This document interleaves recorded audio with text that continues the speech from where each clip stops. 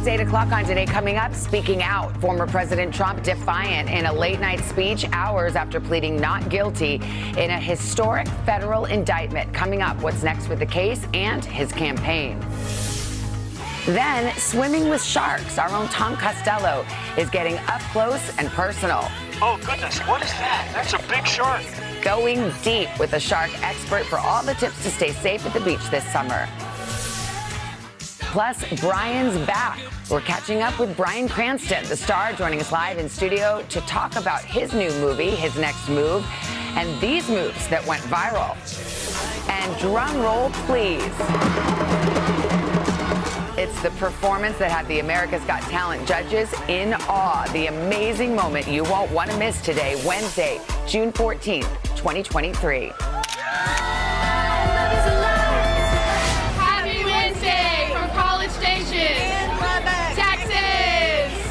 Birmingham, Alabama, North PA, Las Vegas, and Memphis.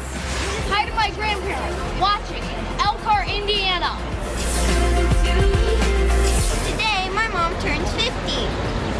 Visiting from Marshall University.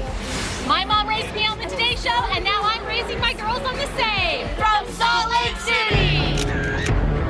Oh, yeah, cue that music. We are back. This is more of our special series, Today on the Move. This morning we are taking you inside the shark tank at the Georgia Aquarium down in Atlanta. NBC's Tom Costello is right there, getting the experience of a lifetime, diving with a shark expert. Tom, you're brave. This is an incredible experience, you guys. We are surrounded by 1 million gallons of water and an awful lot of sharks. And we've had one in particular that keeps circling us here. You'll see it on the other camera. It's a tiger shark. Listen, the truth of the matter is sharks generally are not that interested in humans. They're looking for their own prey, their fish, for example, or maybe a seal. But we wanted to get a good close-hand look at sharks and understand how we should be acting around sharks. So we came into the water with a shark expert, just as all of us are getting ready to head to the beach this summer. I like that hammerhead. I like that shark. It's so big. There's something about those teeth, those eyes, that fin. Sharks love to eat people. No, they don't like to eat people. Young or old, sharks capture our imagination. Here at the Georgia Aquarium, they've got hammerheads, tiger sharks, sand sharks, silvertip, and silky sharks. 15 in all. I had oatmeal for breakfast. Is that going to make me more of an appealing target? Absolutely not. They don't like fiber. Yeah. They don't like fiber. Yeah. Okay, good.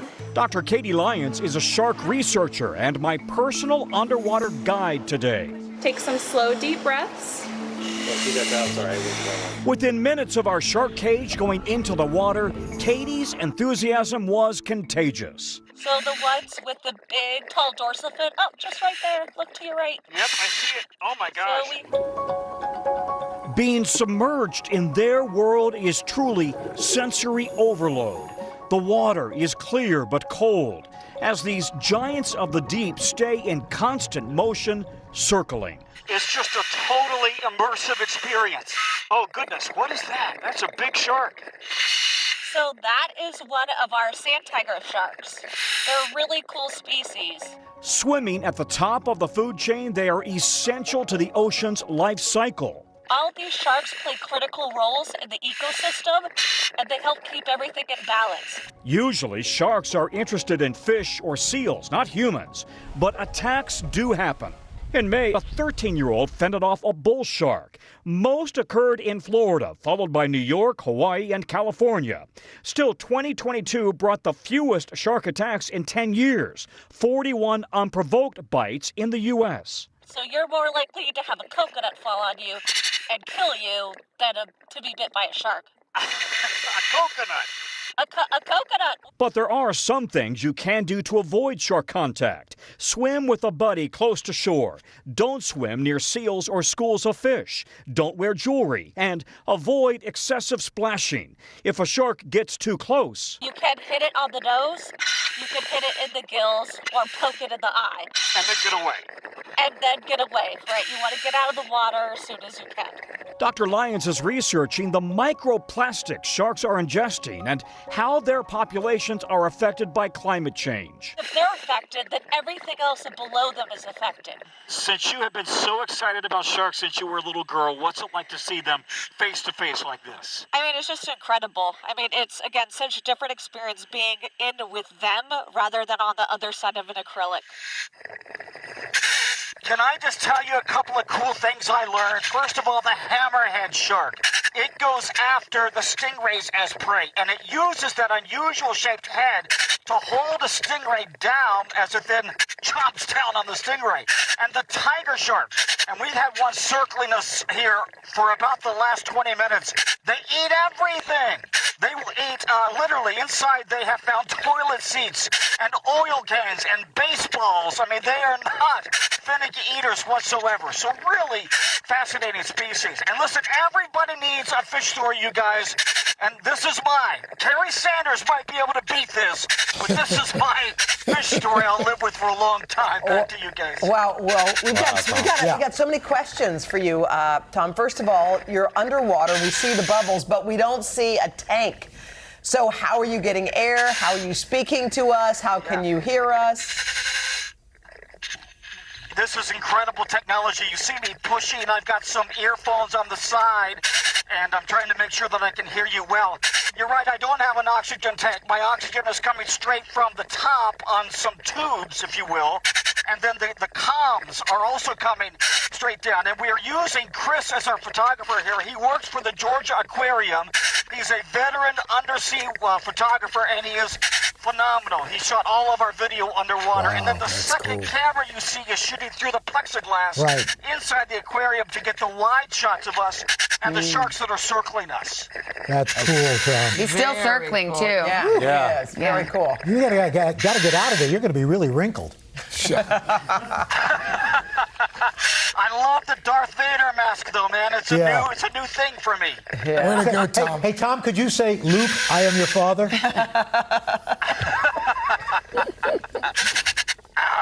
I am your father. Yes! Yes! There you go, Tom. My God. And Tom's going to be back with us at the third hour. That's cool. And kudos, by the way, Tom alluded to it. That technical team down there that pulled this one off, well done. That's great. Well done. Guys. Wonder who they're using as bait.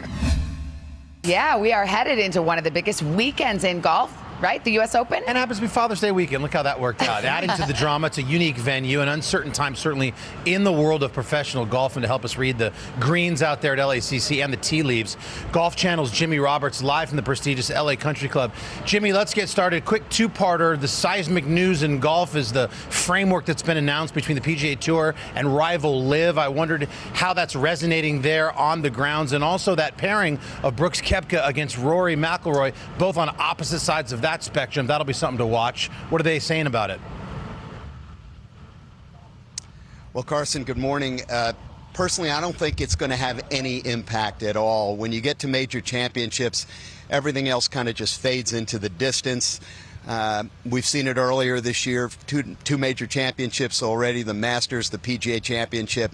Going in, it was a big story, but once it started, it wasn't. I don't expect anything to be different. That LA Country Club is about 300 acres right in the middle of Beverly Hills. It's got a land value of billions of dollars. It hasn't been on TV. A lot of the players have never played there.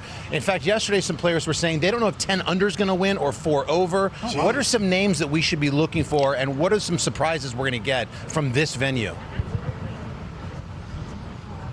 Well, what's the line from Casablanca? Round up the usual suspects. I don't think anybody would be surprised if Brooks Koepka were to be successful in a major championship. Of course, he won the PGA.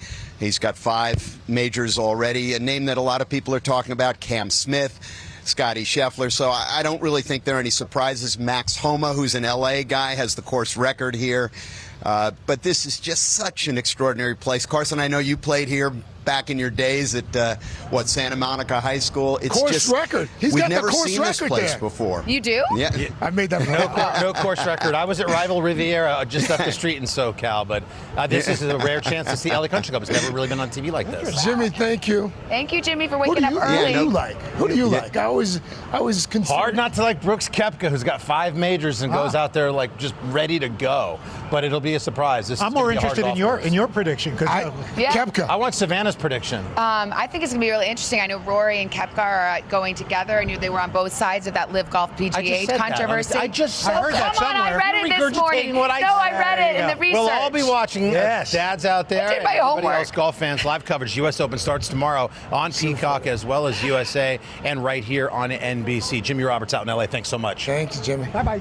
Hoda. Oh, God, y'all, I am in this great conversation with this wonderful man, Bryan Cranston. Oh. And guess what? He happens to play a TV host in this new movie, but before we chat about that, we know that you got a lot of skills. Do you know that? I do. A lot of dance skills. Yeah, you've got some. We're going to show them coming up. But first. Oh, I'm supposed to read this. Oh, we're back with much more of me. But first, this is Today on NBC. There you go. That rhymes.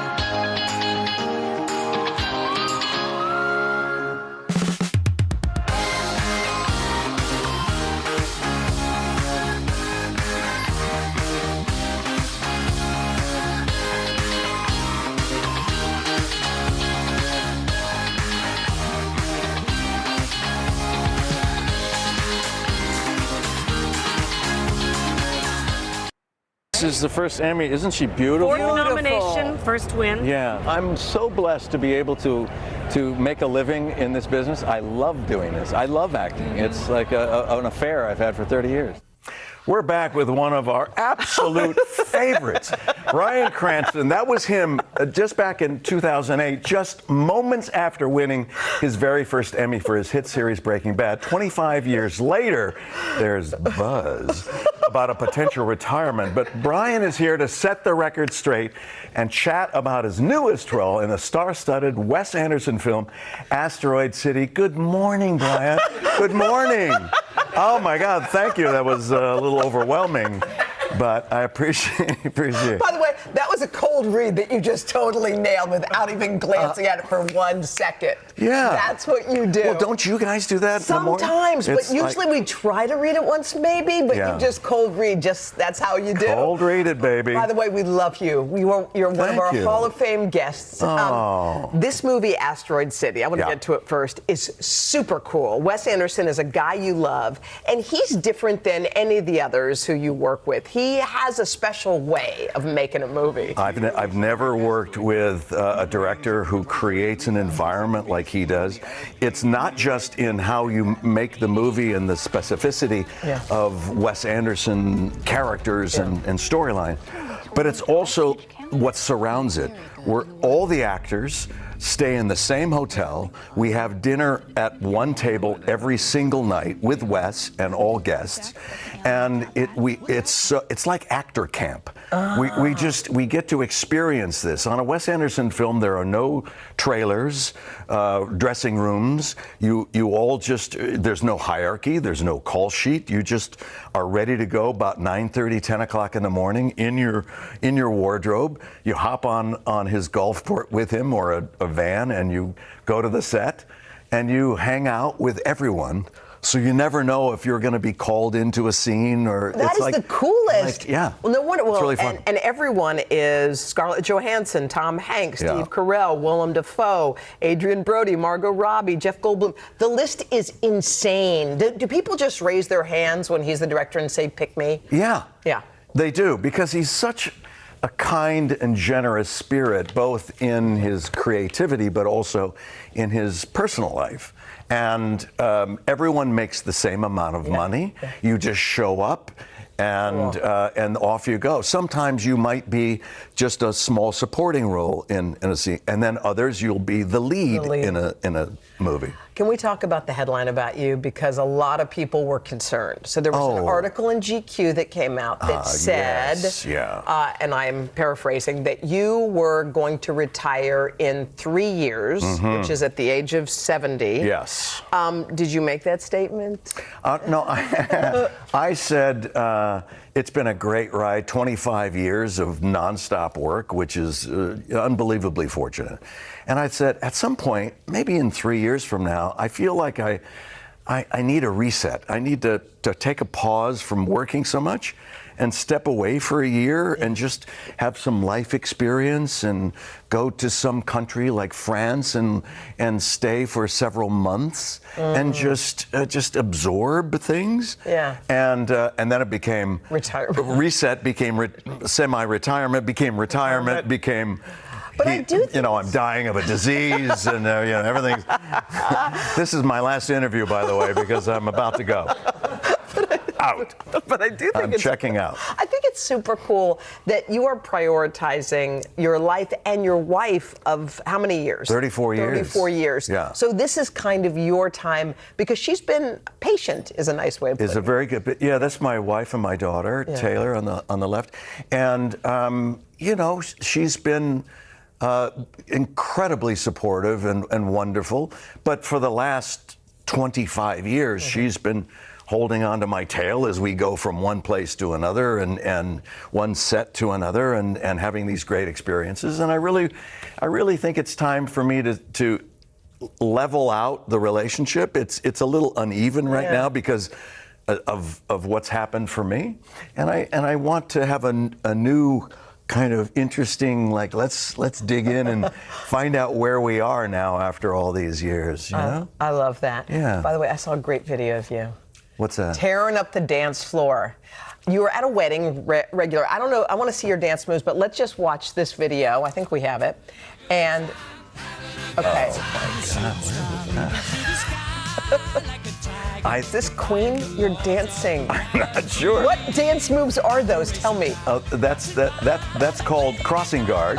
When you're crossing the street and you allow the kids to cross over. What's that one? That's a little suggestive. Look at that.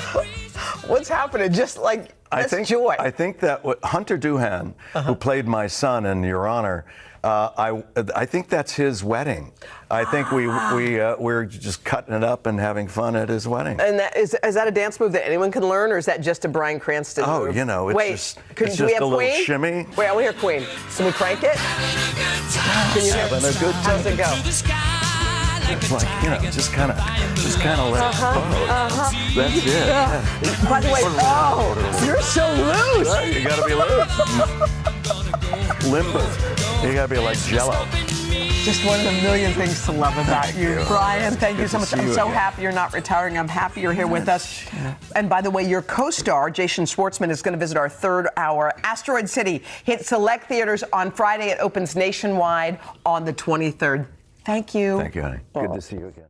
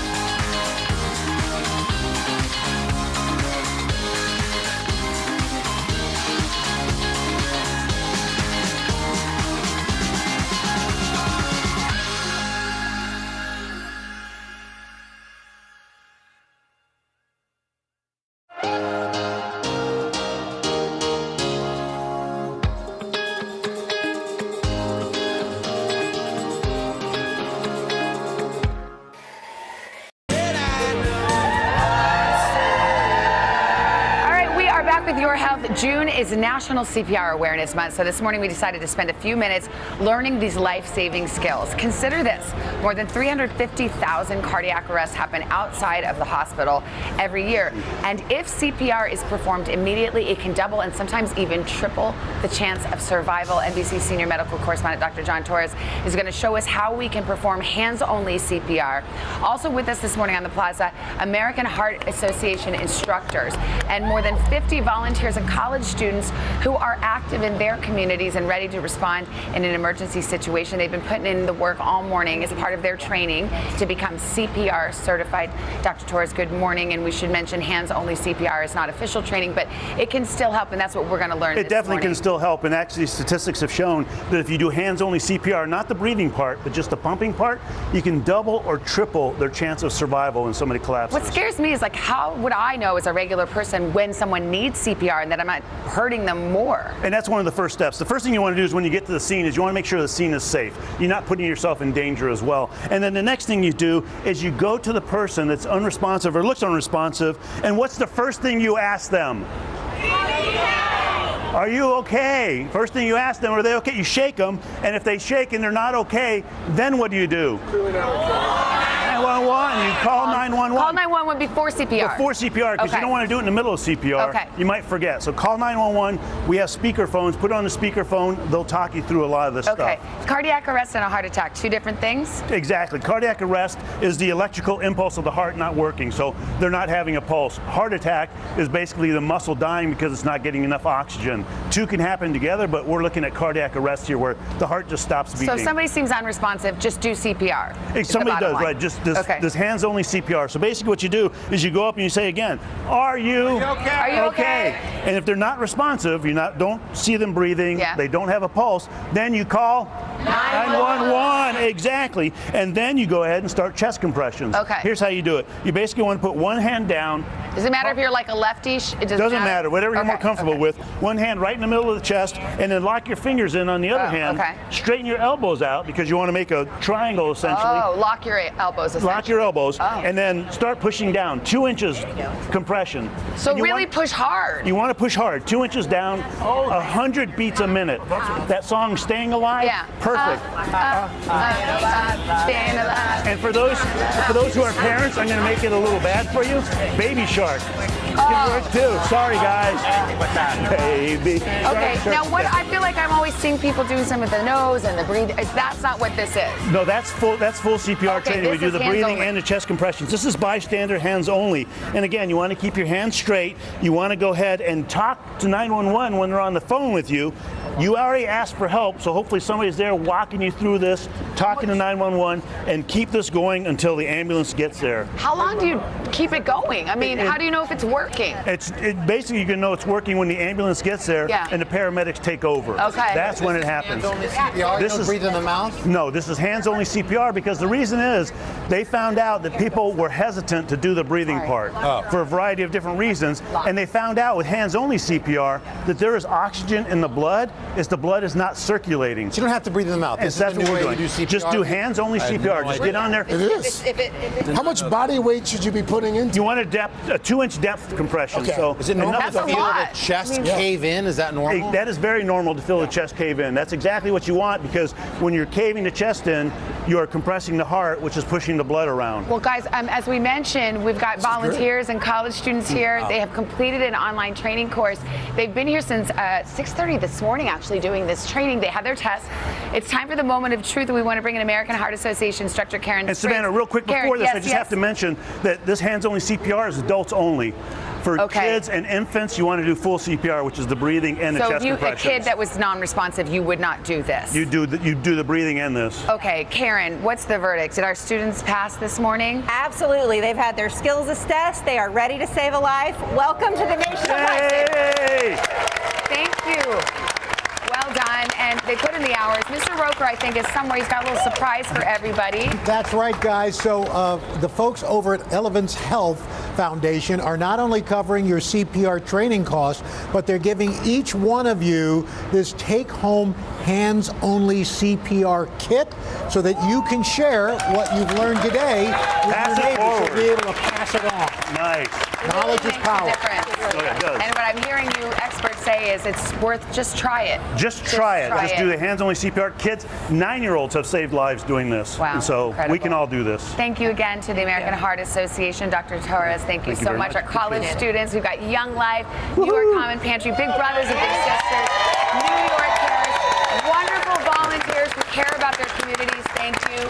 If you would like to learn more about how to become CPR certified, you can go to our website, today.com. We'll be back in a moment. This is Today on NBC.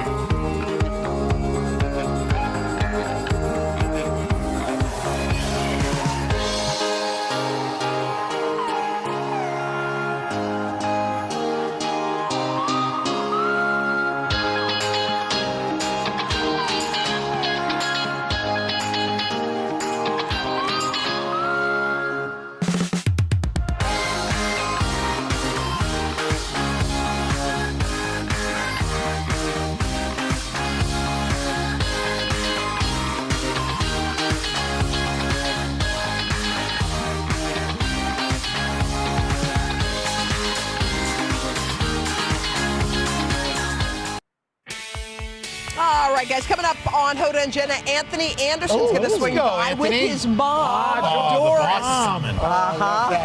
First, though, on the third hour, more from Tom Costello. Tom apparently survived. Is he still down there? We're gonna have more. But he's out of the water. We're going to let him come on. He's, of course, hanging out with the sharks at the Georgia Aquarium. Okay, don't forget, guys, tomorrow, right here where we're standing, Chance the Rapper will be here. Special Thursday morning concert. We're excited about that. Thank you to all of our wonderful volunteers doing something for the communities.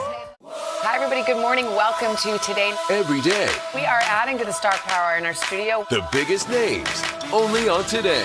See, it's worth coming to this early, right? Everybody, it's Today. Like I won the lottery. How do you feel at this age, this stage? Liberated. We're just getting started, folks. Anal stuff with us now. The boys are back in town. Boys are back in town. It's a miracle. It's a miracle. This has been fantastic. Everything and everyone you're talking about, only on Today.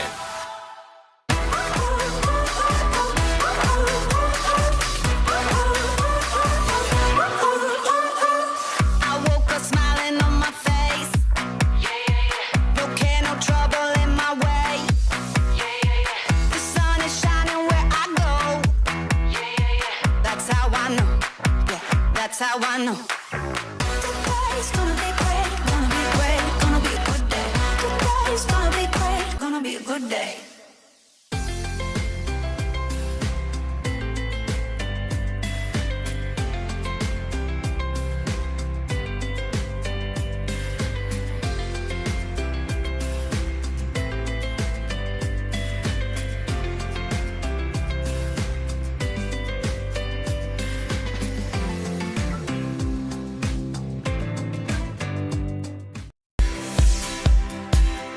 This morning on the third hour of Today, swimming with sharks. Before heading to the beach this summer, you're going to want to hear and see what Tom Costello has to show you.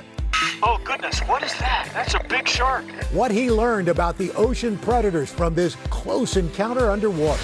Plus, the Beatles come together again with a little help from artificial intelligence. We were able to take John's voice and get it pure through this AI. What Paul McCartney reveals about a new Beatles song and when we might hear it. Then later in Dad's Got This, Craig meets father and son track coaches whose family business is speed.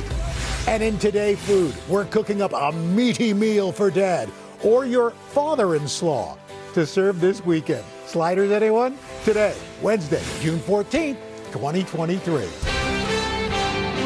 Live from Studio 1A in Rockefeller Plaza, this is the third hour of Today. On a good Wednesday morning, welcome to the third hour of Today. It's Wednesday, so what day is it? What day is it? Home day!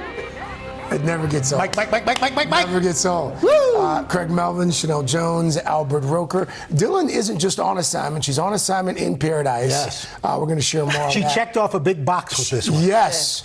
So if On assignment in check paradise. out her Instagram. Check out her Not Instagram. bad. You'll get a good glimpse into what she's been up to.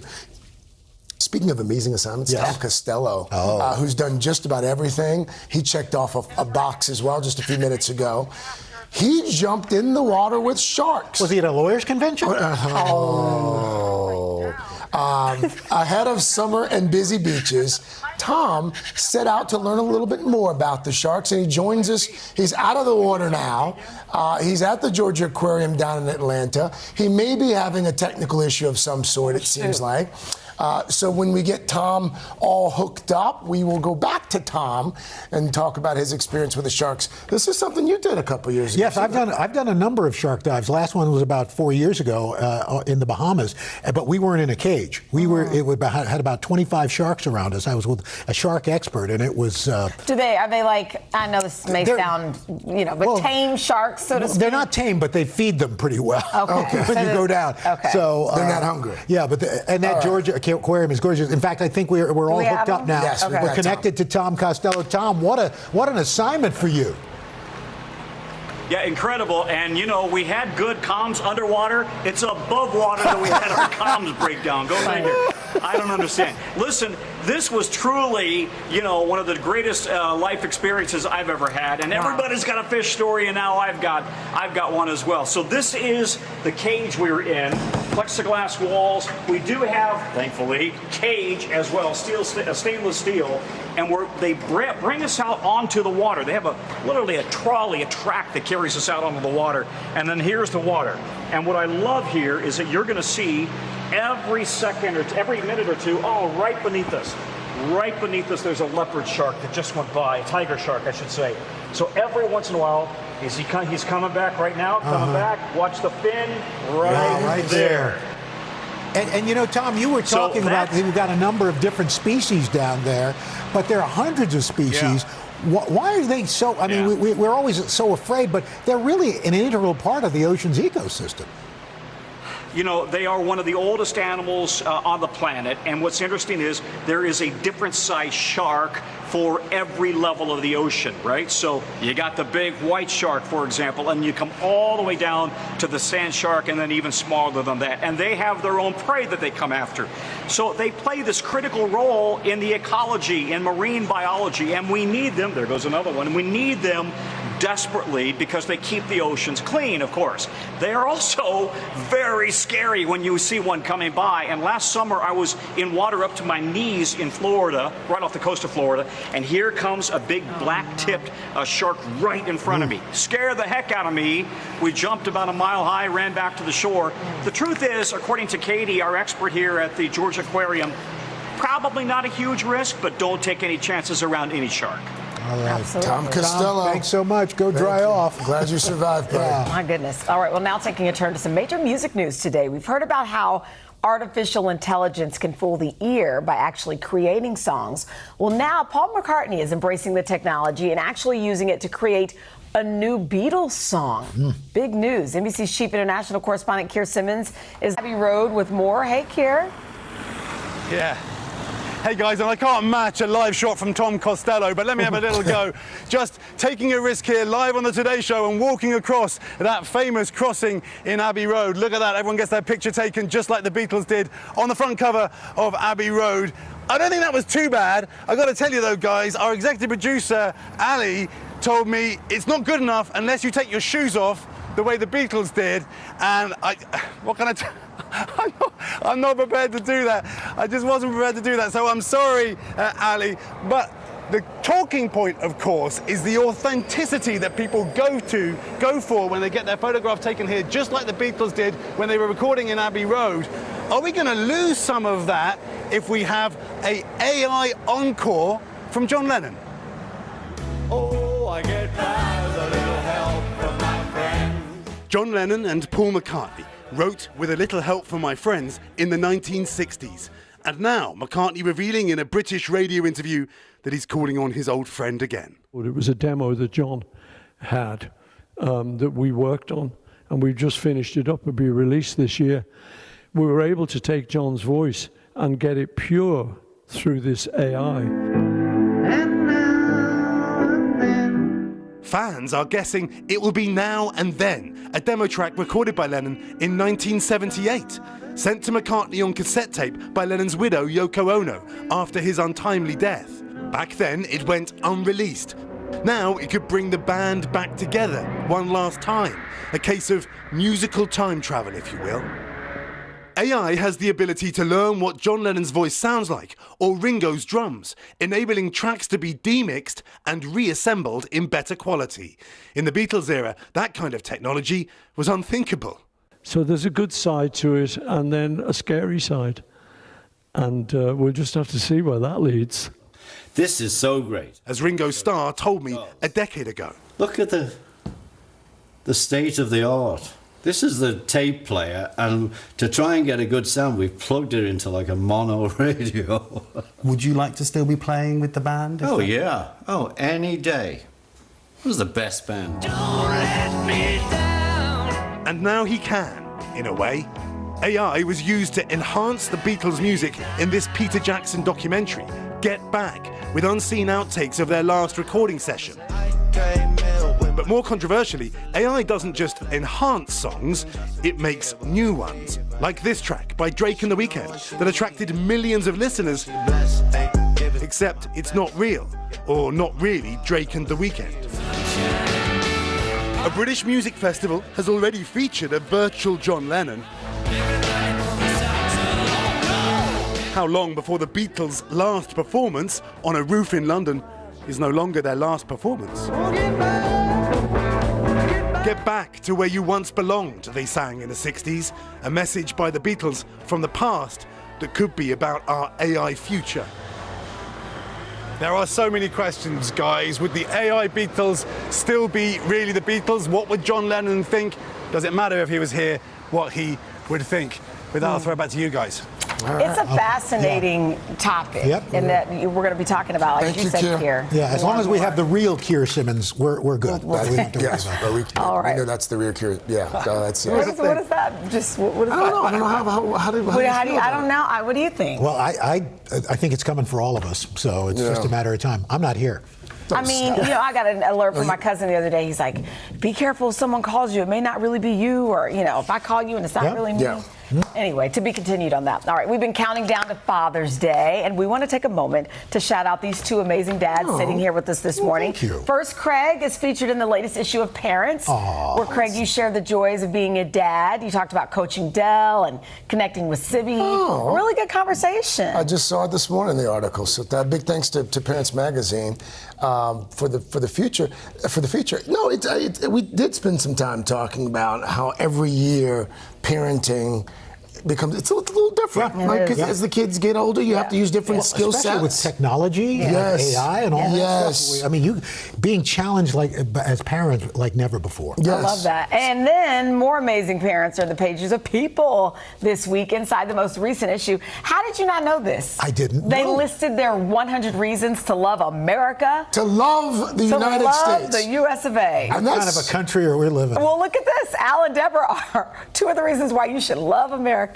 People called you guys the first couple of TV news. That is true. Who else would there be? You guys. That part is true. And celebrated the fact that you were both inducted into the Broadcasting Cable Hall of Fame. On the same night. Yeah. Well, let me tell you, the only reason we made that top 20 is because of Deborah. That's so sweet. And so thank you to People Congratulations. Magazine. Thank you very much. You guys are living right. Well, depends on the day.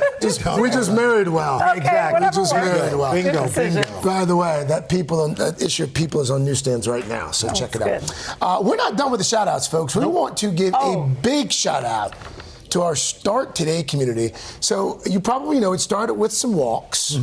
Roker had this idea, just let's get people walking in. So it starts with some walks. Now it's become a whole movement to get healthy. We are so proud of this. And you are incredibly dedicated and just being part of this. And we just hit a big milestone. Boom, take a look at our wall. Our Start Today newsletter just hit 500,000 subscribers. 500,000 people, and these are just a few of the folks in our community. And if you want to get involved, I hope you will, scan that QR code, or you can head to today.com/start today, sign up for the newsletter, and get moving. 500,000. I mean, I think we may get to 1 million by the end of the year. I think we're going to do it. Love it. Well, coming up, we want to take care of Dad on today's checklist. We're going to tell you which doctors and screenings every dad needs to schedule. And then in Dad's Got This, Craig catching up with an amazing father and son team who just accomplished something amazing, and they're just getting warmed up. Haven't hit the finish line yet. Third hour of today. I'll be right back.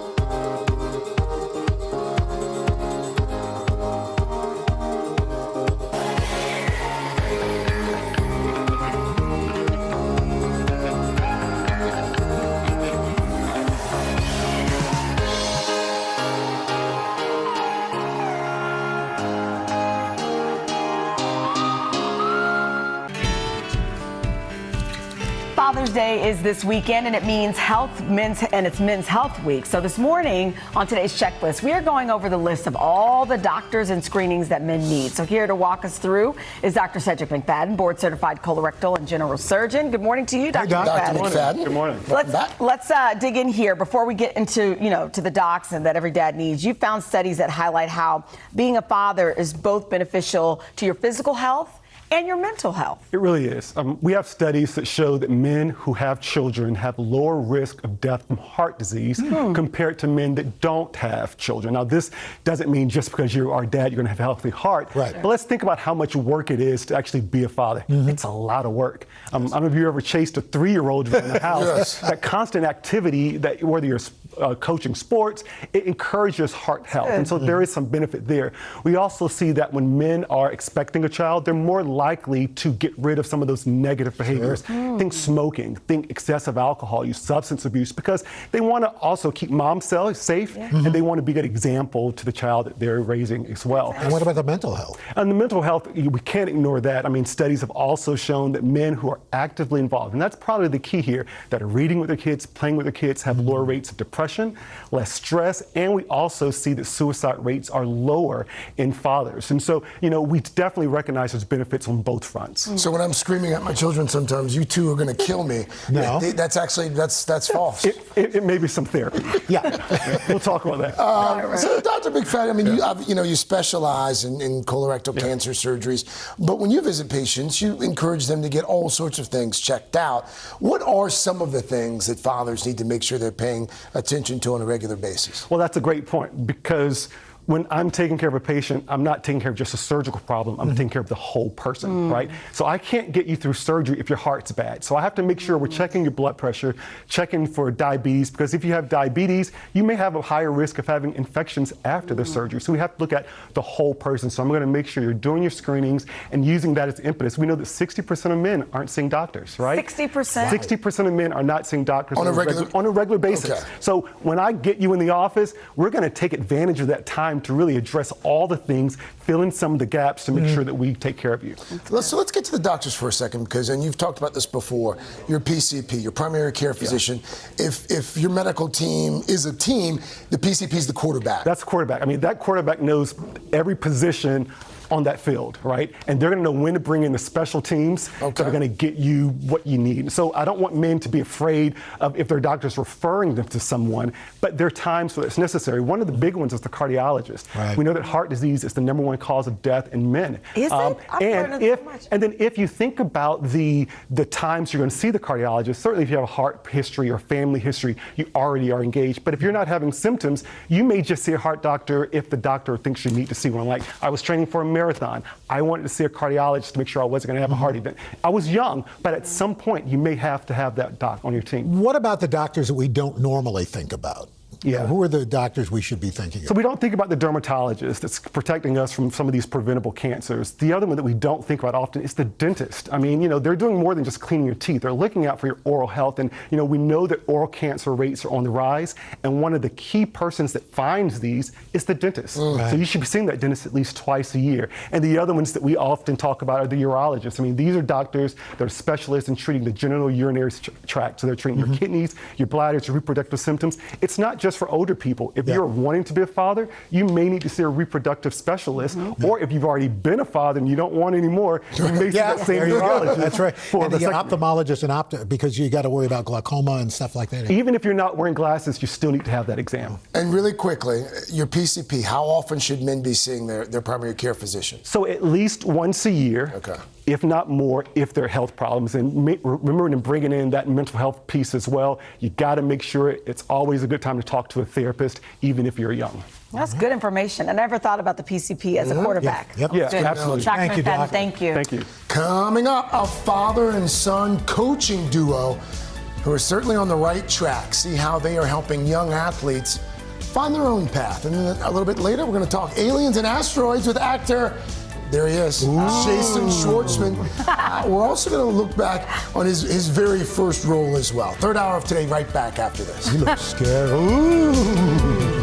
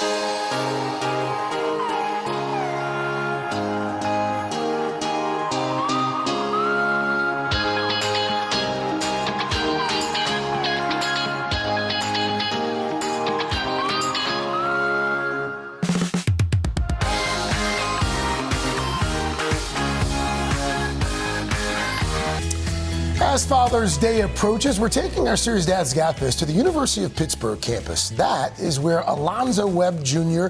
and Alonzo Webb III are both track coaches. And their name isn't the only bond they share. They are forever linked by a sport they both love. There we go. Stay in it, push. Come on, get it there, get there. Father-son coaching duo that are both named Alonzo Webb. What do I call you? Coach Zoe. Yeah, Coach Webb. All the way, teacher, there you go, stay there. Coach Alonzo Webb started coaching track at the age of 17 and is now finishing up his 51st season. For the last 21 years, he's been the head track and field coach at the University of Pittsburgh. Coach Webb was one of 9 children raised by a single mom in Pittsburgh, an experience that later inspired him to take on a fatherly role for his athletes. You know, especially when I was coaching age group track from 8 years old through 18. And a lot of them didn't have fathers, you know, in the house. And so I became a father figure to them. When he became a father himself, Coach Webb didn't want to pressure his son Zoe into running. And so I told him I wanted to run. And he sat me down and he said, son, you don't have to. You can pick whatever sport you want. I was shocked at 5 and a half even, like, this is what we do. Zoe picked track. and he stuck with it, rising to become a collegiate long and high jumper for his dad's team at Pitt. In the back of your mind, did you think, you know what, I could see myself becoming my father one day? We spent a lot of time around each other, my entire life in the sport. And I wanted my own identity. I wanted my own thing. But at some point my senior year, I started helping my teammates out a lot. I thought, I might be able to coach. I might like this thing. After graduation, Zoe quickly volunteered to coach with his dad and was promoted to full-time assistant coach the following season. How'd that feel? The family atmosphere on the team draws talent from around the world. Junior long jumper Ilse Stegana came from the Netherlands to compete for Pitt. I definitely looked for like a new second family. Coming here to the team, you really feel like you are within a family because like the coaches are related. You feel more connected all together. Coach Zoe added to that family when he became a dad to daughter Zara 5 years ago. Did you find that coaching helps you as a dad as well? Being a coach, sometimes I think you see a lot of different types of personalities. You start to learn how other people were raised, the struggles that they may have, the places they couldn't communicate with their parents, and give my child the grace of, she might feel this way one day, and it really does help me. Don't chop. While this father and son duo may have a lot in common, their dress code stands in stark contrast. Coach Webb favoring a suit and tie at every track meet, and the son in more typical athletic gear. What's the backstory? In the summers, when I was probably 10, 11, 12 years old, I would always go to the library. And I would just sit there and read for hours, books about the Olympic Games, and thought back to all those books that I looked at. And I noticed that one thing was glaring. The coach would always be at the finish line with a stopwatch. And they would have a suit jacket on or a shirt and tie. And I started thinking, you know what? I want to bring that back. And you don't wear a suit. Oh, no. I'm not as cool as him, and he doesn't pay me enough. In 2021, the pair hit a career high point when they were both awarded Coach of the Year distinction by the Mid-Atlantic region. I was the head coach of the year. He was the assistant coach. That was it for me. I mean, that was the pinnacle. I said, if I didn't coach another day, I'm happy, What's your favorite part about coaching with Dad? He's always been a support for me, but as associate head coach, that's my job is to be there for him now, to have his back. It's rewarding.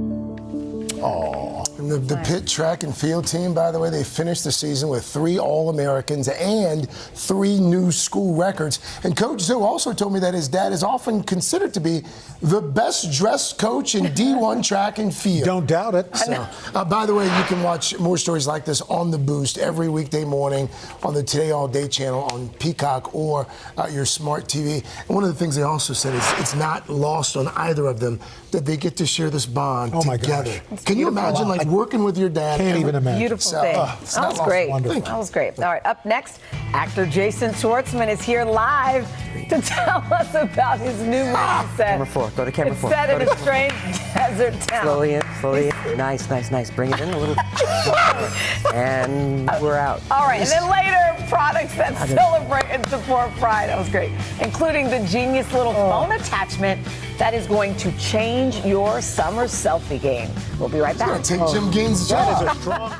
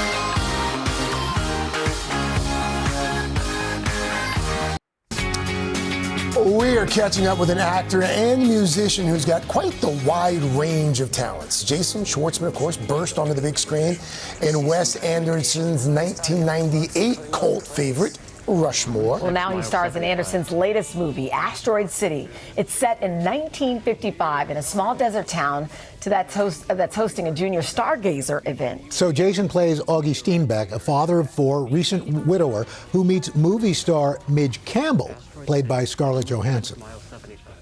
This isn't the beginning of something, Augie. Isn't it?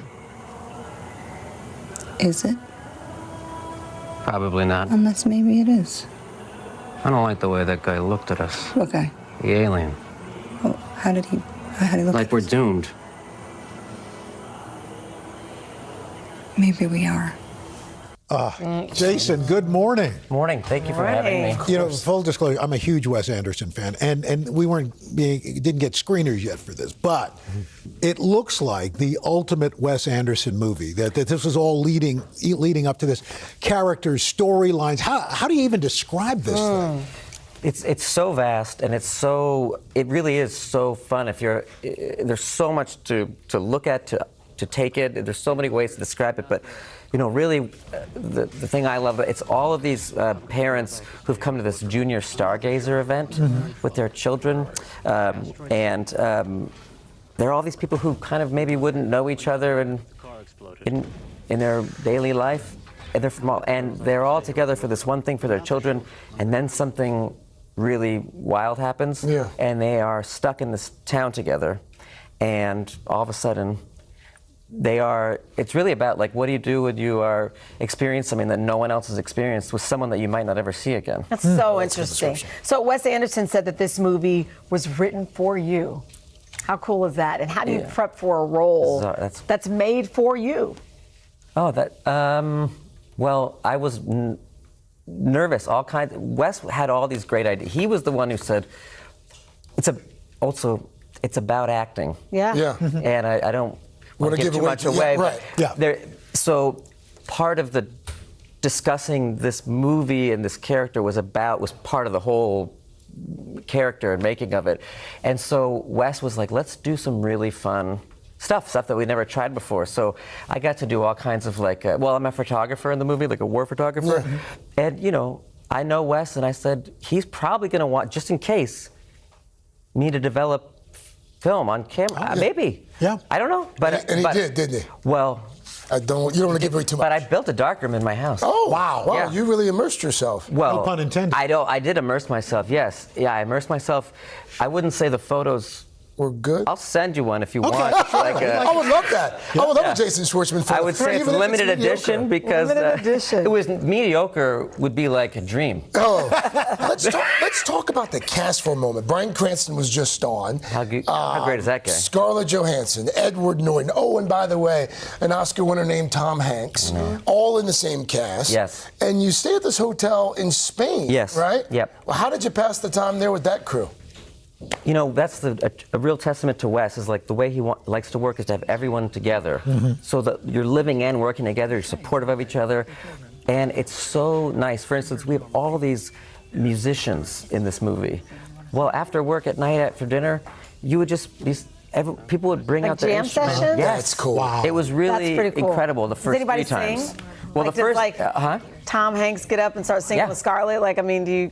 At a certain point, it's funny, though, how it's charming and amazing, and then a little while later, when you have to get up really early... You're like, I wish Cranston had done that song. It's like, put away the harmonica, please. Well, is it tough then going from something like that to just regular movie making when it's something so collaborative and so immersive? My whole attitude is that you should, when you work, I try as best I can to pretend like I haven't done anything before, just so that I don't compare it to anything, because nothing can be like the other thing before. And I feel like that friction starts to happen when you feel like something is less than something else, or it's not something. It is what it is. So everything gets its due. Yeah, exactly. All right, Jason, thank you so much. Thank you for having me. It's really nice. I hope you'll come. I really appreciate it. Thank you for having me. You bet. We want you just for the promos, for the commercials. Yeah, okay. Exactly. I'll do them. Let's bank 20 of them. Could you read that for us? Oh, there you go. Well, I'm really not good at this, but can I try that? Yeah, please, go ahead. Because I'm not. Okay. Okay, go. Jason, thank you. Yes. Asteroid City, from our sister company, Focus Features, opens in select theaters this Friday and will be released nationwide on June 23rd. Just keep going. Great. Up next, we're celebrating Pride with some businesses that are giving back, like the ice cream company that tastes good and does good. We'll be right back. Right, yes. Jason Schwartzman. Man, yes. That's really terrifying. That was 3 minutes over, by the way. That was really hard. I mean, that's not going to work.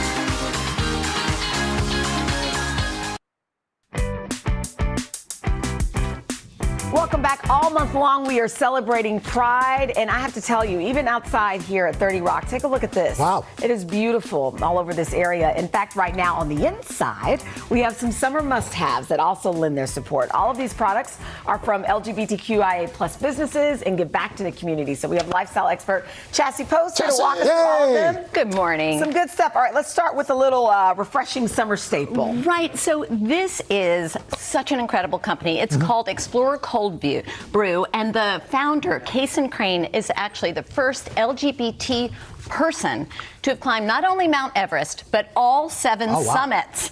And this cold brew is exceptional because you can customize it. It's got 4 different caffeine levels, and then it is a concentrate. So you only need a little bit. That's almond milk. Yep. That's right. And then you can add water, or you can add milk, and then you can add this incredible flavor elixir. So this is a Himalayan sea salt caramel, and so incredible. And this brand gives back all year long.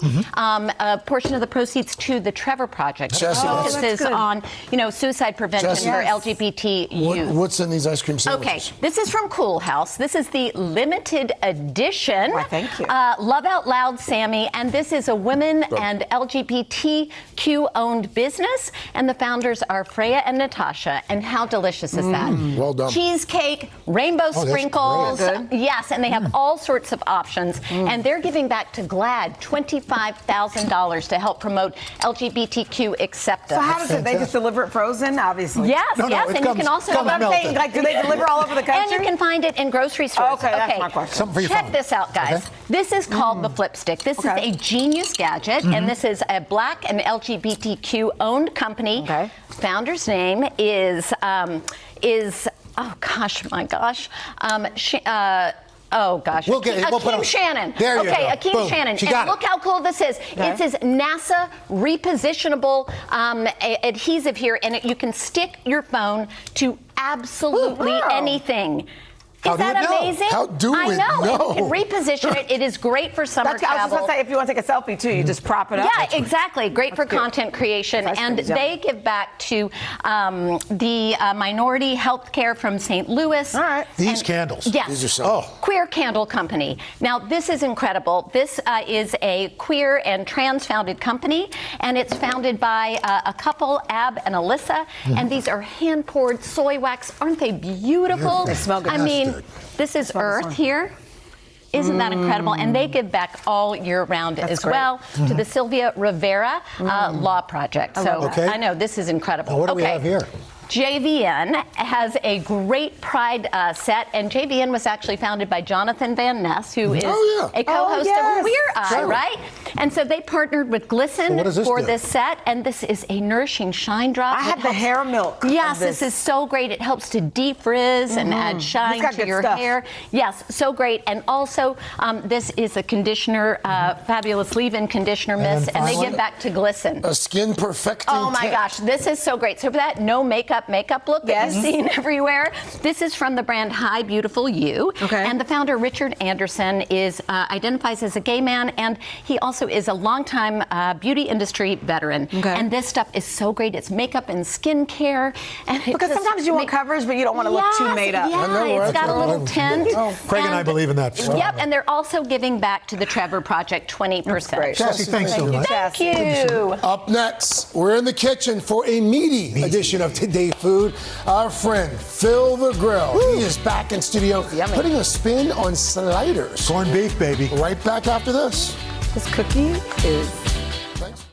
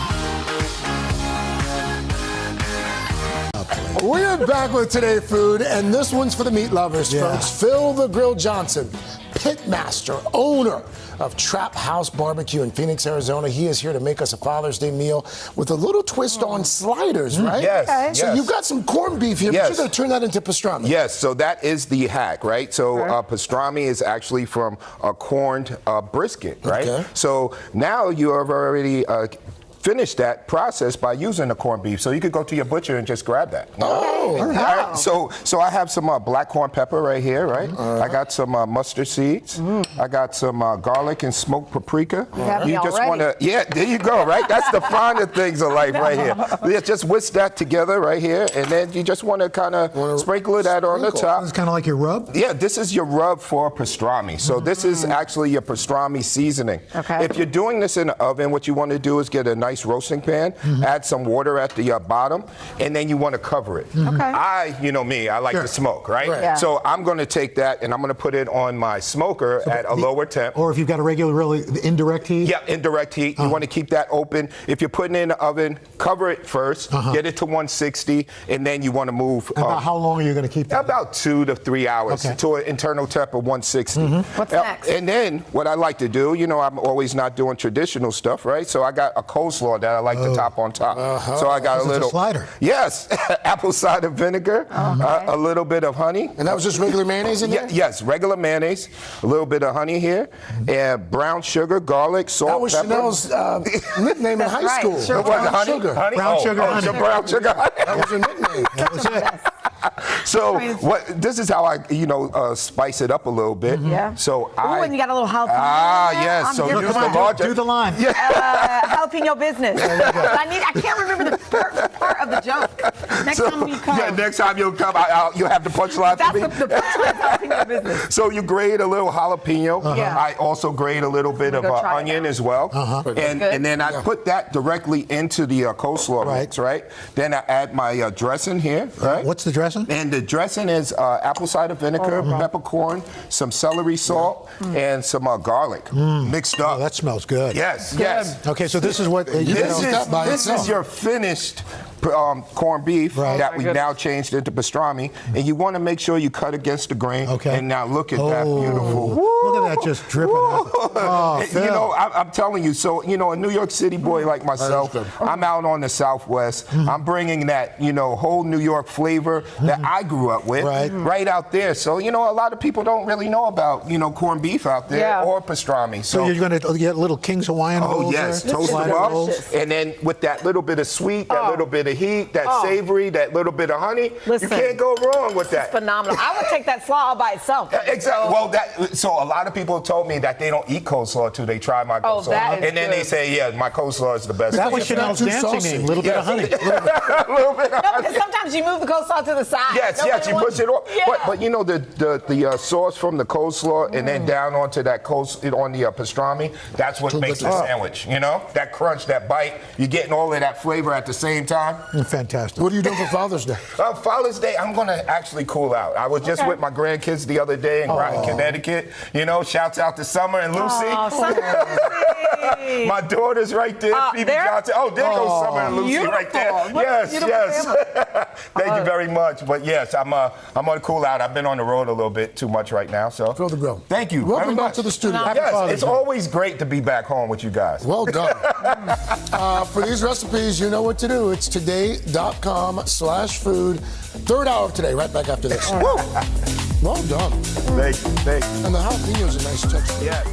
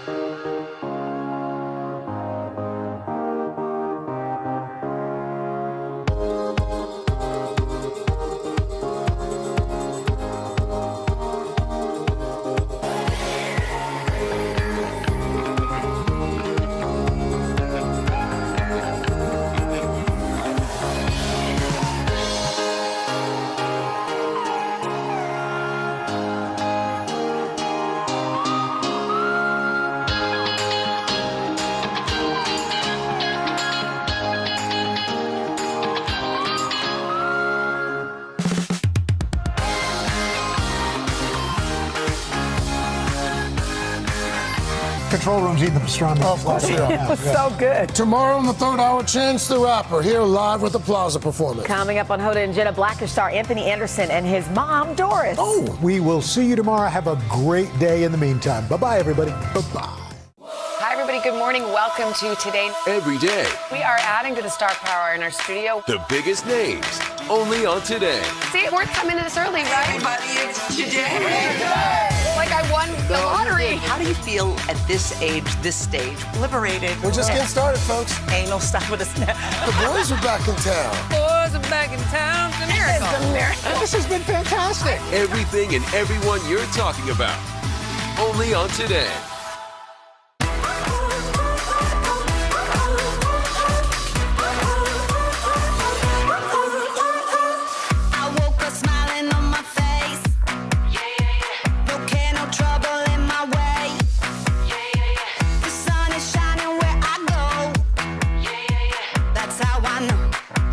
That's how I know.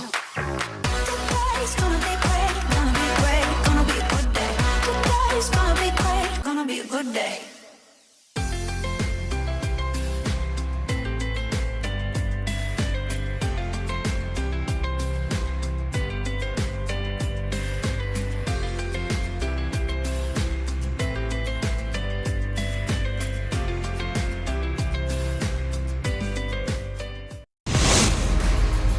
Today, Blackish star Anthony Anderson is here with his delightful mama Doris to tell us about their fun new show.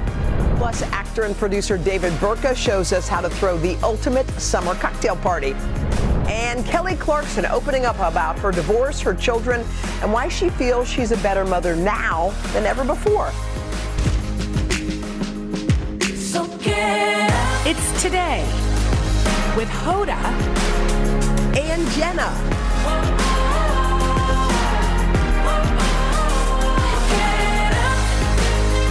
It all starts right now.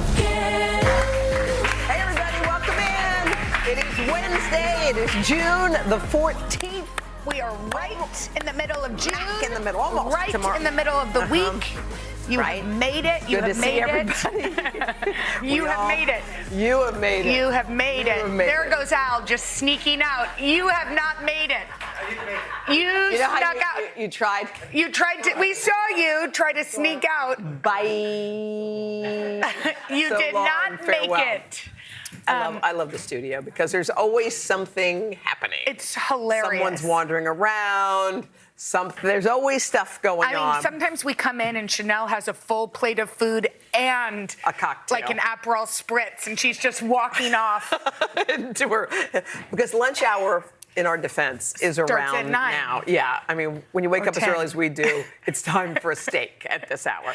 Okay, so Kelly Clarkson, whom we adore, Yes. is opening up about her split from her husband, Brandon Blackstock. So she was on Glennon Doyle's podcast, and that is a place where you just confess Tell everything. I know. If you don't want to tell your secrets, don't go on Glennon's podcast because she's so soulful. She's so soulful and just so real. Yeah. And you just enjoy her that company. you can't and you help forget but what's saying everything. So in this interview, Kelly said she thought she was strong enough to fix the problems in her marriage. Take a listen.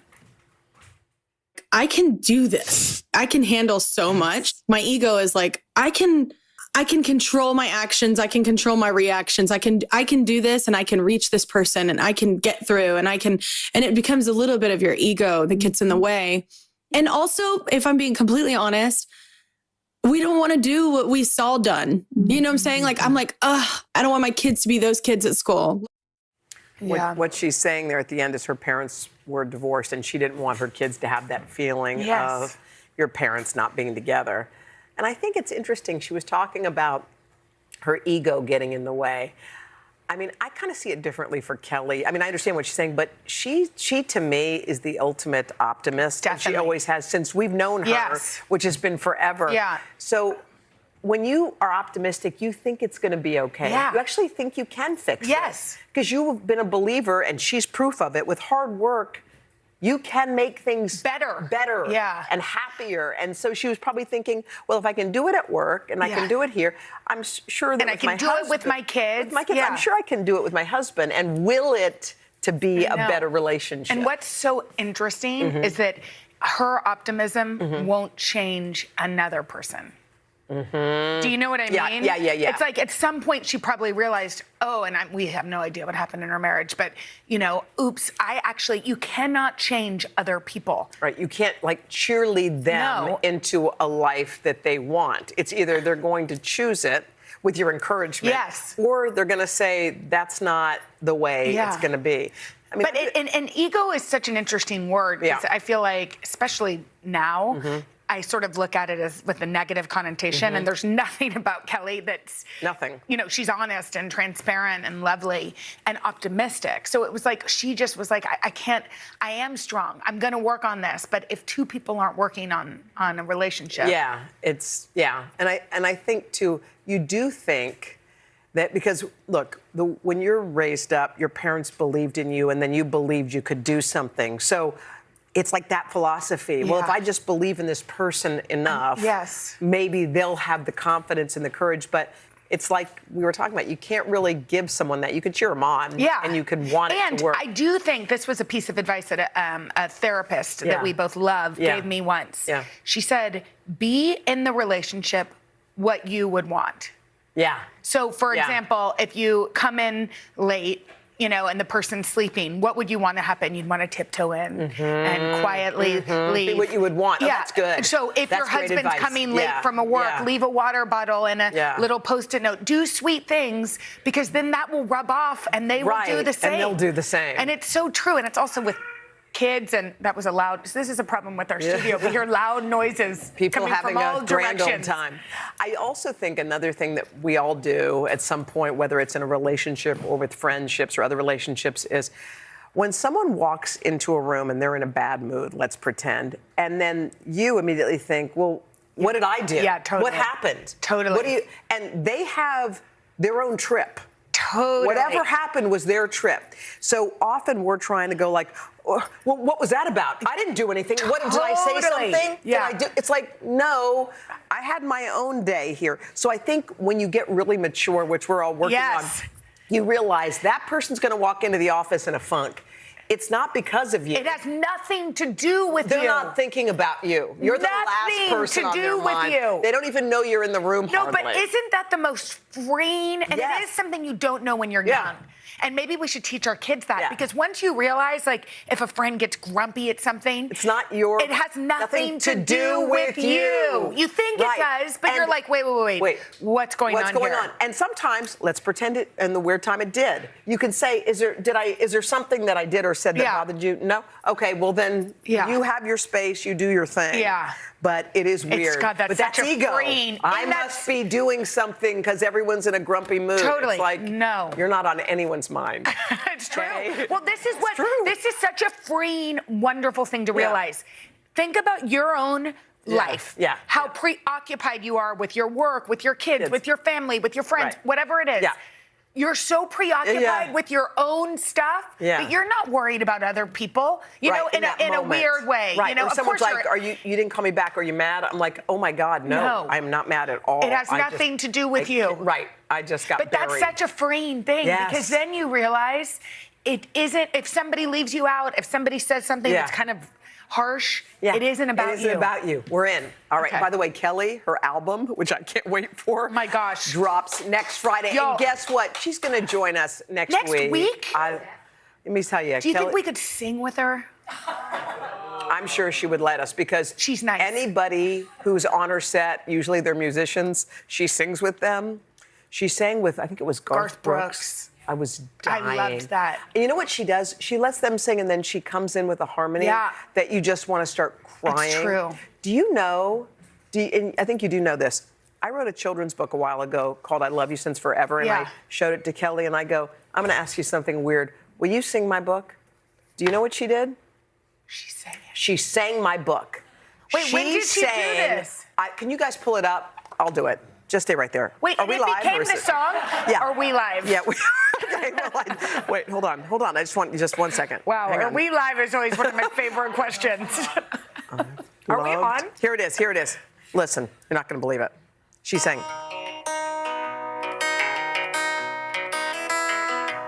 Before birds flew over rainbows, and monkeys swung on trees, there was you, and there was me. Before the sun set in the sky, and honey came from bees, there was you. It's only a minute-long song. Listen to how she ended it. It's amazing. Before the moon lit up the night, and elephants wandered free, there was you, and there was me. Here it comes. Before waters swam together and rivers reached the sea, there was you, and there was me. Last line. Waiting for the day our paths were crossing, you and I turned into we. Whoa. Oh, I've loved you since forever, and forever's how long you'll be loved by me. Oh, that is so beautiful. For a moment, I thought you wrote it about me, but then I remembered this isn't about me. Oh my gosh, but that just shows how big this woman's heart is. Generous. Can you even believe she did that? She was like, oh, okay. I love how I could just hear Tully. I go, no. Wow, that's so beautiful. All right. Kelly, I can't wait to sing with you next week. Coming up next, should you tell a friend when another friend is gossiping about that her? sounds like a girl code question. We're going to have an answer after this.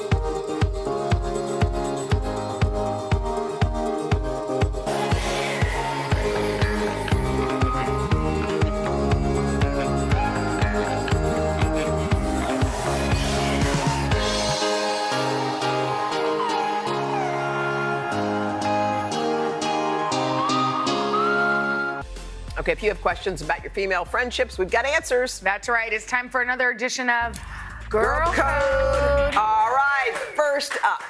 One friend in our girl group constantly talks about another friend's problems, but she's not there. What? How do we shut her down? Why What do does you she mean? talk about her so problems? she's gossiping about the other girl? Oh, so she's gossiping about the other girl. How do we shut her down? I think you just tell her say- to stop talking about Yeah, your that's friend. kind of rude. Yeah, I don't think it's cool that you're talking about her. Yeah, especially since she's not here. Would you go tell the other You know, friend? when you're in a conversation like that with somebody who's sort of gossiping, how you feel afterwards. Yeah, terrible. Like you need to go take a shower. You feel terrible, yeah. Scrub. Yeah, get it off. I feel like it's so interesting because you always say this, but like those are the type of people that aren't good to be around. You don't want to be around that. I know, and the problem is sometimes they've been in your friend group forever. And then if someone were, let's say someone were talking about me and a friend came and said, I just want to let you know. That's just going to hurt your feelings. Well, and also it's like, I would think, so you didn't like stand up for me? You just stood there and let it laughed happen with everybody else? I know. So it actually creates two issues. Problems. So I think you have to say it in the moment. And you can say it any way you want. Like, you know what? Let's not do this. We're better than that, man. Totally. Yeah. And if that hurts her feelings, then she's out. Okay, next one. A friend's social media accounts are a little wild.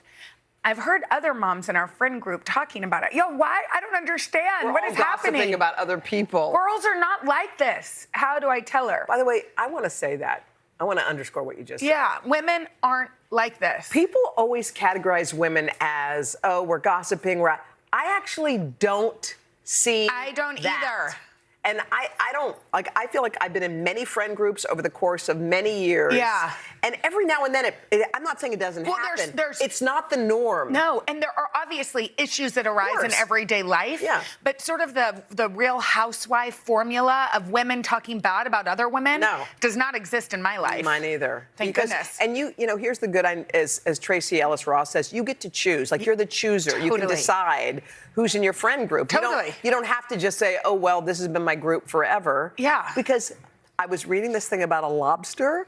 Okay, so a lobster has a shell and it grows and it outgrows its shell because it can't stay confined in the shell because it needs to grow. So it cracks it off and it hides because it's vulnerable because it doesn't have a shell. Wait, then it doesn't have a shell? Then the other shell grows around as it gets bigger. So as you grow and mature, you're going to break out of some of your old things. Definitely. And you're going to grow a new one. Yes. Because you're different. You're not the same as you were in high school or in college. I was going to say probably like that middle school philosophy, which I actually don't even, I'm like, how do we make sure our girls know that it's not cool to not be kind? Yes. Like I read something yesterday which made me so happy. It wasn't about a lobster, but it said I want to be known as for who I include, not who I exclude. Oh, that's good. And I feel like I want my girls to be like, come, sit with me. Good. You're new to school? Have a seat. Good. Not, you can't sit with us. Let's me. get that attitude out. If you listen to that Taylor Swift song, Marjorie, the first 3 lines of Marjorie are all life lessons. What do they say? I can't remember, but they're really good. Listen to Marjorie. You'll be like, whoa, that's really good. Okay, so anyway, with the social media thing, just let it go. Who cares? Who cares? Okay, if you've got a girl code question, go to hodaandjenna.com and hit the connect button. No, this is not happening. This in is our real. studio. This is real. Anthony Anderson, whom we adore, and his mama Doris, who we adore more, are going to tell us about their mother-son adventure. Oh my gosh! Coming up after this. Now come right.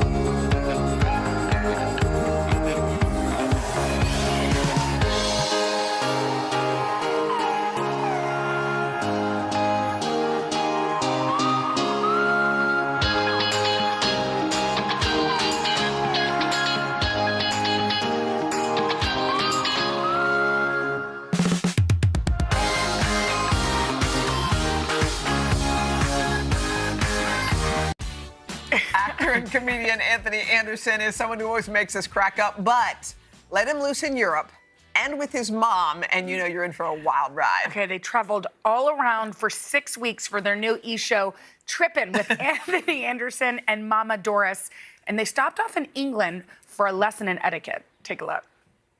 Do you understand what etiquette is about? It's a question of using your common sense and not causing offense. Now, what we could do is put our table napkins on our lap. Okay. My lap never catches nothing. My breast loves everything I eat. Okay, well, it's up to you. Okay. Ooh, Miss Brewer, I have my Invisalign in. Is it proper etiquette for me to take these out at the table, or should I excuse myself from the table? Well, I have never seen this, whatever you call it, before. Well, you're about to see it now. No, do not. That's it. That is disgusting. You know what's disgusting? Me putting them in my pocket like this. Horrifying.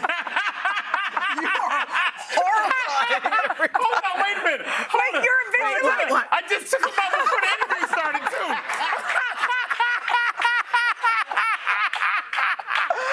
Oh my God. Y'all are all crazy. Mama Doris, what are you proud of him? What is it?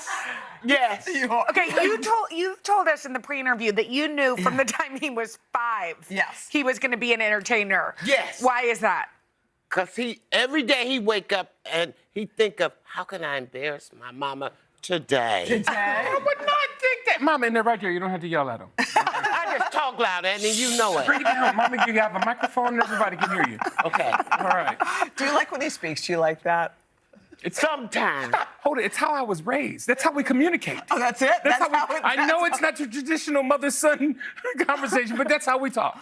All right, tell us. Okay, so the two of you go to Europe together.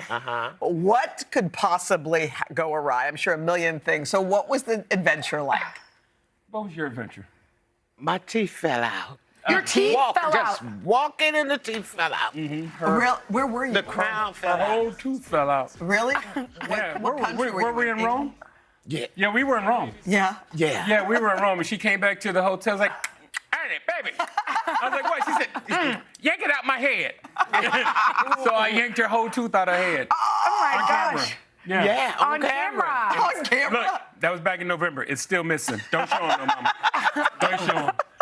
They had to put bone Mama, in don't there. nobody need to know about what they did to your mouth. And it takes 3 to 6 months. Mama, don't nobody need to know what they did to your mouth. To stop. Don't you show people that.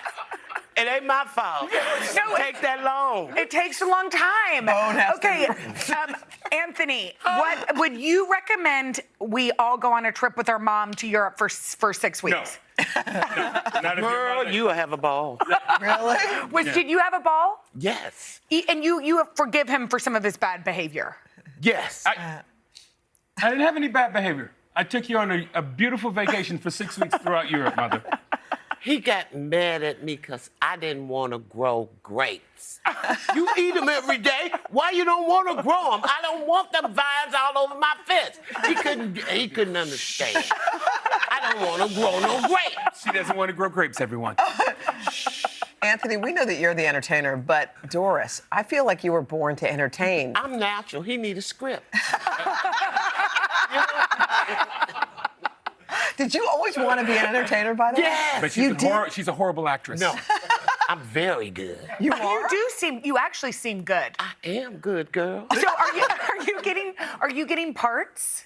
Yes. No, the ones I give her. You don't give them to me. Smirnoff gave them to me. T-Mobile gave them to me. T-Mobile. T-Mobile. Oh, yeah. Who do you think had the deals, Mama?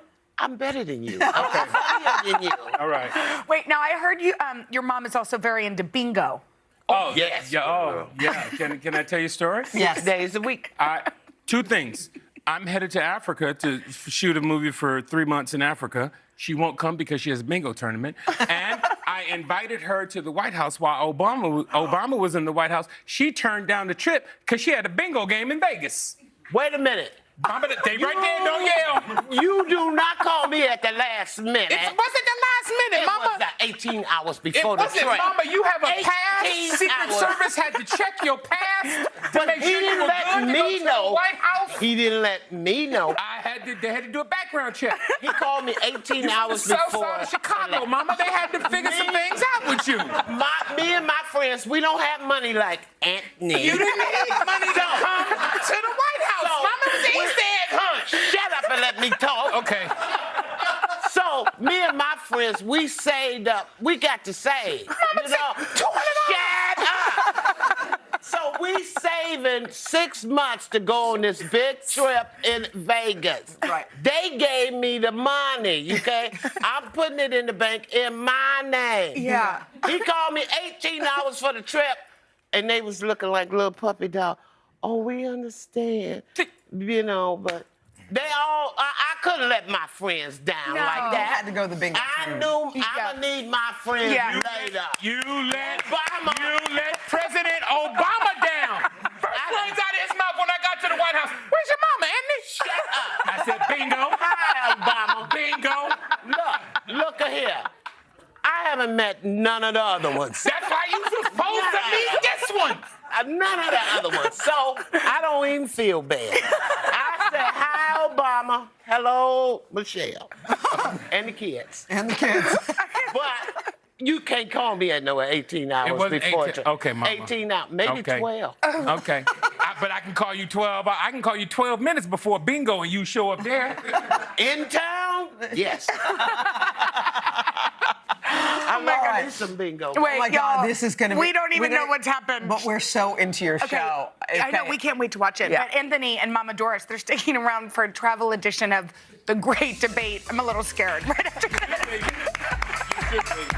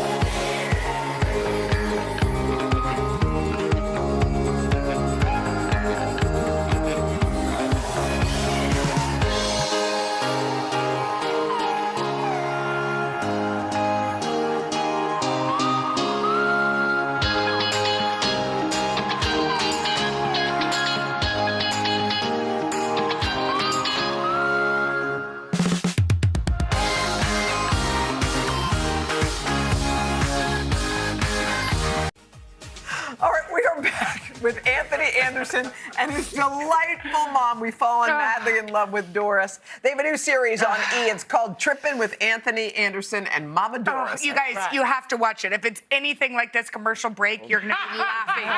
Okay, and as you saw before the break, we knew they'd be perfect for The great debate. Okay, guys, we got a topic, and you'll each have 20 seconds to make your case.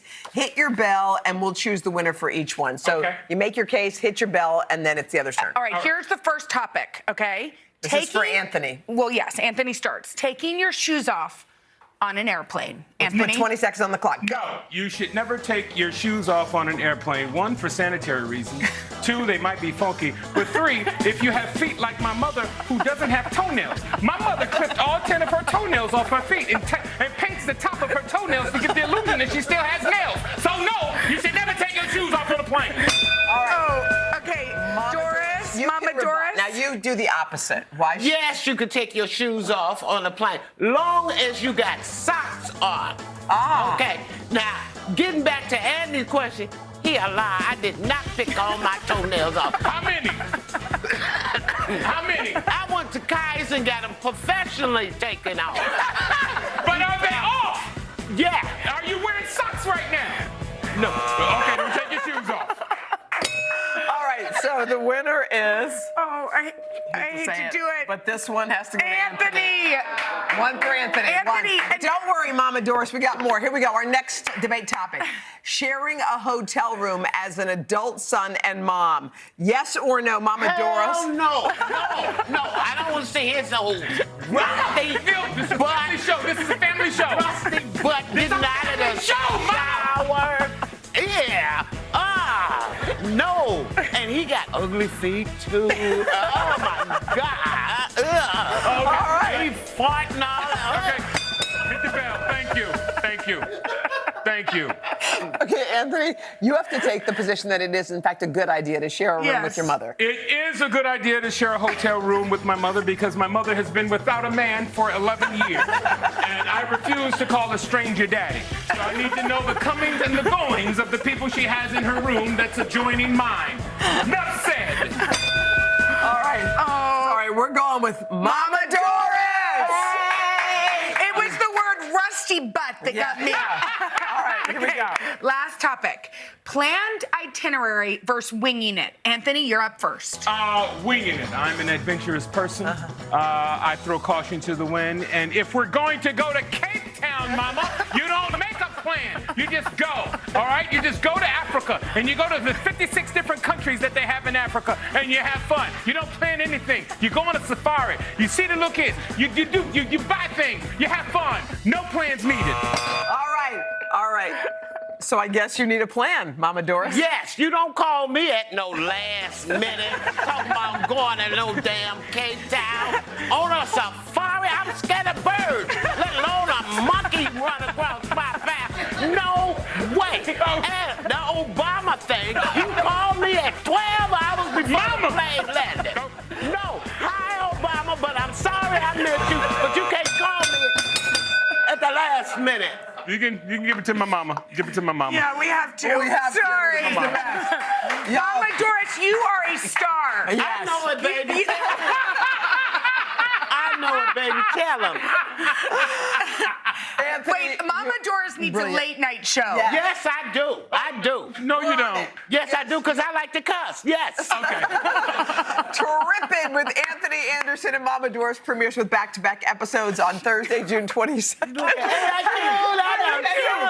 just so cute. On our sister network E. Cutest. Oh my gosh, we want y'all to come back at least twice a week. Okay, thank you guys. Coming up next, we're celebrating a beloved hospital worker making a difference in our patients' lives. Right after this.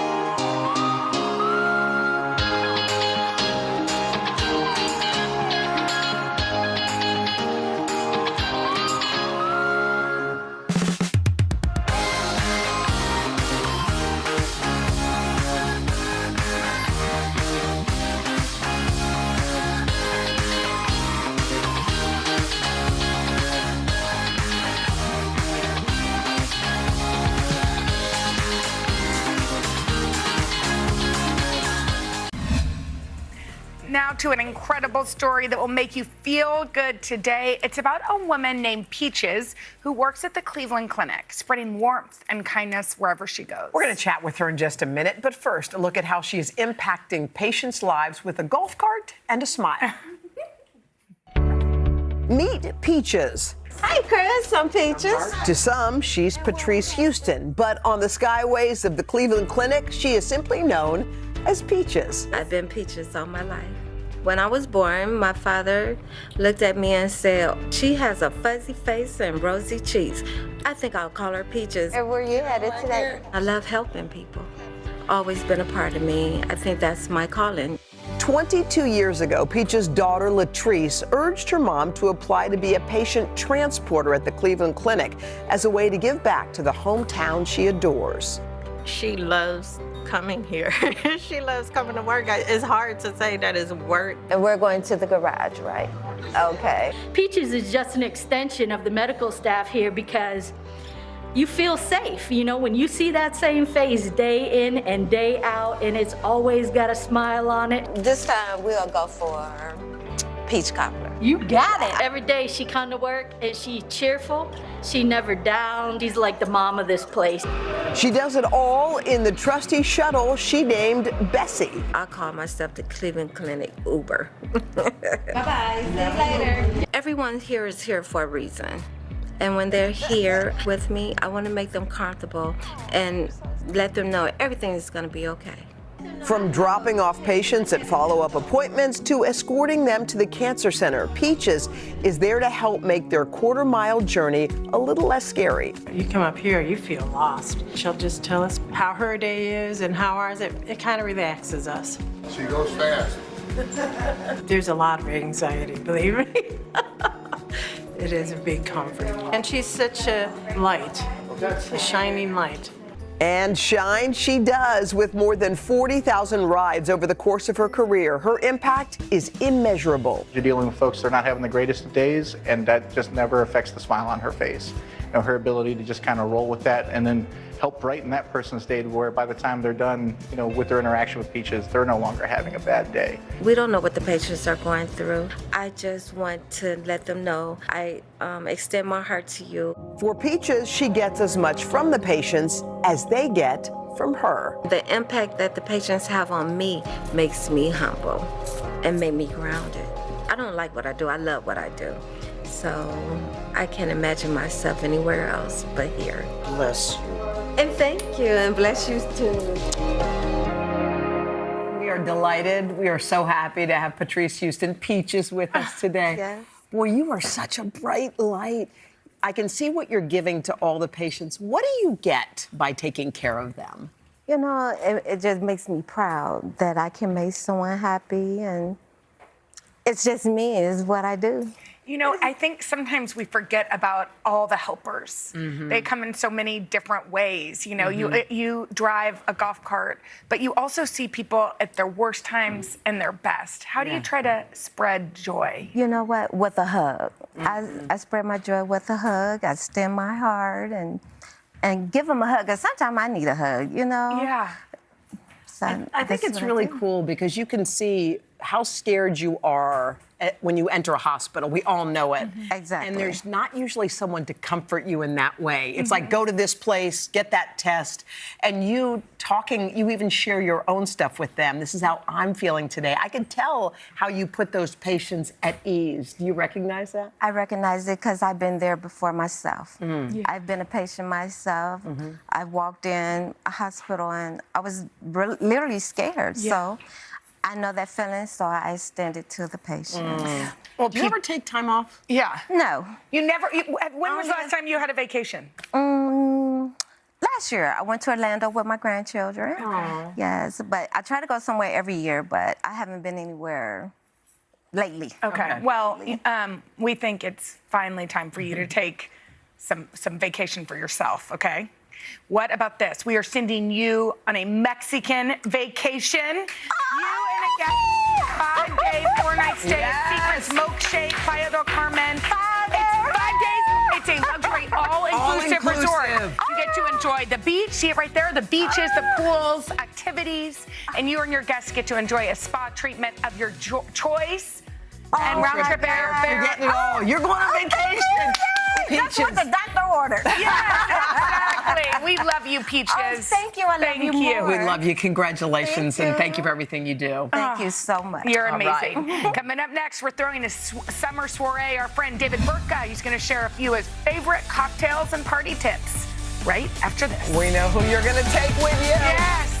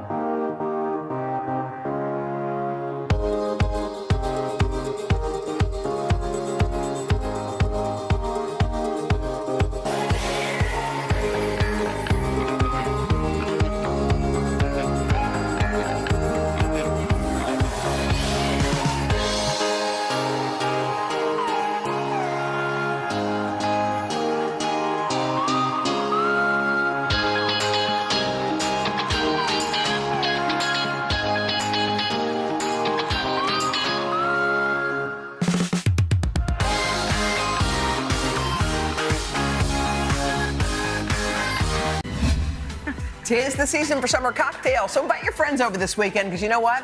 It is time to party. Okay, there is nobody better to help us entertain than David Burtka. He's the host of Life is a Party. He's the author of Life is a Party. And he and his husband, well, you are, because you're the party expert, right? And he and his husband, Neil Patrick Harris, are also executive producers and judges on the new Hulu competition show, Drag Me to Dinner. Hi, David. How are you? Hi, guys. Good morning. First of all, Neil was telling us all about his 50th birthday celebration leading up. You are unbelievable. You've made 50 days to 50 favorite things before 50. It has been insane. Are you tired? Yeah. You've been, and first of all, you're making every other husband out there look terrible. Yes.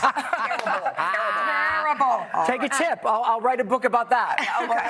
Okay, so from dinner parties to kind of having cocktails. Let's start with this drink, which I think Hoda is going to be really into. So this is, I did a mojito slushy in my book, but this is a take on it so we can use different flavors. You can have your own slushy bar. So we have these amazing individual blenders. And what we're going to do is there's vodka. Mine has lemonade in it because I don't drink, but that's all good. But you're going to take, spoonful of this, whatever you say, like 5 or 6 of these. You can mix and match. Are these frozen fruit? Frozen fruit. So you're going to do. So then you're going to blend it. You're going to make your own slushies. I might just copy Hoda and just do just watermelon. Yeah, watermelon. I'm going to do some cherries and some blueberries. Put this in it? I wouldn't put that in it because you don't want that to. That's for garnish. You don't want to blend that up because the rind would be really gross. All right. But then you blend it up. So how do you blend it up? You have your own individual thing. You can have these at... I want this. You can have these in... Everybody have these at their party. Wait, are you for real? This is cute as can be. It's so cute. Yeah, yours seems to be working. Okay, yours isn't? It's okay. No, it's okay, but it's all right. No, it's all good. Look at us. You know we. Oh, you have to turn it on. Oh, I turned it on then. Look at that. All right. So Expert party maker. So then you put it in your cup. Yeah, you pour it in your cup. And put a little garnish in it. Okay. What a fun thing at a party. This is so cute. A little lime. And mint. Mint. I love the mint. Here's a too. trick, too. Take the mint and smack it, and all of the oils will release. Smell how good that is. Oh my gosh, who taught you that trick? Oh, a bartender. Okay. Smack it. Got it. Oh wow! Yeah, so good. Whoa. That's super strong. This is a blueberry fizz. You smash the blueberries. You get some mint syrup in it, and this is something you could just have out and have people, pour their own, because that. This is good to do when you have a big party, so you don't have to worry about it. I like that. You have to worry about it. Look at these delicious salads. This is a lettuce cup. This is actually all vegan. Well, these aren't vegan, but this is a lettuce cup with green beans, tomatoes, basil, and a nice vinaigrette. You can put it in a lettuce cup so you can just have a couple of bites. These are these peanut tofu skewers. I love tofu. So good. It's a very nice meat substitute. Wait, peanut? Are you vegan? I'm not vegan, but in the summer you want to eat light. And if you're having cocktails, you don't want it too heavy of food. This is a brown butter raspberry blueberry tart that I actually made for Ina Garden, and she said it was the best tart she's ever had. She said that? She said that. You think that was true? Yeah, I don't know, maybe. She's just really nice. She's so nice. Okay, wait. First of all, we wanted to talk party etiquette, okay? Yeah, sure. So first we have a question from a viewer. Okay, great. Okay. Viewer. Hi, David. Surprise. Hey, I'm asking for a friend. Hoda, I'm looking at you. Is an Irish goodbye acceptable? What do you think? Well, considering I learned it from you. I think it is. I think it also depends. If it's a bigger party and you don't want to disrupt the host and people and you have so many goodbyes to say, then I think it's okay. But if it's a smaller group, intimate, that's kind of rude. You kind of need to say thank you to the person that says it. Yeah, but I think it's always good to do an Irish goodbye. Let's do one. It's easier. Okay, one more question. Okay. Someone brings an unexpected +1 or 2. Uh-oh, you're about to have a big party. What will you do? Well, with a big party, I think it really doesn't matter. If it's a sit-down dinner, Yeah, I it think matters. there's a problem. But you don't want to make that person feel bad, so try and accommodate. I think if it's planned a day before, it's okay, so they can have a table set up and stuff like that. But I think if they're a drop-in I've had a person bring 5 guests one time, and I was like, "Are you kidding me?" Yeah, that's rude. I mean, I gave them a hard time, but we accommodated. It all happened. We had enough food. You know, I always make too much food. Right. Yeah, so it's okay. So it's okay. But if you run out of food, then that's always a problem. David, Okay, thank David, you. we adore you. Thank you so much. You can catch the entire season of Drag Me to Dinner. It's available to stream right now on Hulu. Thank you, David, and we'll be back right after this. Delicious.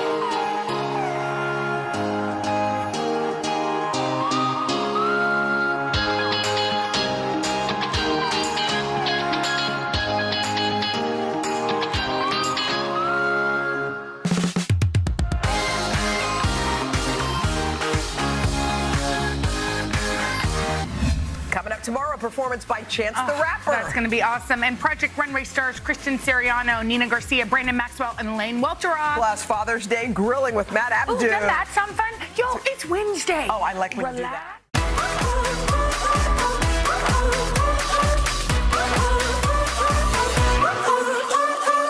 I woke up smiling on my face. No care, no trouble in my way. The sun is shining where I go. That's how I know. Yeah, that's how I know. Today's gonna be great, gonna be great, gonna be a good day. Today's gonna be great, gonna be a good day.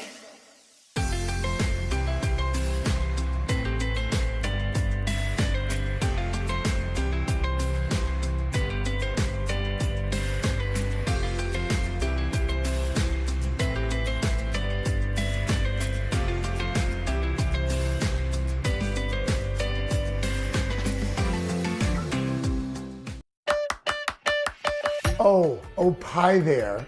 Craig Melvin here, filling in for Al Roker on this episode of Family Style. And today we're talking all about one of the country's most popular desserts and a holiday staple.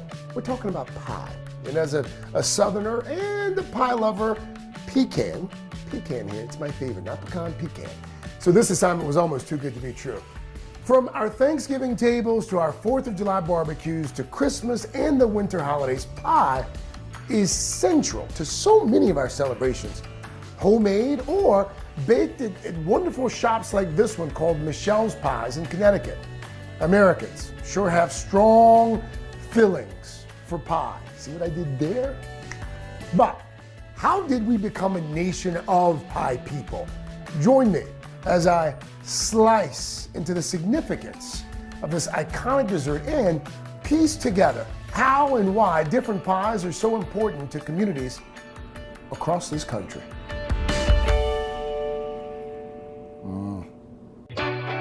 Time to head out of Studio 1A and hit the road for a new kind of culinary adventure. Follow me as I taste some of the most iconic foods around the country and meet the families behind them. Together, we're going to learn how a good meal has the power to connect us to our past, our future, and each other.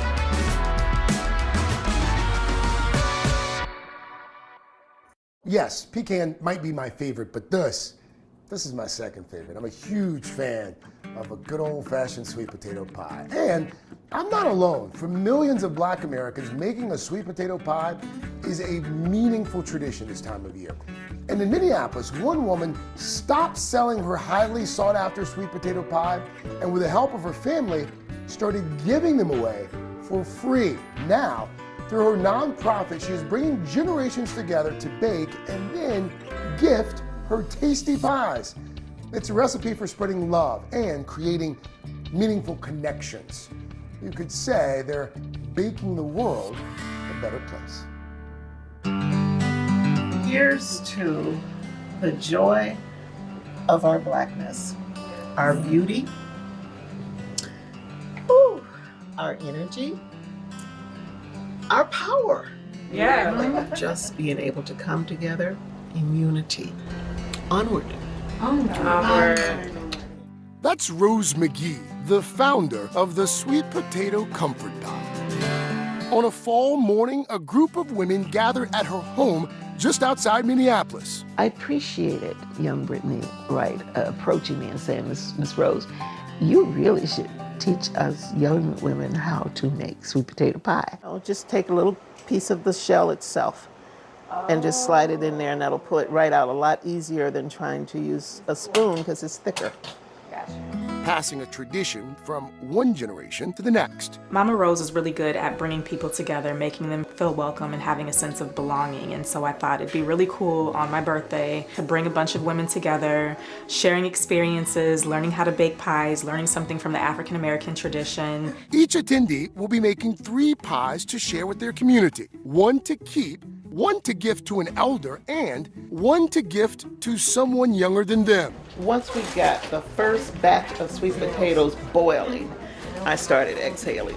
When you peel, always go to the tip, and then it just pulls right off. For Rose, sweet potato pie is not just dessert, it's a catalyst for connection, one that she considers sacred.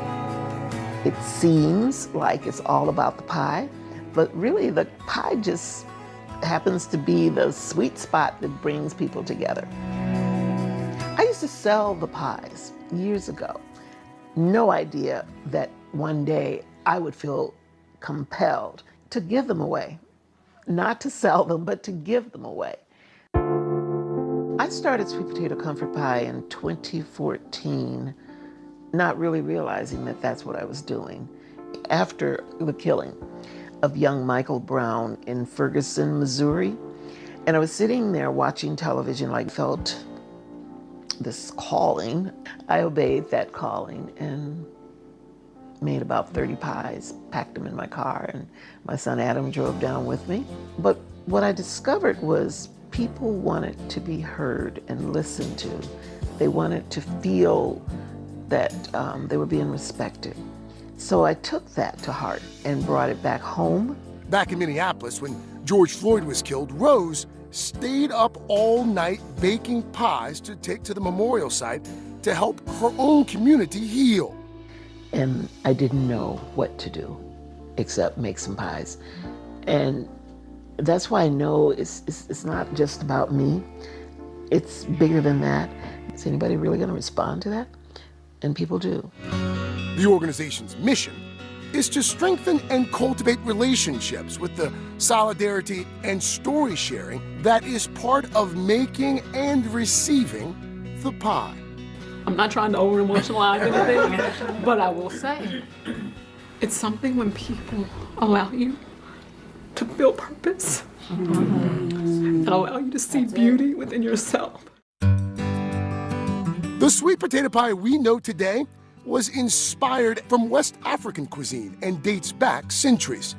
To get to the root of its origins, we must first talk about yams. I'm Rossi Nastapulo. I'm the author of Sweet Land of Liberty, A History of America in 11 Pies. So a yam is an old world crop and a sweet potato is a new world crop. And so yams are really an important part of the West African diet. Whereas sweet potatoes, they are grown kind of on this side of the world.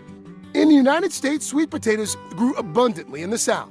Enslaved Black Americans tended to these crops and cooked with them, contributing to many of the sweet potato recipes we know today. However, credit to Black chefs and cooks didn't come until the late 1800s. There was Melinda Russell's A Domestic Cookbook, and then Abby Fisher's What Mrs. Fisher Knows About Old Southern Cooking. And so these were two Black authored cookbooks that included recipes for sweet potato pie and really were an opportunity for these Black chefs and cooks to reclaim their knowledge and have the credit given to them. When emancipation comes, they continue to make sweet potato pie, and this time they're making it for themselves, their families, and their communities. So you're just gonna put in a third of the way. For those close to the sweet potato comfort pie, it's what's in the batter that really truly matters. Antoinette Pearson Ettinger is a pastry chef and helps manage the kitchen at sweet potato comfort pie gatherings. I was at the first meeting here in Rose's living room. When I was growing up, if there were some trauma in a family or some celebration in a family, you went down the street with the pies in your hand to present to the family that was either in need or is celebrating and communicate with the folks that are there. Oh, the pies are ready. Today, back in Rose's kitchen is one of those celebrations in honor of Brittany's birthday. What I appreciate about this, we have been in responsive mode. We try to respond to these crises that happen across the country and locally. So to do something more celebratory is very uplifting and very inspiring for us all. It's a sisterhood. Through these pies, through Mama Rose, we're able to celebrate each other, empower each other, encourage each other, and we're doing it in a way through unity. The future of sweet potato comfort pie, I believe, is a good one. Everybody has this need of wanting to connect, and when you're baking a pie, you're gonna connect. The heart of the comfort pie connection is love and a commitment to greater good, and of course, always keeping their eyes on the pie. When in doubt, bring a bunch of Black women into the kitchen and we'll figure it out. Coming up, a family in Lancaster, Pennsylvania, whose ancestors helped invent a sticky dessert that's still being served up today.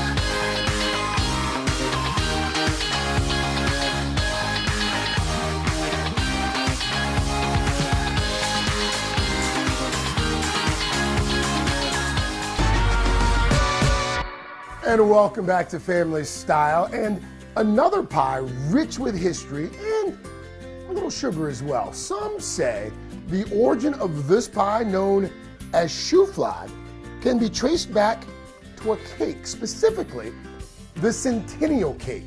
It first appeared in Philadelphia circa 1876, celebrating the 100th anniversary of the Declaration of Independence.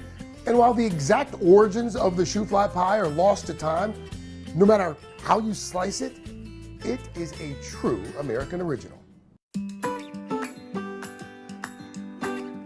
In the heart of Pennsylvania's bucolic Amish country lies a town with a name that sounds like a familiar adage. Bird in Hand is nestled in Lancaster County. A lot of farming, a lot of agriculture, and a lot of really good, hardworking people. Just has a peaceful and calm feeling. It just envelops you. Bird in Hand isn't just the name of this small village. It's also the namesake of a family-owned corporation that runs a group of lodges, a campground, and eateries. John Smucker runs the business. Under his wings, the Bird in Hand Bakery and Cafe, best known for its shoofly pie. Raised Mennonite, John and his wife Myrna have deep roots in this neck of the woods. My family story in Pennsylvania begins in 1752 when my immigrant ancestor Christian Schmucker emigrated from Switzerland and Germany, came to America, established a farm homestead here in Lancaster County. And I'm the 8th generation. Pennsylvania Dutch refers to immigrants who came to the U.S. from German-speaking countries in the 18th and 19th centuries, mainly to escape religious persecution in Europe. By the late 1700s, it's estimated that these immigrants accounted for more than a third of Pennsylvania's population. No, that'd be the new farmers. He's out there doing it.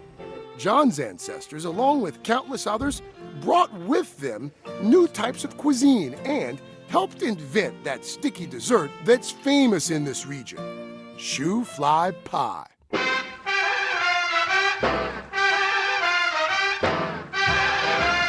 The origins of shoofly pie are a little bit murky. One historian traces it back to Centennial Cake, which was made in the 1800s as a celebration of Pennsylvania's centennial. Shoofly pie, an apple pan, Dottie makes your eyes light up. And so that was a crustless version that then once it becomes placed in a crust to become more easily transportable, that turns into shoofly pie. The Smucker family has been serving up their family's shoofly pie to the public for more than 50 years, and they've been baking it for much longer. But what exactly is shoofly pie? I'd start with delicious.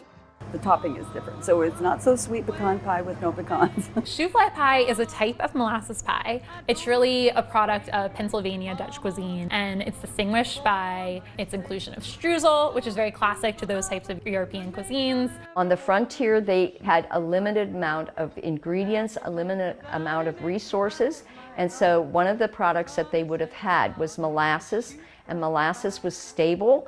Most shoofly pies include molasses. The Smuckers, however, do things a little differently. We do not use a molasses product for our shoofly pie. We gravitate towards a light table syrup. Another unique feature of shoofly pie, the traditional ingredients don't require refrigeration, making it a convenient treat for the many Amish residents in this part of the country. That's Anna Mary Smucker, or to those who knew and loved her, Grussie. My grandmother, Anna Mary Smucker, was the one who I would say was the ultimate pie baker in our family. I'm sure she picked up recipes from her mother, who picked them up from her mother before that. In a 1938 edition of National Geographic on the Pennsylvania Dutch, Grussie was even featured with 4 of her kids, including John's dad, and a shoofly pie. John comes from a long line of bakers, influenced by his grandparents and his parents. My mother was a pie baker, so she was a busy cook and a housekeeper. And my father was out on the farm and doing different businesses, and so she was busy in the kitchen taking care of the family.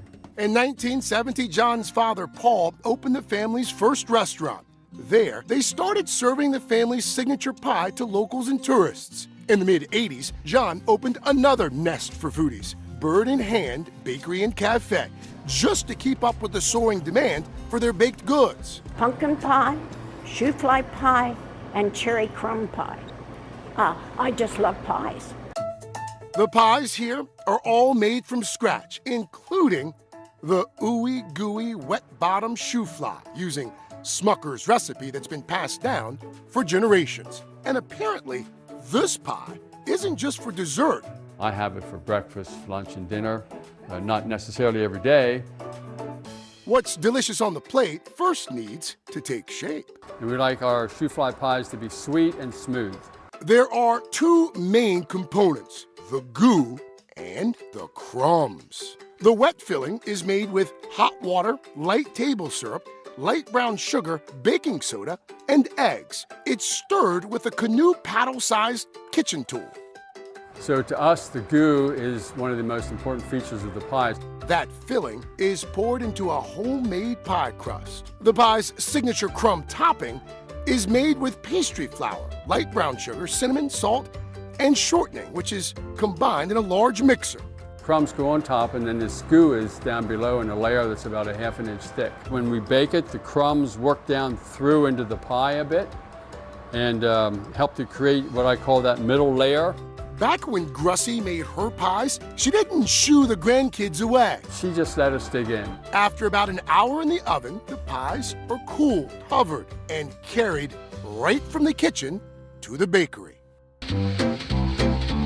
While visitors to this bakery savor unforgettable flavors and a pinch of the past, for John and his family, the pies are symbolic of so much more. My grandmother would always say, give good measure. She was a very hospitable person. I see pies as part of hospitality.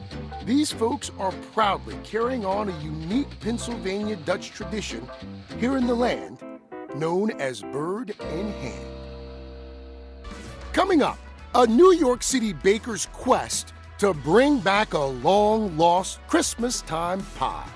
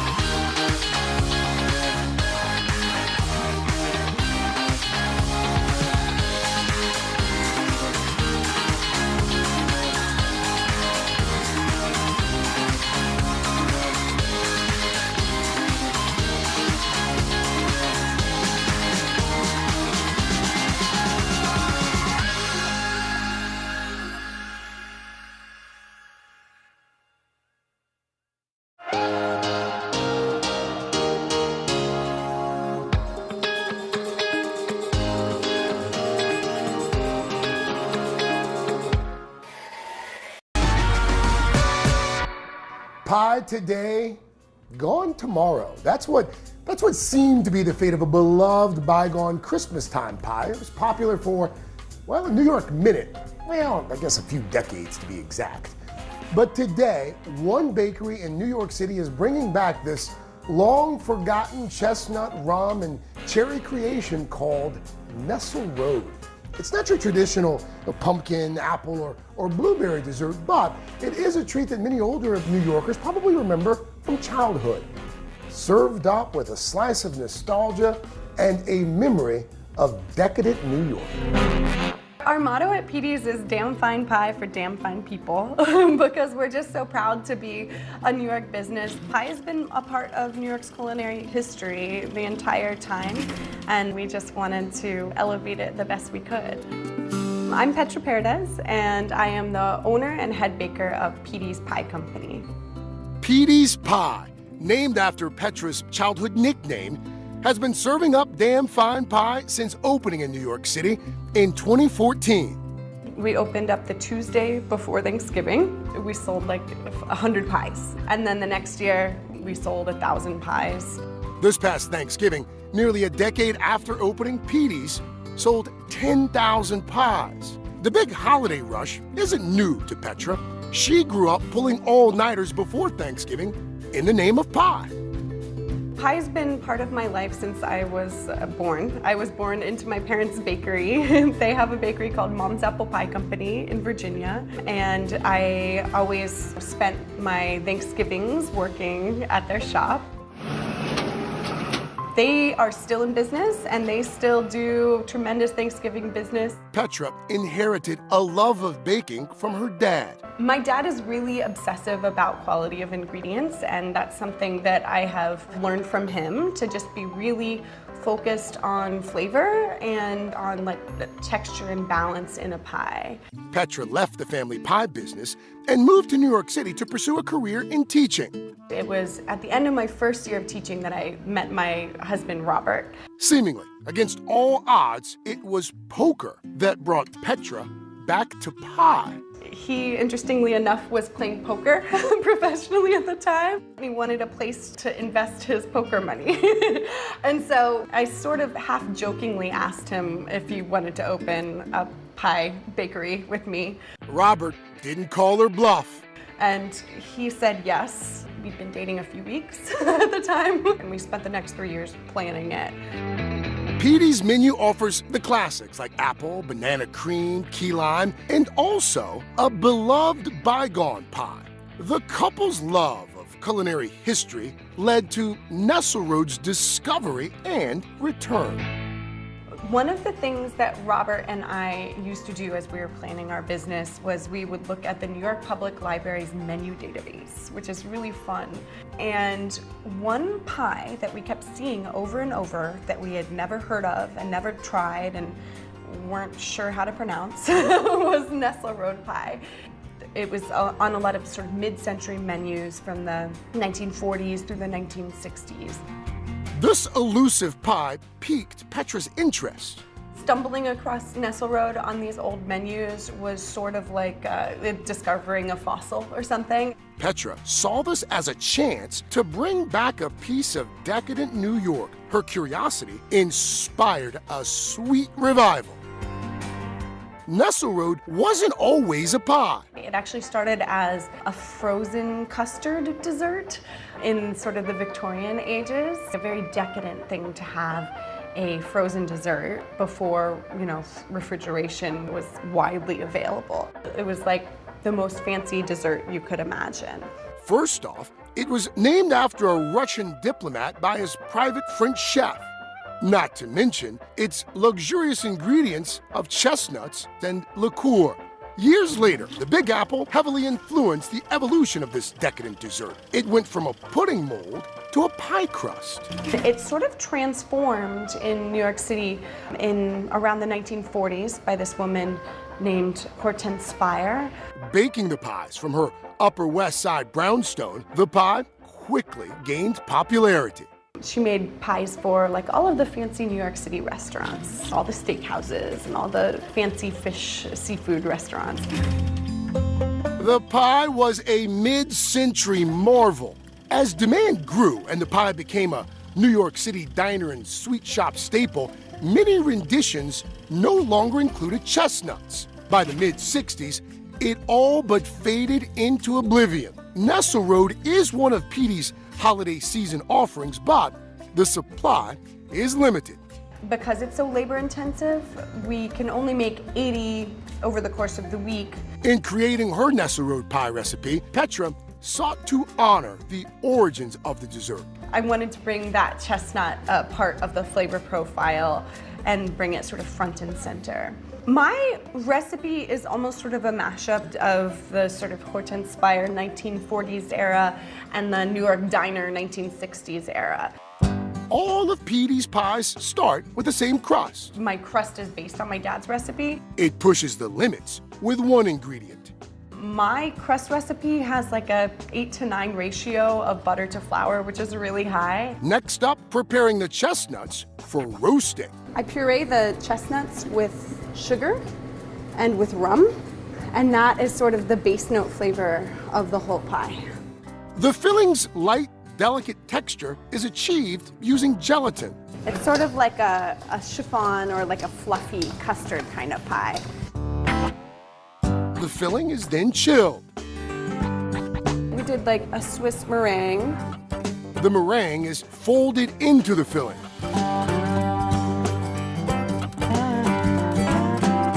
Time to top with ganache. And of course, the final step, a cherry on top.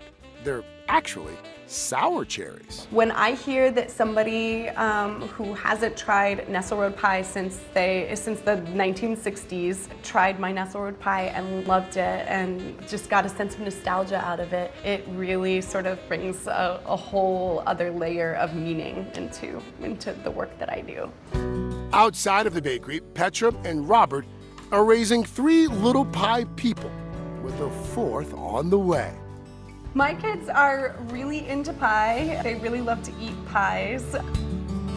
As for if their kids will share a slice of the shop one day, who knows if they'll want to continue the pie business. I look forward to passing on everything that I know, just like my parents did, and seeing if they're interested.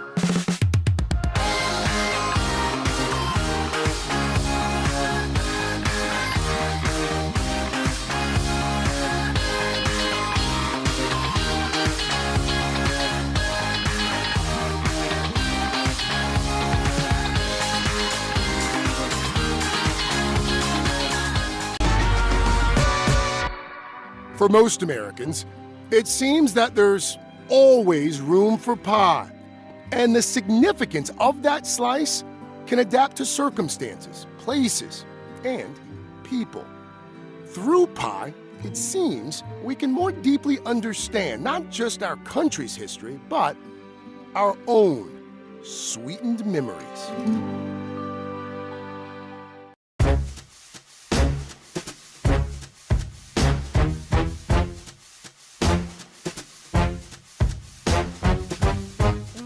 I scream, you scream. Okay, I'm going to stop right there because I know you know how it goes. We are here at New York City's legendary Lexington Candy Shop. Happens to be my neighborhood luncheonette. And there was a time when soda fountains and diners like this were all over New York City and all over the country. Whether it's a cone, a sundae, or an ice cream float. I gotta tell you, there's nothing that brings back memories like places like these. Today, we're getting the scoop and diving into the history of America's beloved sweet shops. It's time to head out of Studio 1A and hit the road for a new kind of culinary adventure. Follow me as I taste some of the most iconic foods around the country and meet the families behind them. Together, we're going to learn how a good meal has the power to connect us to our past, our future, and each other.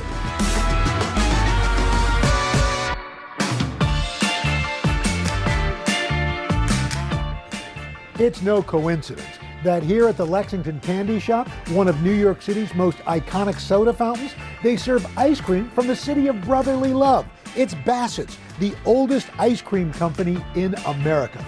In fact, Philadelphia is home to many early ice cream innovations. And at the Franklin Fountain, we've got two brothers who have recreated a turn-of-the-century fountain that celebrates Philadelphia's unique contribution to American ice cream history.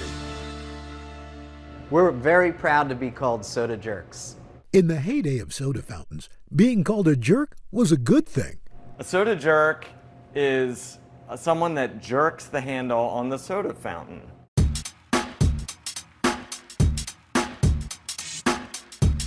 We are the Burley Brothers. I'm Ryan. And I'm Eric Burley. Welcome. Come on in. Stepping into the Franklin Fountain is like time traveling to a bygone era.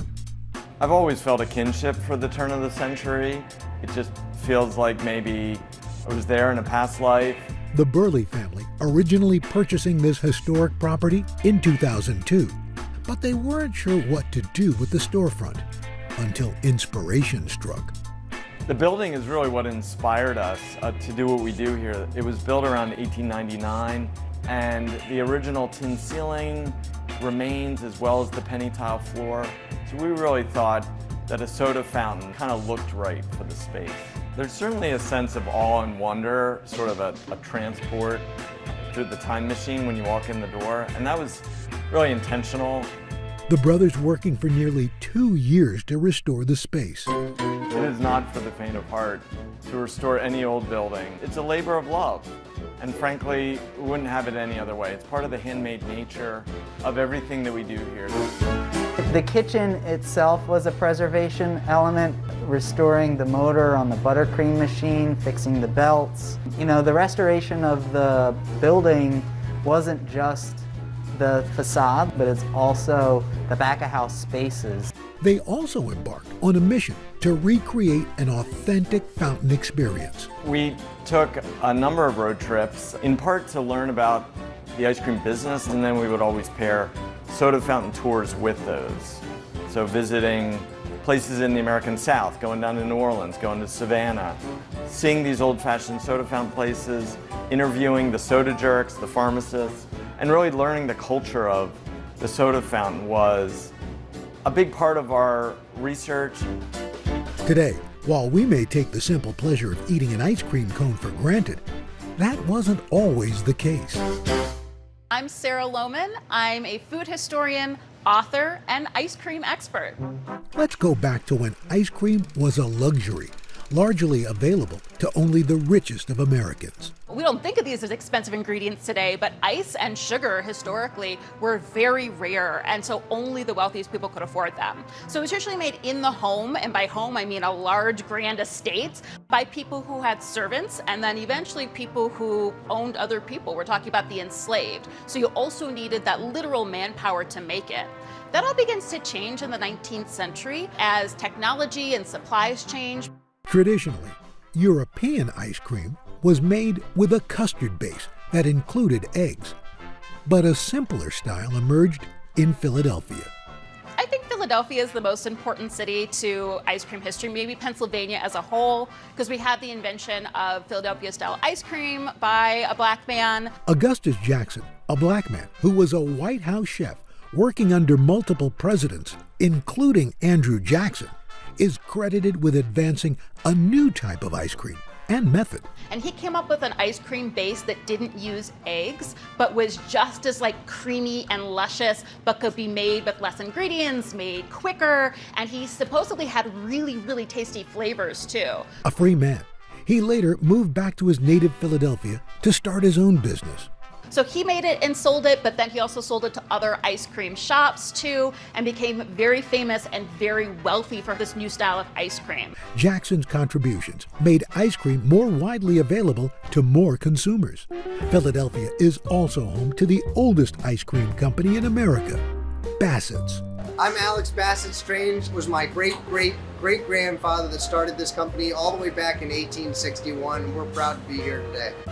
Bassett's was the first merchant to sign a lease in Philadelphia's historic Reading Terminal Market, and the family is still there serving up scoops today. Bassett's ice cream is a 16.5% butterfat ice cream, and it's what's called a Philadelphia style, which means that it's made without any egg yolk. Innovations to ice cream production, allowing more shops like Bassett's to open up in the early 1900s, and that ushered in a new type of meeting place where folks could socialize. And then we also had ice cream saloons. Now, the name there is key. Saloon, yeah, means bar. And at this time, bars were places where only men could go, but ice cream saloons were one of the first public spaces that was socially acceptable for women to go to. So to have a public space was really meaningful to women. To have a space where you felt free, to have a space where you could safely flirt. Soda fountains and parlors became even more popular and almost necessary during the 1920s. When Prohibition hits and we ban the sale of alcohol, then there's really a need for these public spaces for people to gather and socialize outside of the home. And as we move into the soda fountain era, we have a lot of creativity in adding ice cream to different flavors of soda and making these incredible concoctions and sundaes. If you were a soda jerk at the turn of the century, you were kind of a local celebrity. Today, the jerks in charge at Franklin Fountain are serving up nostalgia along with their vintage creations. It's one of our newer soda syrups. It's made with real watermelon fruit. Come over here to our 1905 soda fountain.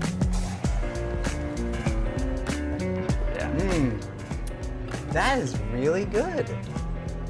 You know, I don't want to mess with that flavor too much, so I'll just go with vanilla. Vanilla ice cream just rounds everything out nice, plays nice at the playground.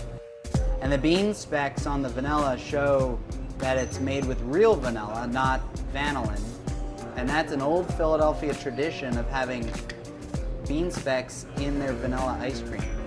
Franklin Fountain's menu focuses on classics, but they also bring back long-forgotten flavors. Summer hits, like black walnut, that tend to be kind of bitter, but mixed with enough sweetness can be really unique and good. Other flavors like pawpaws, which are our native fruit here in North America. While others misses. A flavor that kind of bombed here, as an example, I'll tell you, was orange pineapple. Like, we really wanted to bring back orange pineapple as an ice cream, which was really popular at the turn of the century. But the Burleys aren't just passionate about their flavors. They are working to keep a tasty tradition alive. Our business has really enabled the preservation of a couple of historic buildings here on the block. And we hope that the fountain and the institution of the soda fountain continues and, you know, can be passed to succeeding generations of soda jerks. Coming up, I visit a family-owned ice cream shop in Harlem and get a sweet surprise.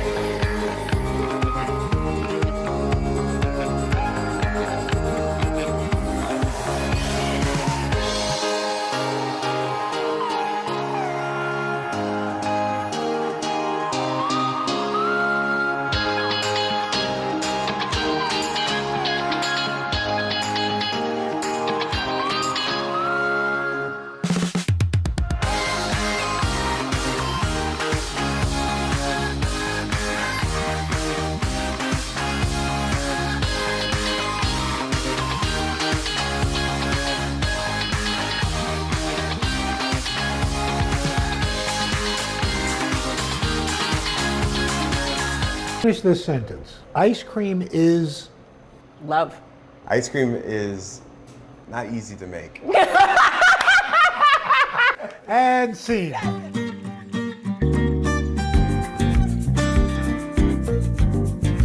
We're up here in Harlem, where the forecast is partly cloudy with a 100% chance of sprinkles. Why? Because we're outside Sugar Hill Creamery, where they're bringing the community together one scoop at a time. Let's check it out. Hey guys, nice to meet you. Hi, it's nice to meet you. That's Nick and Petrushka Larson, husband and wife, and parents to Isla, Zadie, and Nico. So let's talk ice cream. They're also the owners of Harlem's Sugar Hill Creamery, which the couple opened in their beloved neighborhood in 2017. We're gonna give you the scoop, Al. Bam! For the couple, that bam moment came after meeting up with friends in DC for some premium scoops.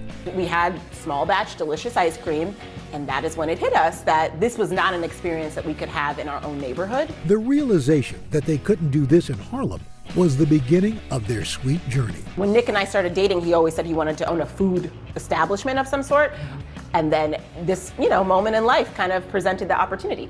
Petrushka oversees the shop's marketing and business, while Nick, he develops their artisanal flavors, often looking to the neighborhood for inspiration. The great thing about having a small shop, you see in real time, oh yeah, they don't like this, right?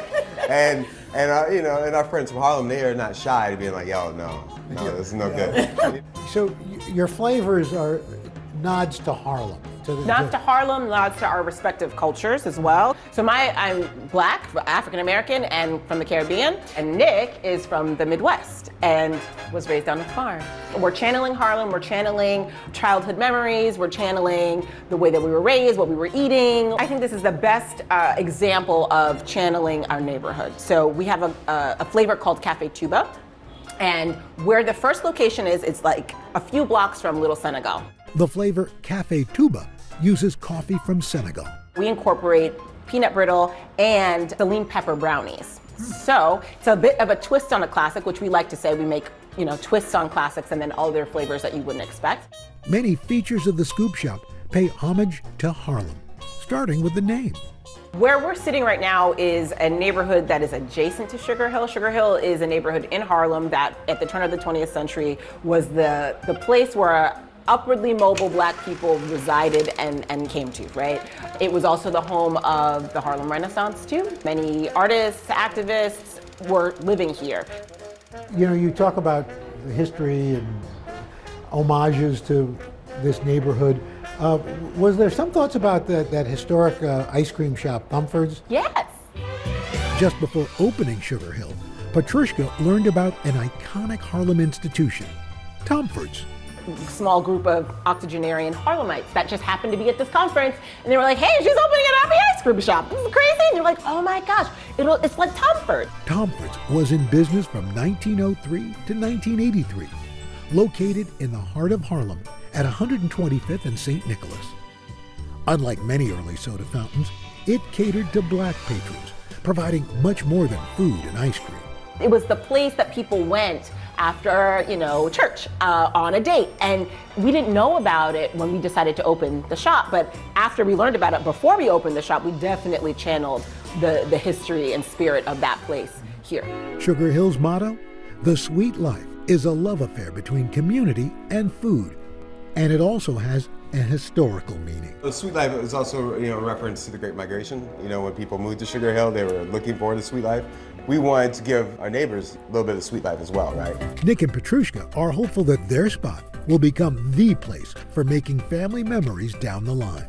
Later down the line is to hear stories like people talking about Tomford's, they're talking about what we meant to them, right? To be a place where somebody could come in and say, my parents met here. What an honor. And I don't think that we take our role as, the people who created this company lightly. Like, it is such an honor to be able to serve our neighbors and to also be a place that they continue to come back to. I think that a lot of us have really fond memories of going with our family and having ice cream on a hot summer day, or like rolling past a rural ice cream stand and it's just like packed with Little League kids. Or when you live in a city, you've got your local ice cream place that you can walk to and the whole neighborhood is there. And as for the future of Sugar Hill Creamery? With 3 kids, Nick, are you hoping that out of those 3, one of them is going to carry on the tradition? It's a tricky question. Yes, I would, but I'm not going to pressure them. At the very least, we need them to work here during high school. Well, they're gonna work here.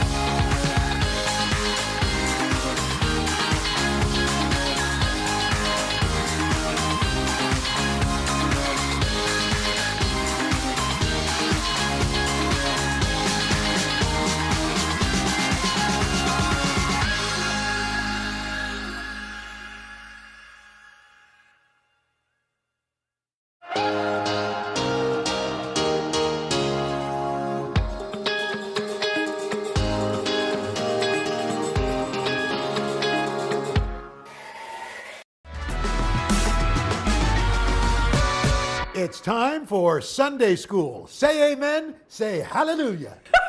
Amen! Hallelujah! My Sunday school teachers at Harlem Sugar Hill Creamery kicked off my lesson with a special treat, a one-of-a-kind flavor made just for me. You should learn to scoop with your own... My own flavor. Your own flavor. My own flavor. Yeah. Wow. All of the ice cream served at Sugar Hill Creamery is small batch, each flavor taking 2 days from start to finish. The difference between a small batch and large batch is one is a freezer. These machines allow more experimentation with mix-ins. The reason why it's homemade and why it's better to do small batch, for example, is you have freedom to do whatever the hell you want. You're not beholden to what can fit into a automated machine that, like, for example, can't put a particular sauce in it because it'll be too thick or jam something, things like that. And now, back to Sunday school. So what's my flavor? So your flavor, we've heard around the way that you're a fan of cookies and cream. I am. Also, that you like sweet potato pie. I do. Okay, so this is a combination. And pecans. Well, right? The pecan element is a part of the sweet potato pie. But yes. I can tell you guys are married.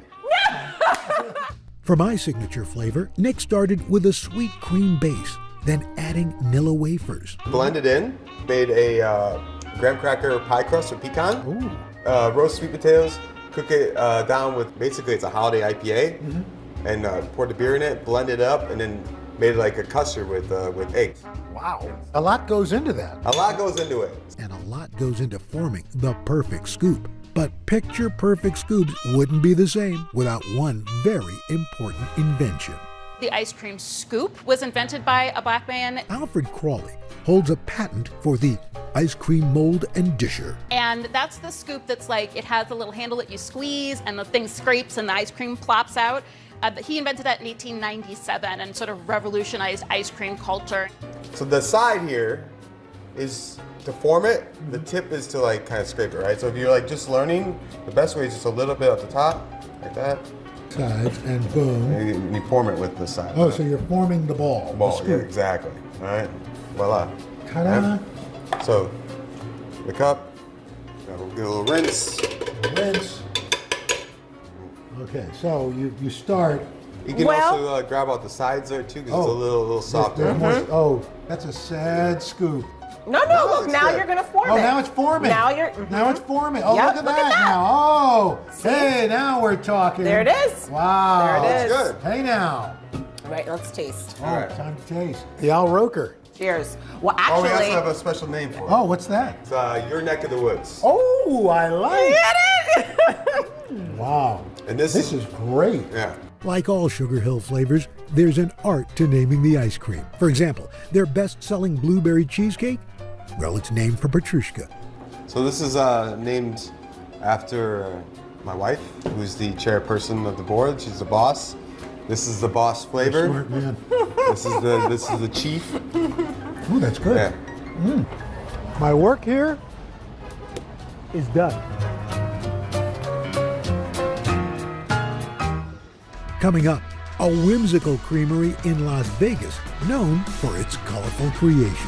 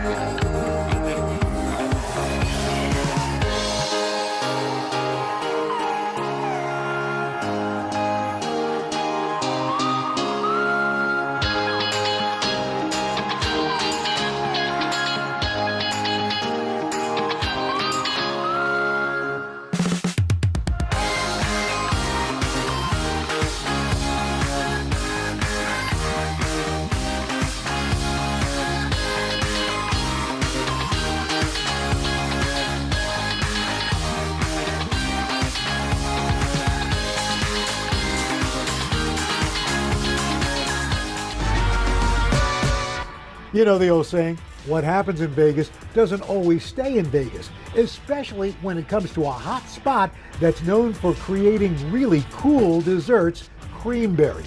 These folks are recreating the ice cream parlor experience for a whole new generation of ice cream fans. And whether that's in person or via social media posts. Selfie, anyone? I've seen some kids who can kill the burrito by themselves. Most adults, it's funny, they would share. In Las Vegas, a few miles off the Strip, is the flashy, fabulous, and insta-famous ice cream shop, Creamberry. Opened in 2016 by husband and wife team Danny and Rosalina C., hoping to create a one-stop dessert cafe. We set on a mission to bring in a wide variety of crazy, innovative desserts into one place. For Danny, it was a dream come true. I've always had a sweet tooth when I was younger, and I've always loved ice cream. Rosalina, not so much right away. She favored traditional icy desserts from her native Indonesia, not American ice cream. We love sweet stuff, but we don't really love like ice cream, but more to like shave ice. I said, why don't we bring our Indonesia dessert to our menu? And just like that, Creamberry started offering shaved ice. So we have the secret ingredients, which is the sauce, the red one, that make it very good with the condensed milk, with everything fruits on top for the shaved ice, and then it's a good combination. Danny's focus was on the full menu, adding unique treats from around the world to Creamberry, desserts like Thai-rolled ice cream and Filipino halo-halo. Recognizing the power of social media, Rosalina began posting photos and videos of their decadent creations to Instagram, and then later to TikTok. It's a practice that keeps modern ice cream parlors relevant, according to food historian Sarah Lohman. I think social media is important because, I mean, there's people out there who are following ice cream places that maybe they'll go to, maybe they'll never go to, but it's like the visual appeal. Most people who buy cookbooks don't actually cook the recipes. It's like they flip through the pages to go on a journey. I think like social media and like ice cream social media lets us do that as well. One of their most eye-catching treats, the legendary cotton candy burrito, a social media and IRL favorite.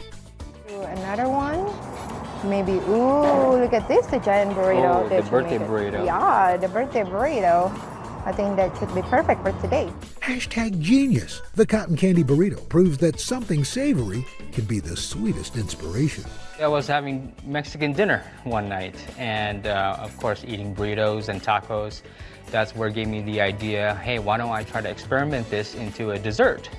And long behold, it actually worked. Rosalina was immediately impressed.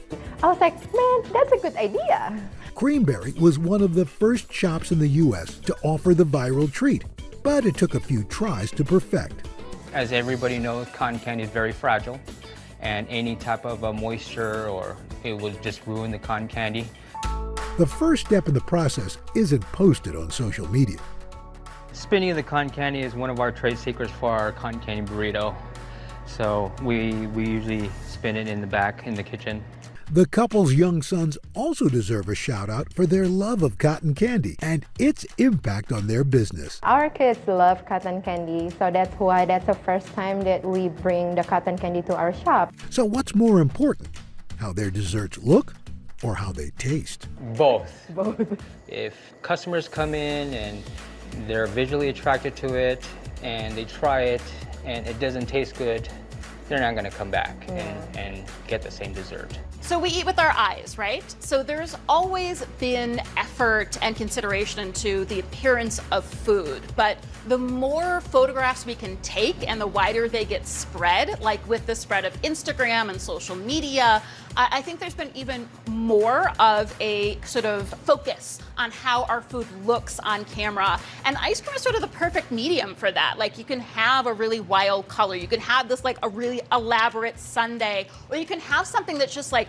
really bold and beautiful. Luckily, because it's ice cream, it all still tastes good while looking good at the same time. Other Insta and TikTok worthy finds include their made-to-order ice cream tacos and wild milkshakes. For Rosalina, the more social interaction, the better. We really love to see the comments, how many likes we got, and then, you know, like a lot of people repost it too. And those comments, good and bad, help the duo refine their creations. Sometimes people say, oh, don't put too much sprinkled candy or whatever it is. And then sometimes we take it like, oh yeah, maybe not too much, just maybe only a little bit. Yeah, it's very helpful for us as well because then at least we can adjust what is necessary and to accommodate the customers. The virtual shares are sweet, but it's even sweeter when followers from around the world get to try Creamberry. We can never get enough of seeing all the smiles when the customers get their orders. Just the facial expression that they give us. In an era when we're bombarded with options, the simple joy of heading out for ice cream has withstood the test of time. I think that ice cream shops, spaces, parlors, ice creameries have survived because they've always fulfilled that community space and that family space. It's something that everybody can come together around. And families behind the counter will keep scooping up sweet memories for years to come.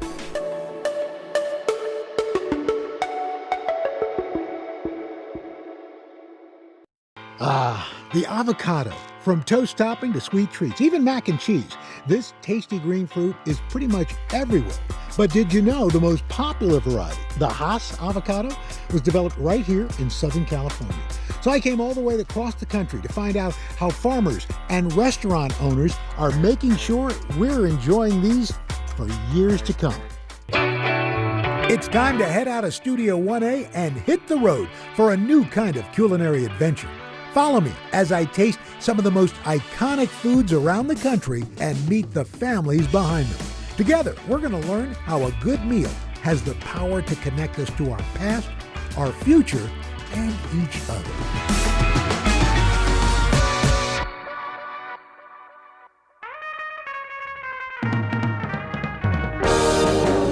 We call this right here the avocado tunnel of love. In the past 20 years, believe it or not, avocado consumption has tripled in the United States. Today, the average American eats 8 pounds of these babies every year. I'm at Rancho Vasquez, one of the oldest avocado orchards in the country. Here, the Vasquez family grows several different varieties. Let's avocado check it out. Oh, welcome to Rancho Vasquez. Art? Yes, nice Art. to meet you. How's it going, sir? Damian Vasquez. Damian, nice Welcome to see the you range. guys.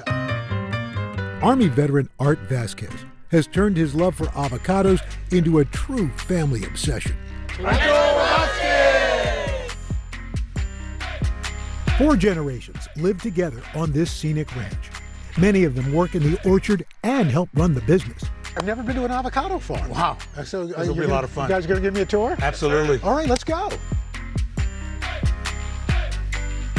Art's grandfather, Refugio Morones, moved to the U.S. from Mexico in the 1920s. He picked avocados and citrus fruit on several farms, but always dreamed of having his own orchard. When Art was 7, the family purchasing their first acre of this ranch. And that's when my grandfather, Refugio, started teaching me how to take care of the trees. That's when I really started loving picking. My brother and I would pick the avocados, take the avocados down to the town, knocking on doors, selling the avocados. Art put his passion for produce on hold to pursue a career in the auto parts industry. In 2002, he was able to buy the entire property, which was destined to be raised for new houses. We've taken it from 250 trees all the way up to 3,750 trees. This is something, a sustainable legacy that I can leave here and teach my children, grandkids, and the family how to work the earth, how to grow things organically.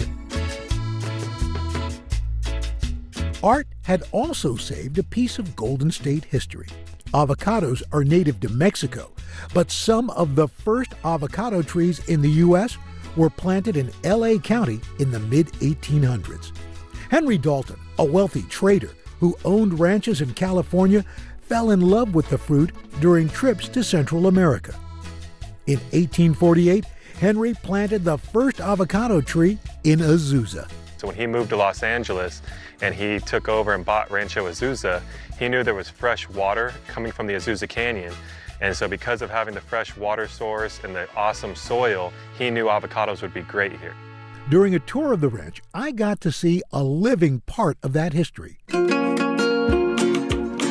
What makes it special is one of the first planted avocado trees in the western United States. This puppy is one of a kind. It's like us, Al. It's one of a kind, okay? And it's still producing fruit? Still producing fruit. Produces anywhere between 500 to 600-700 pounds of fruit a year. Experts estimate this tree is more than 100 years old. It produces a type of avocado known as the fuerte, in Spanish meaning strong. It was the first avocado variety to thrive in the United States because it can withstand cooler temperatures. But in the 1920s, a new variety emerged in SoCal that would ultimately dominate the world market. A guy by the name of Rudolf Haas, he was actually a postal carrier, but his hobby was growing. So he had an orchard at his house about 20 miles from here, La Habra Heights. The Haas avocado was a total accident. An amateur farmer, Rudolph had purchased some mystery avocado seeds. When the tree matured, he was surprised by the dark, bumpy fruit it produced. And that really took off commercially because it has a thicker skin. So for shipping purposes, and it's an amazing tasting fruit.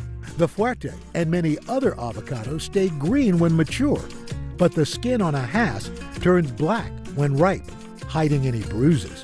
It didn't take off right away among consumers in the U.S., so it took a few marketing campaigns for Americans to embrace this creamy variety of the fruit. This 4th, put little green in your red, white, and blue. Today, 80% of avocados grown worldwide are Haas. Now here, this is one of the first Haas trees commercially ever planted.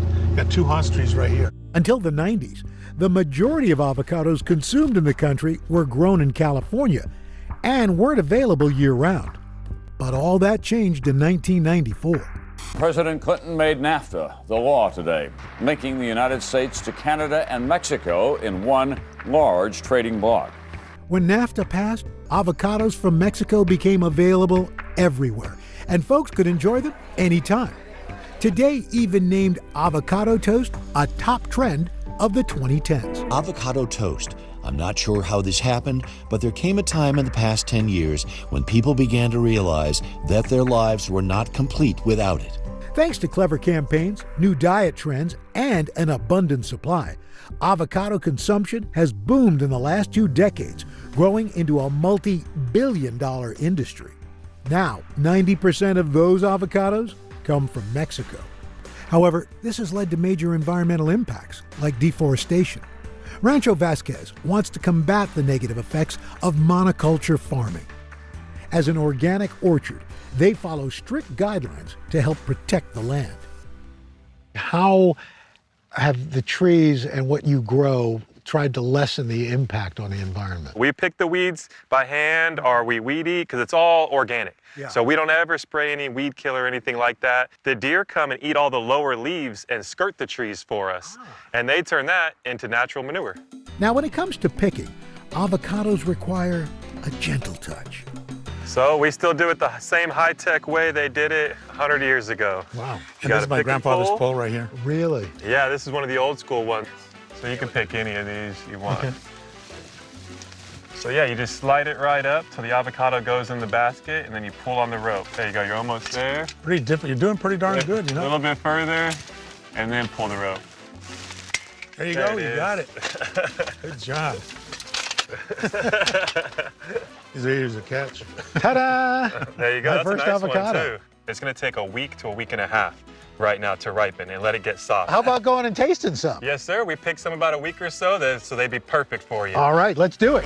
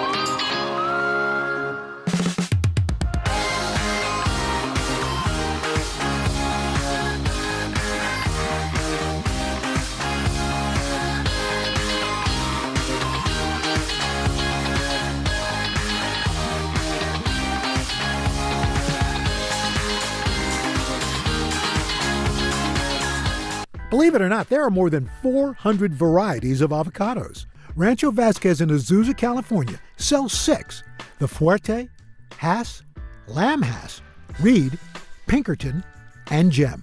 Each has a different shape, taste, and growing season.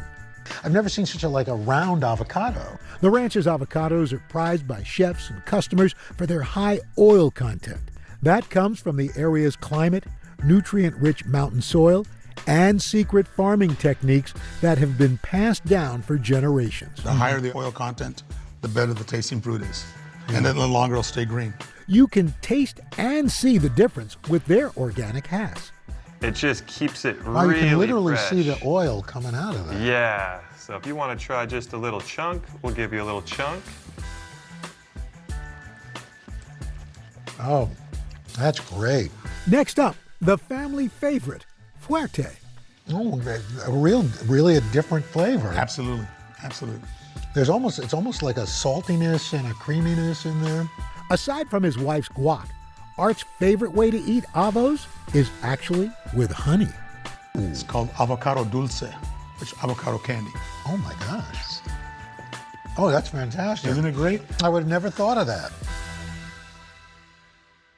Guys, this is just amazing. What does it mean for both of you to be owners of this legacy? This is a legacy I do want to leave. My family, my grandkids, Damien, and this will be around for, I'm hoping and praying, for at least another 100 years, you know? And what does it mean for you, Damien? Oh, it's like he said, just a place where history can keep going. Because the trees were here before us, and they're gonna be here after us. So we're just kind of stewards of the land in the meantime.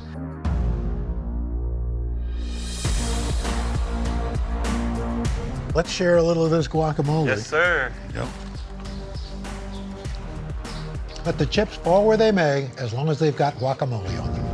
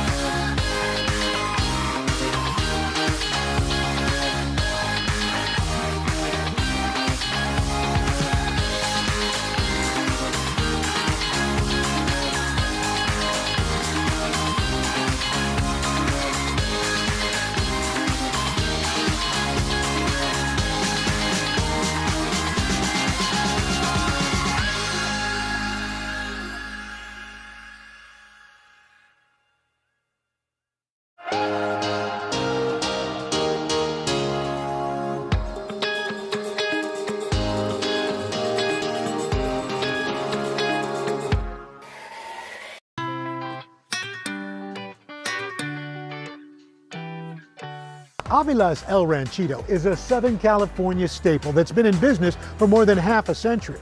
They've got 13 locations and counting of this family-run chain, but no two restaurants are exactly the same. Every Avila's owner puts their own spin on the family's traditional Mexican recipes. But here at the Seal Beach Outpost, they claim to have the best guacamole. So I've come to learn their secrets. It's time to guac and roll. Hey there, wow, got a lot of folks here. The aunts, uncles, siblings, and cousins behind Avila's El Ranchito really treat their guests like family. This location is run by Elise Avila Smith, a third-generation restaurateur. She credits the family's success to her grandma Margarita's hospitality. You know, she just focused on really what we focus on, good, fresh food. Salvador and Margarita, or Mama Avila, immigrated from Mexico to the U.S. in 1958. How did they get into the restaurant business? My father had an opportunity to buy a restaurant and talked to my mother and decided, you know, this is a great opportunity. Salvador using his life savings to purchase the old restaurant property in Huntington Park. He turned to his 6 kids, including Elise's dad, Victor, for support. We would go after school and help them do whatever needed to be done. And my father was pretty much during the day taking care of the whole restaurant, and my mother was in the kitchen. So she was the only one in the kitchen. And Grandpa Boulder was washing dishes. Mama's traditional recipes have been passed down through many generations. They've come from way, way back in Mexico. When it first opened in 1966, Avila's was the only Mexican restaurant in the mostly white neighborhood.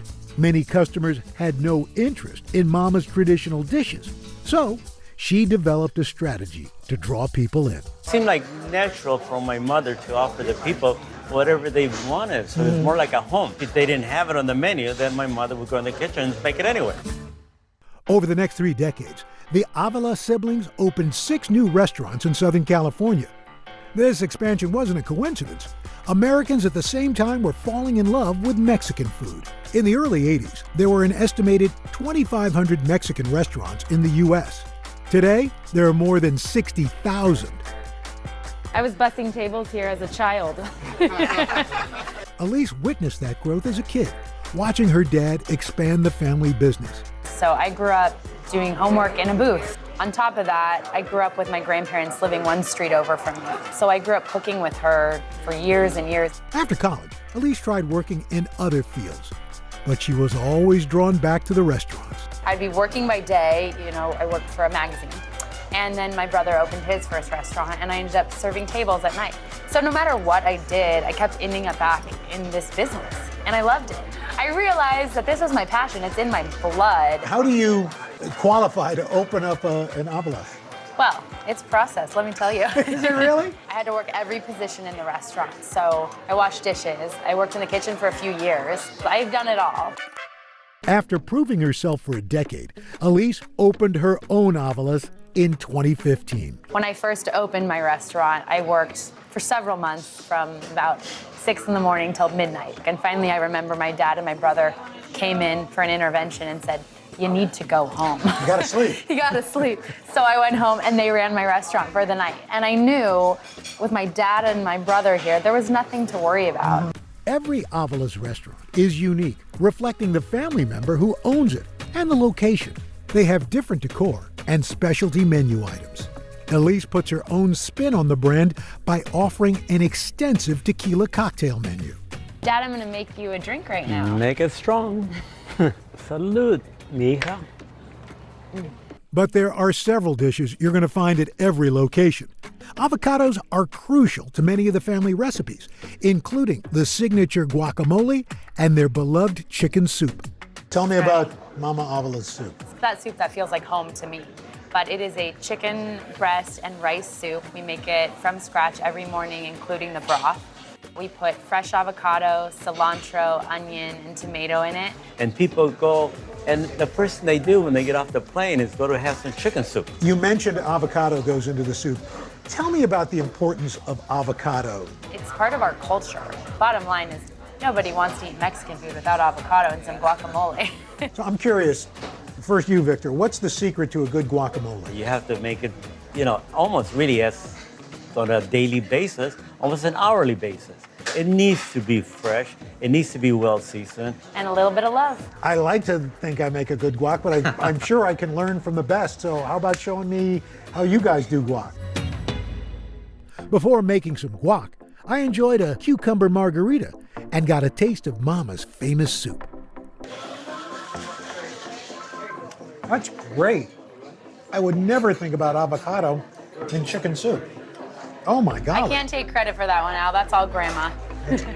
All right, you ready to make some guacamole? You bet. All right, so the first thing we're gonna do, we're gonna dump some fresh garlic in here. Okay. This is a traditional molcajete. From there, you're gonna sprinkle a little bit of salt Just on a top. little Just bit a of little salt. bit of love. And then you're gonna use the chop to go ahead and grind it in there. A molcajete, a Mexican mortar and pestle, is made from volcanic rock, and it's the family secret to great guac. The rough surfaces help crush the ingredients, releasing their natural oils better than chopping them up with a knife. And we're gonna get in some fresh avocado. All right. And then you go ahead and mix that together. And I gotta be gentle with the avocado soft. with some Be love. gentle, gentle. In go diced onions, lots of cilantro, and a good squeeze of lime juice. Keep on mixing there, and you got yourself some good, fresh guacamole. I'm gonna dig in here with you too, Al. Oh yeah. You make good guacamole, Al. I've learned from the best. Elise, to be part of something like this, what does it mean?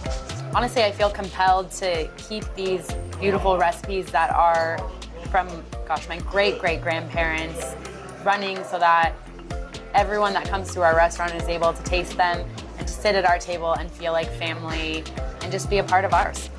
Cheers.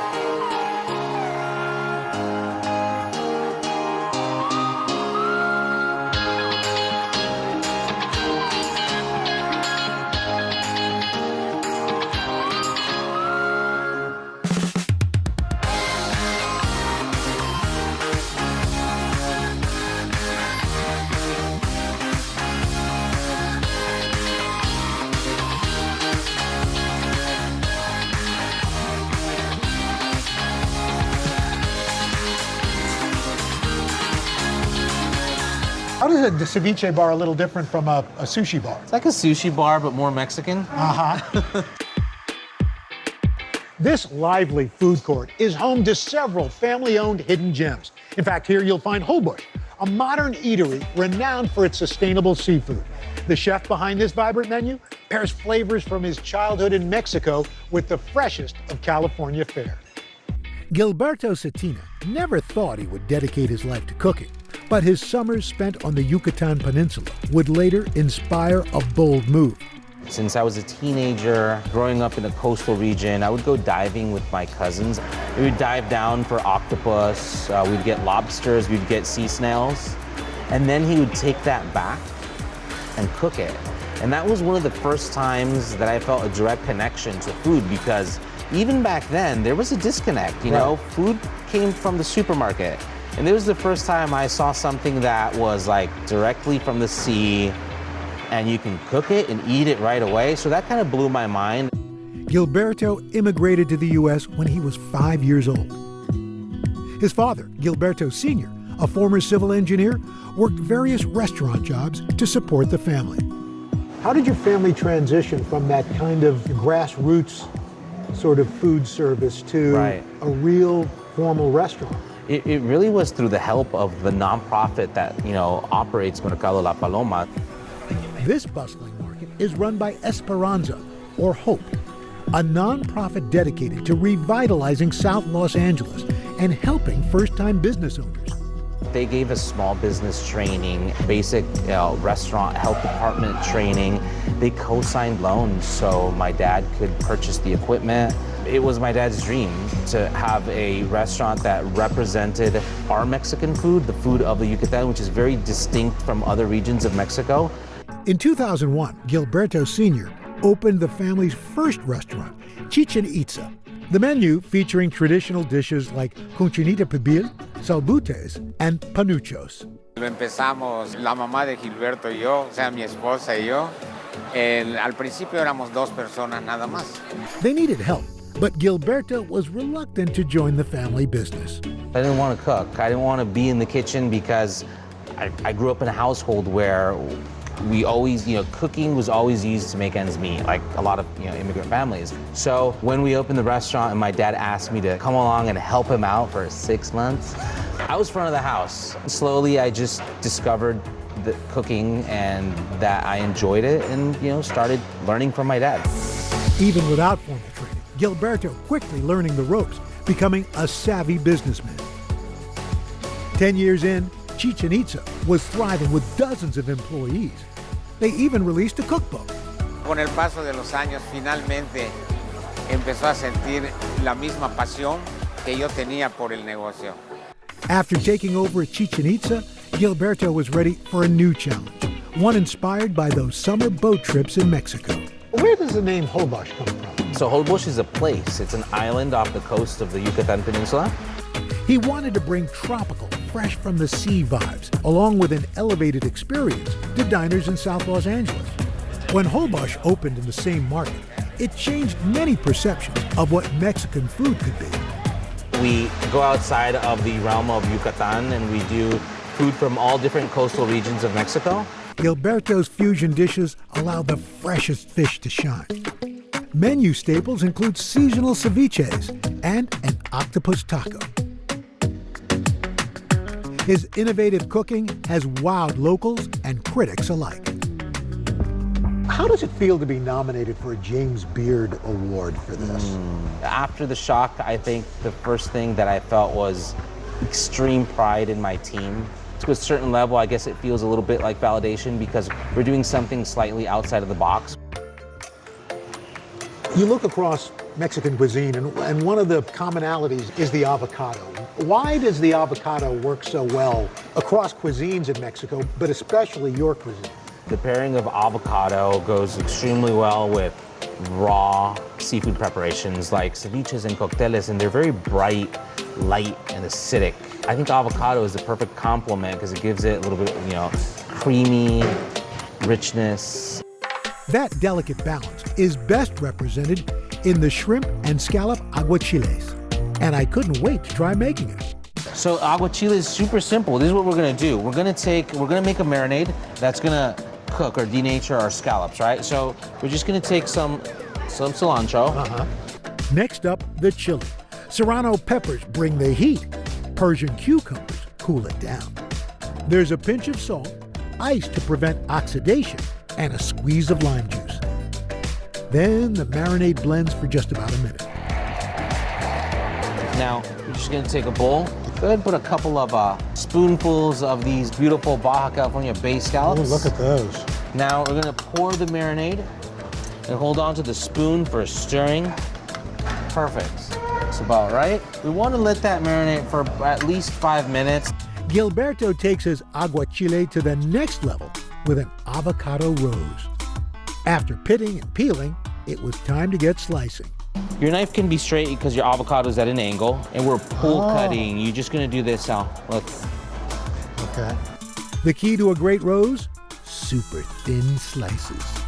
We're hiring, you know. Okay. Now the next step, hands, right? We're gonna do this motion. We're gonna fan out the avocado, right?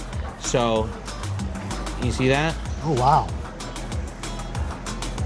There you go. Looking good there. I think that's good enough to roll. You're gonna start at the tip right here, and you just roll this one like that. You see how that's forming a really big flower? Yes. This is a pretty advanced skill, but I think it's one worth practicing. Oh, yeah. And it's a nice party trick, you know? Sure. Impress your friends. Yeah. So, which one should we use? I think that one. Made by the professional. Time to plate it up. That's looking beautiful. You're a lot neater doing this than I am. I'll take like a spoonful of them and just drop it on there and then arrange them on the plate. Ah, pro tip. And of course, the finishing touches. Wow. This is our scallop aguachile. And I helped make it. Can something this pretty taste as good as it looks? That looks like a good bite. That's amazing. Thank you. I'm glad you enjoyed it. But yet so simple. Thank you, sir. Al, it was a pleasure. Fantastic.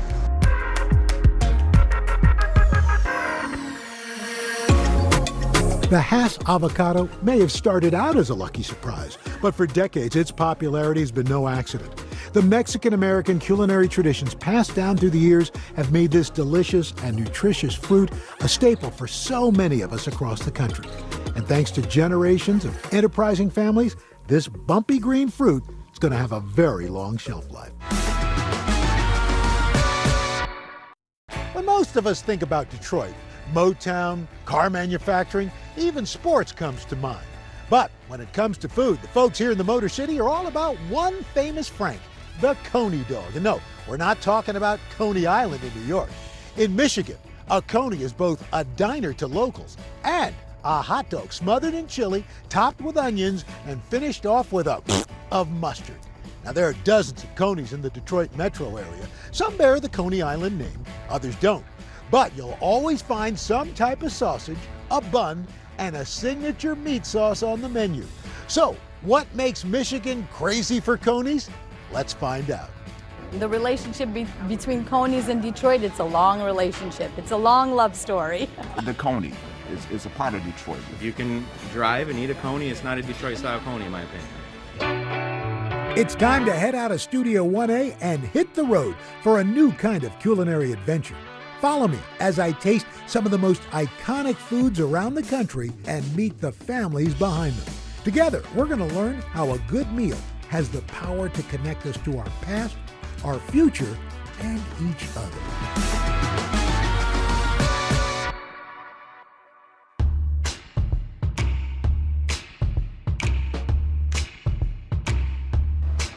Welcome to Detroit. What do you say we travel back in time to the earliest days of the Coney? The folks at American Coney Island have been dishing up this local specialty for more than 100 years. In fact, this restaurant and the one next door, well, they've got a shared history. But American has been run by the same family for 3 generations. Founded by a Greek immigrant, this restaurant story is synonymous with the legendary hot dog of this city. What do you say we go meet the family? One to go plain, one fry.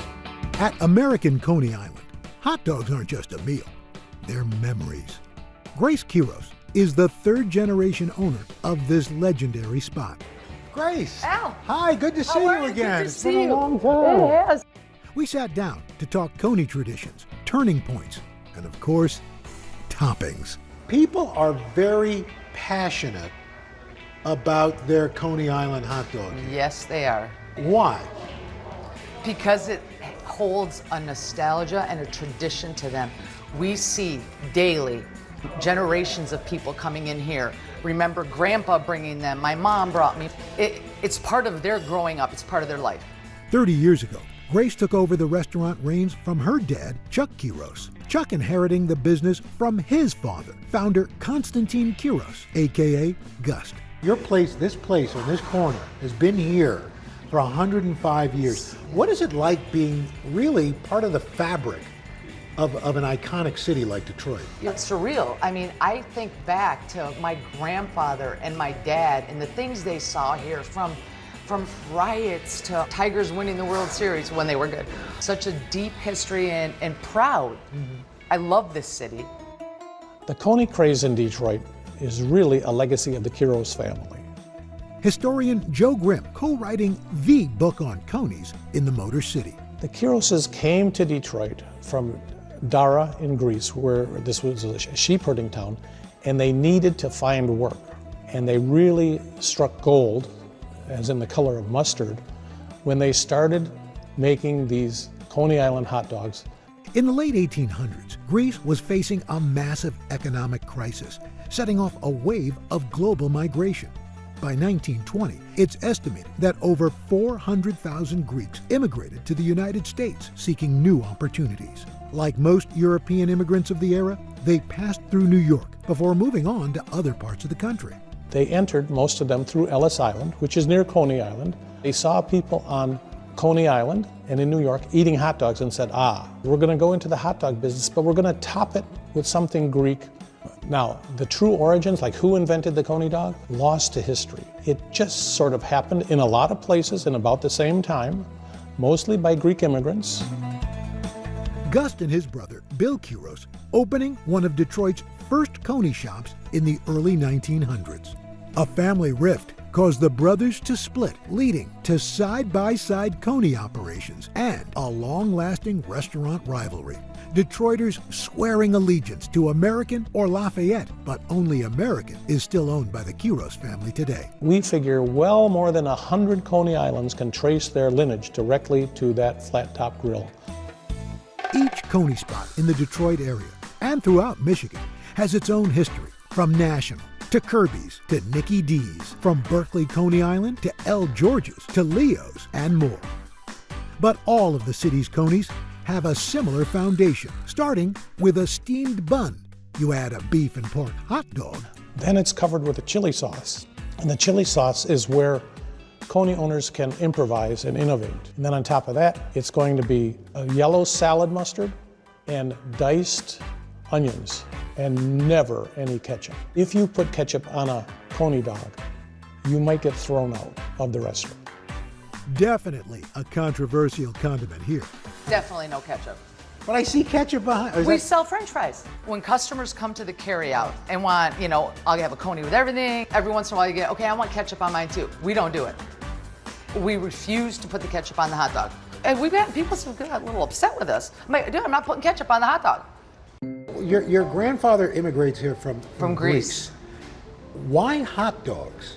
It was something that he had seen when he landed at Ellis Island in New York. He saw, the amusement park. You got to remember, he was a young man, came over with no money, borrowed a pair of shoes. He heard the automotive business was hiring in Detroit, made his way to Detroit, thinking they'll hire me even though I don't know how to read or write. They didn't. On this little corner right here where we are now, he started a little push cart. We're Greek, right? We know food. So Grandpa remembered the hot dogs, made a Greek chili sauce. Our chili's a little unique. You hear about a Coney Island hot dog. You Yes. think about Nathan's in New York City. But here's the difference. I'm going to stop you. Okay. A Coney Island in New York is an amusement park that Right. sells hot dogs. In Detroit, a Coney Island is it's the hot dog with the chili, mustard, onions on it.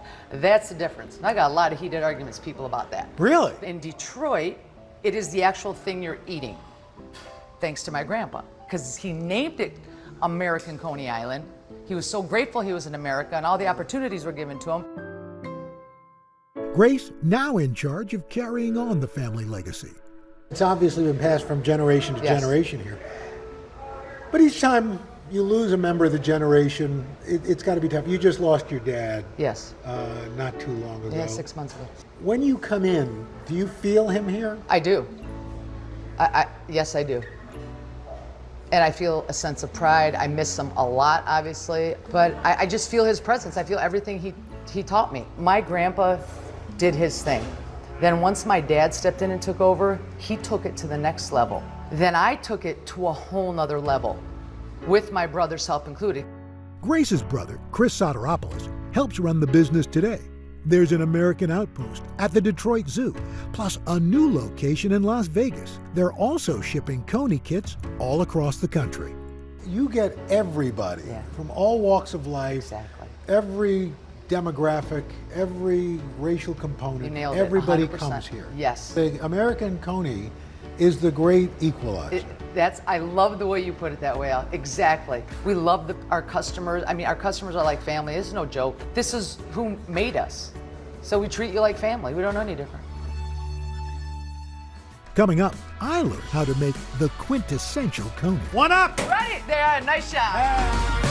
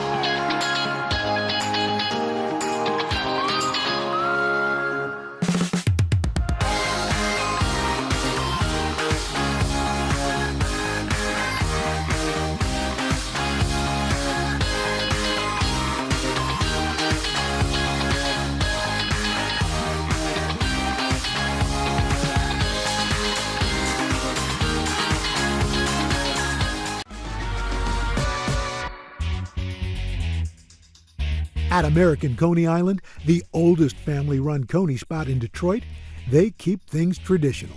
But you know, as I look at your menu, and I look at the pictures, they're vintage, let's say. It doesn't look like you have strayed that much from the original menu. We haven't. I won't. Why add to it when it's working? You know what else is working? Me. I got behind the grill with Grace to prep the perfect plate of Coneys. This is the proprietary hot dog. If you notice the natural casing. Yes. It's a 90% beef, 10% pork with a lambskin casing. That's like 3 meats in one. Exactly. Pork, beef, and lamb. That's right. And that's what makes it pop. Like when you bite into it, it snaps like a party in your mouth. Yes. That detail kept popping up everywhere we went. It's a warm bun, it's the snap of the hot dog. When you bite it, you hear that pop. You can tell it's a natural casing because when you bite it, it snaps back at you. The steamer bun. That's what we were talking. They're in a steamer. You know, there's just enough steam in here. So you're gonna pull out the bun. Right. Look for the cut. Yep. So open it up a little. Grab your plate. Yes. All right. So we're gonna grab one. Right. Come over here. Do you want to top it or do you want to? I want to watch the top. Okay. Give it a little mix. This is that little zhuzh. Greek. Yeah, that's right. It gets a little messy. Some chili. Add a little more. You know, be cheap with the chili. Greek spices. Yes. That's the magic. The secret spice blend? Well, it's secret. But the chili is made with ground beef. The tangy mustard. Tangy. Just a little lime. Nothing more. You take some onions, sprinkle them across, and there you go. Boom. Okay. 105 years. 105 years of magic. My turn. Get a plate. I need 1 up, which means I need 1 for a customer. 1 for a customer. Everything on it. Chili, mustard, onions. Get the split. Open it up a little more, El. All more? right, that's not too bad. Okay. Boom. All right, now I come Keep over the bun here. open because you want the chili to go you want with the it. chili to go in. Yeah, you want the chili. You want it, yeah. I want that You're chili. gonna chintz out on Get that a little- chili. Don't chintz on the chili. Turn your dish a little so it's easier for you to pour over all it. right. That really, it does have a creamy See, consistency. it's really creamy, right? Exactly. Mustard. There you go. Ooh, that's heavy mustard. Did they order heavy mustard? No, they didn't. I'm making this for myself. Exactly. There you go. All right, 1 up. Ready? There, nice job. Yeah. Awesome. Woo! Good job, Al. Hey now.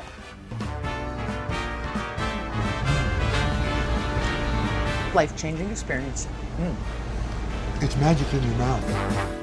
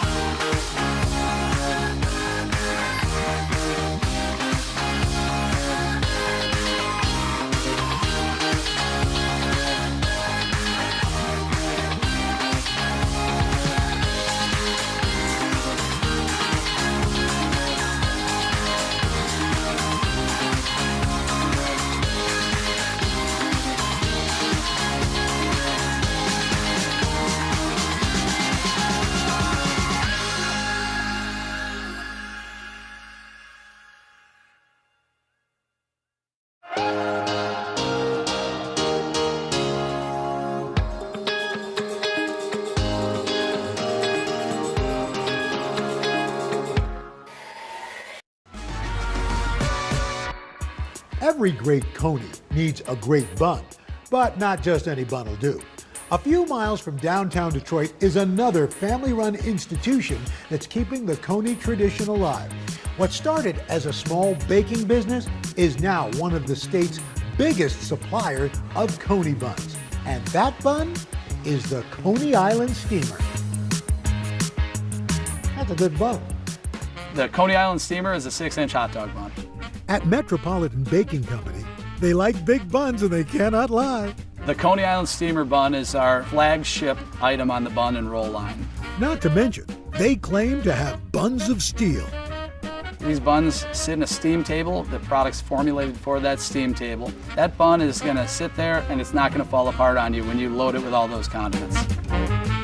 In Michigan, Coney dogs aren't just a tasty meal, they're big business.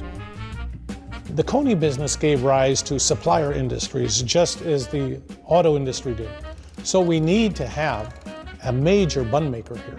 The big maker nowadays is Metropolitan Bakery, and they bake these Coney dog buns with the sponge dough method. For 3 generations, the Cordes family, who also trace their roots back to Greece, has risen to the occasion, selling specialty breads.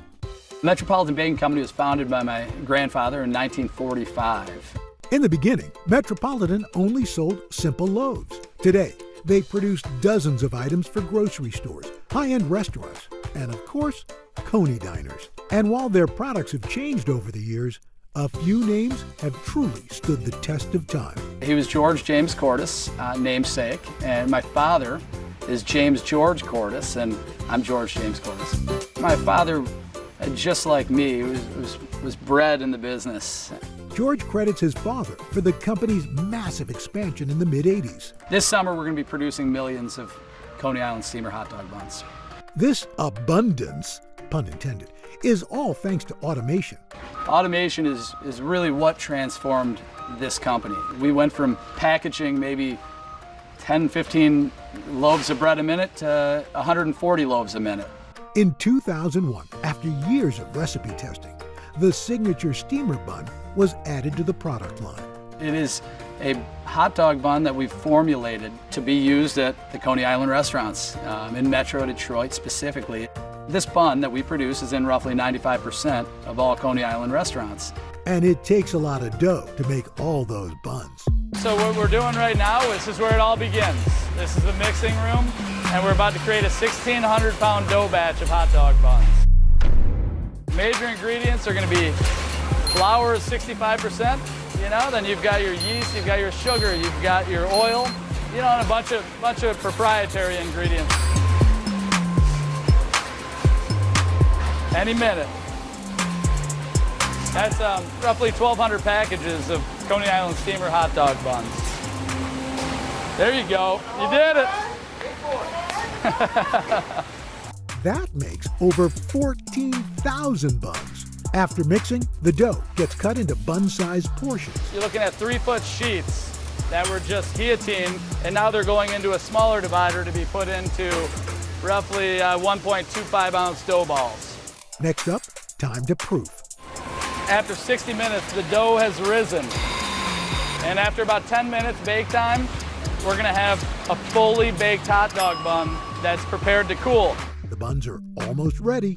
The product's sliced, after the cooling conveyor, and then it's paddled on top of each other to create a 12-pack, a dozen buns. The baskets are headed down to logistics and ready to be set up for routes. Then it's off to stores in Michigan's finest Coney restaurants, including American Coney Island. While the factory may have a lot of machinery, George has always been hands-on. So I worked here every summer throughout high school and throughout college, almost every position. And you really learn what hard work is as a kid to work in a bread factory, when it's 110 degrees out. When Grandpa George started the company, he had fewer than 10 employees. Today, they've got almost 100. When they say employees, family employees, that's what John is. He's literally family. John Grabowski has worked with all 3 generations of the Cordes family. At 12 years old, he took a summer job washing buckets at Metropolitan. Today, he's the plant's lead engineer. It's like family. When you come to this business, everybody that's here, they feel like family to me. Everybody says hello to each other. It's a good camaraderie. Everybody likes each other. It's more than just bread and butter for the employees. It's really nice being run by a family-owned business. You can come to work and feel like you're at home. It's like a second family to me. We all work together. We get down in the dirt. We exchange all kinds of work habits, and we learn from each other, and we do the best we can. The longtime employees are proud, keeping Detroit's Coney tradition going strong. We all grew up eating Coneys, right? Comerica Park, baseball games as a kid with mom and dad and the grandparents, family time. Coney dogs that's a part of pretty much everybody's childhood. It's a joy to be a part of that heritage. Today, Metropolitan's running 6 days a week, 20 hours a day. The amount of product that we're sending out each day, from the first dough that's kicking out around 1:30 in the morning till the final package at 10 at night, I feel constant pride. As for the future, George's kids seem to have inherited his love for the bakery. My daughters, Cecile and Sloan, I bring them almost every Saturday. They actually tell me that they enjoy it more than Disney World. This is their favorite place on earth, just like what it was for me as a kid that age. It's that joy and a family legacy that George hopes will carry on for many years to come. I absolutely love what we're doing here. I love our history. I never want to be that third generation cliche. I want to continue the growth with my kids, or my kids' kids, have them look back, family members, and say, wow, that's incredible. Look at what you've done.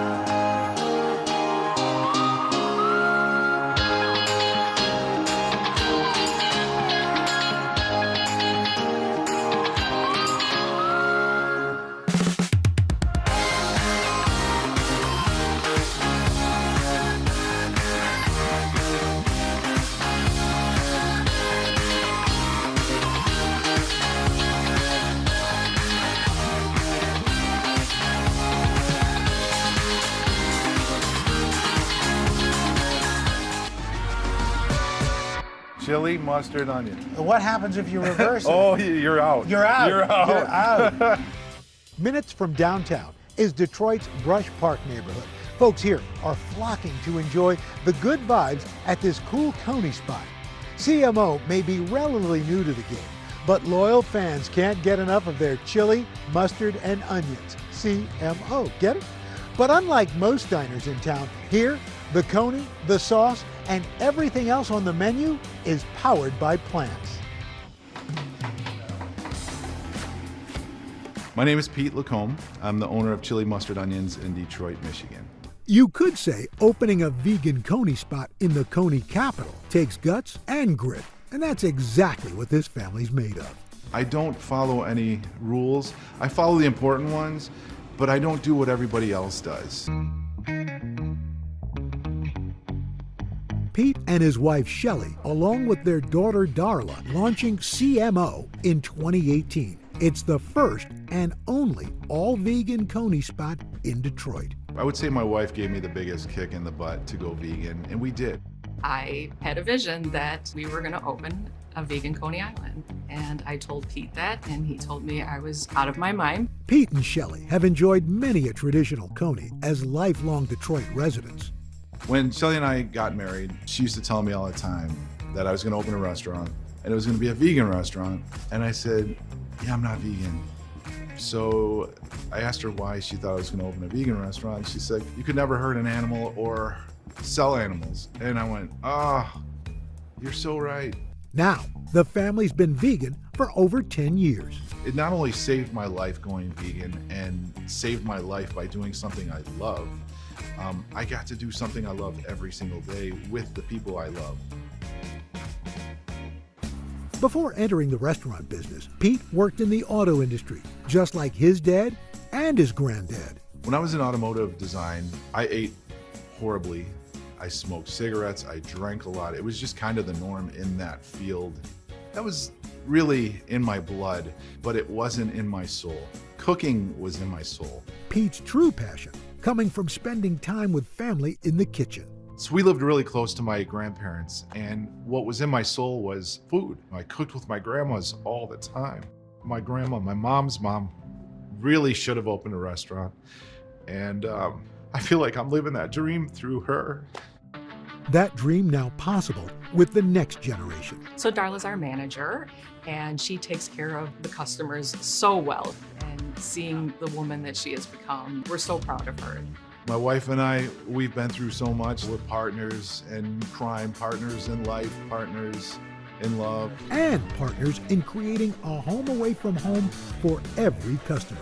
I created CMO, the interior, to reflect like my basement or my living room, where you could come over and eat at my house. Everybody's welcome in my home.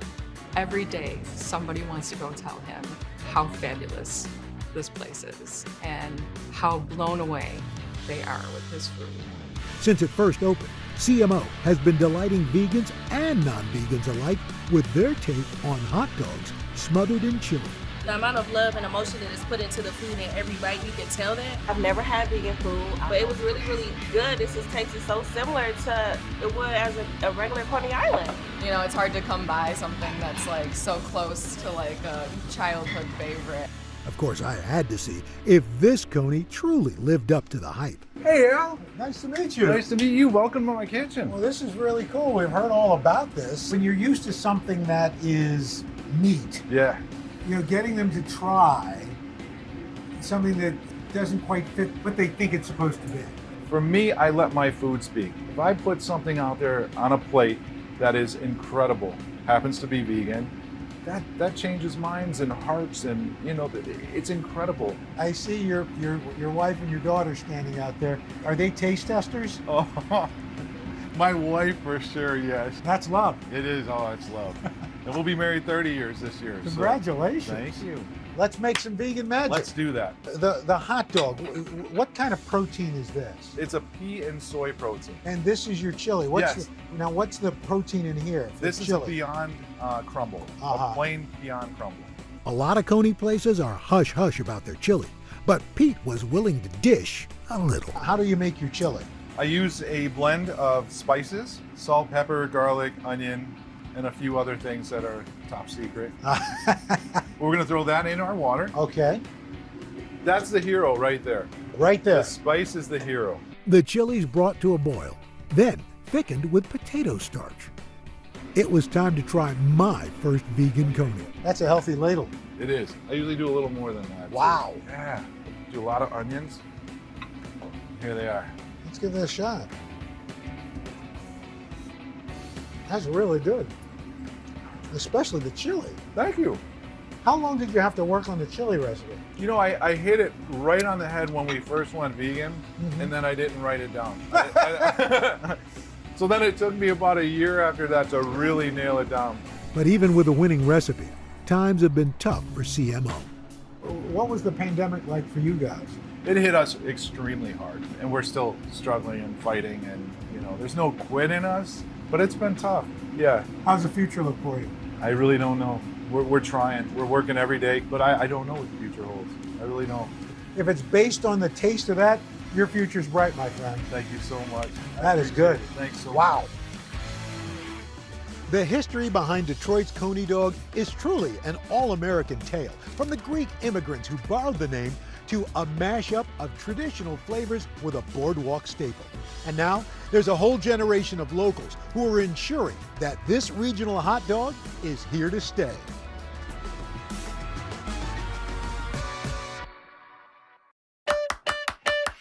Oh, pie there. Craig Melvin here, filling in for Al Roker on this episode of Family Style. And today we're talking all about one of the country's most popular desserts and a holiday staple. We're talking about pie. And as a Southerner and a pie lover, pecan here, it's my favorite, not pecan, pecan. So this assignment was almost too good to be true. From our Thanksgiving tables to our 4th of July barbecues to Christmas and the winter holidays, pie is central to so many of our celebrations. Homemade or baked at wonderful shops like this one called Michelle's Pies in Connecticut. Americans sure have strong feelings for pie. See what I did there? But how did we become a nation of pie people? Join me as I slice into the significance of this iconic dessert and piece together how and why different pies are so important to communities across this country.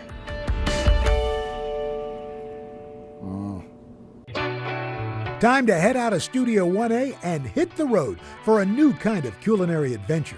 Follow me as I taste some of the most iconic foods around the country and meet the families behind them. Together, we're going to learn how a good meal has the power to connect us to our past, our future, and each other.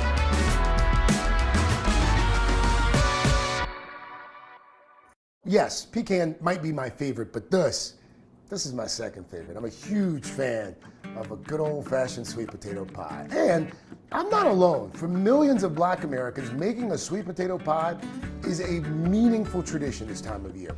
And in Minneapolis, one woman stopped selling her highly sought-after sweet potato pie, and with the help of her family, started giving them away for free.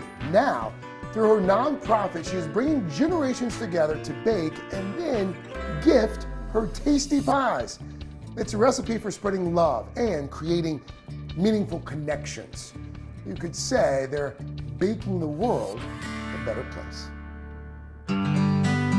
Here's to the joy of our Blackness, our beauty, our energy, our power. Yeah. Just being able to come together in unity. Onward. Onward. That's Rose McGee, the founder of the Sweet Potato Comfort Pie. On a fall morning, a group of women gathered at her home just outside Minneapolis. I appreciated young Brittany Wright approaching me and saying, Miss Rose, you really should teach us young women how to make sweet potato pie. I'll just take a little piece of the shell itself and just slide it in there, and that'll pull it right out a lot easier than trying to use a spoon because it's thicker. Gotcha. passing a tradition from one generation to the next. Mama Rose is really good at bringing people together, making them feel welcome and having a sense of belonging. And so I thought it'd be really cool on my birthday to bring a bunch of women together, sharing experiences, learning how to bake pies, learning something from the African American tradition. Each attendee will be making 3 pies to share with their community, 1 to keep, 1 to gift to an elder, and 1 to gift to someone younger than them. Once we got the first batch of sweet potatoes boiling, I started exhaling. When you peel, always go to the tip, and then it just pulls right off. For Rose, sweet potato pie is not just dessert, it's a catalyst for connection, one that she considers sacred. It seems like it's all about the pie, but really the pie just happens to be the sweet spot that brings people together. I used to sell the pies years ago. No idea that one day I would feel compelled to give them away. Not to sell them, but to give them away. I started Sweet Potato Comfort Pie in 2014, not really realizing that that's what I was doing. After the killing of young Michael Brown in Ferguson, Missouri, and I was sitting there watching television, like felt this calling. I obeyed that calling and made about 30 pies, packed them in my car, and my son Adam drove down with me. But what I discovered was people wanted to be heard and listened to. They wanted to feel that they were being respected. So I took that to heart and brought it back home. Back in Minneapolis, when George Floyd was killed, Rose stayed up all night baking pies to take to the memorial site to help her own community heal. And I didn't know what to do except make some pies.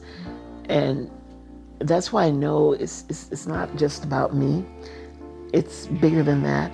Is anybody really going to respond to that? And people do.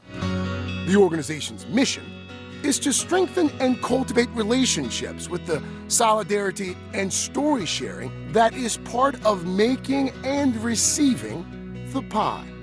I'm not trying to over-emotionalize anything, but I will say, it's something when people allow you to feel purpose and allow you to see beauty within yourself. The sweet potato pie we know today was inspired from West African cuisine and dates back centuries. To get to the root of its origins, we must first talk about yams. I'm Rossi Nastapulo. I'm the author of Sweet Land of Liberty, A History of America in 11 Pies. So a yam is an old world crop and a sweet potato is a new world crop. And so yams are really an important part of the West African diet. Whereas sweet potatoes, they are grown kind of on this side of the world. In the United States, sweet potatoes grew abundantly in the South. Enslaved Black Americans tended to these crops and cooked with them, contributing to many of the sweet potato recipes we know today. However, credit to Black chefs and cooks didn't come until the late 1800s. There was Melinda Russell's A Domestic Cookbook, and then Abby Fisher's What Mrs. Fisher Knows About Old Southern Cooking. And so these were 2 Black authored cookbooks that included recipes for sweet potato pie and really were an opportunity for these Black chefs and cooks to reclaim their knowledge and have the credit given to them. When emancipation comes, they continue to make sweet potato pie, and this time they're making it for themselves, their families, and their communities. So you're just gonna put in a third of the way? For those close to the sweet potato comfort pie, it's what's in the batter that really truly matters. Antoinette Pearson Ettinger is a pastry chef and helps manage the kitchen at sweet potato comfort pie gatherings. I was at the first meeting here in Rose's living room. When I was growing up, if there were some trauma in a family or some celebration in a family, you went down the street with the pies in your hand to present to the family that was either in need or is celebrating and communicate with the folks that are there. The pies are ready. Today, back in Rose's kitchen is one of those celebrations in honor of Brittany's birthday. What I appreciate about this, we have been in responsive mode. We try to respond to these crises that happen across the country and locally. So to do something more celebratory is very uplifting and very inspiring for us all. It's a sisterhood. Through these pies, through Mama Rose, we're able to celebrate each other, empower each other, encourage each other, and we're doing it in a way through unity. The future of sweet potato comfort pie, I believe, is a good one. Everybody has this need of wanting to connect, and when you're baking a pie, you're gonna connect. The heart of the comfort pie connection is love and a commitment to greater good. And of course, always keeping their eyes on the pie. When in doubt, bring a bunch of black women into the kitchen and we'll figure it out. Coming up, a family in Lancaster, Pennsylvania, whose ancestors helped invent a sticky dessert that's still being served up today.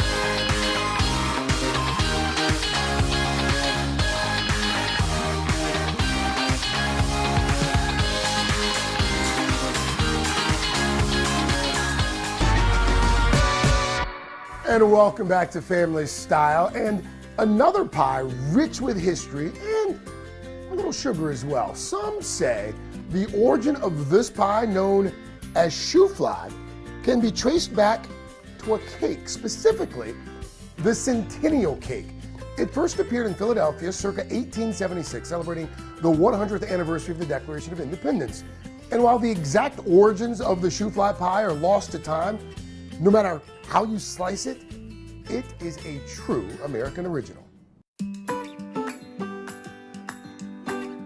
In the heart of Pennsylvania's bucolic Amish country lies a town with a name that sounds like a familiar adage.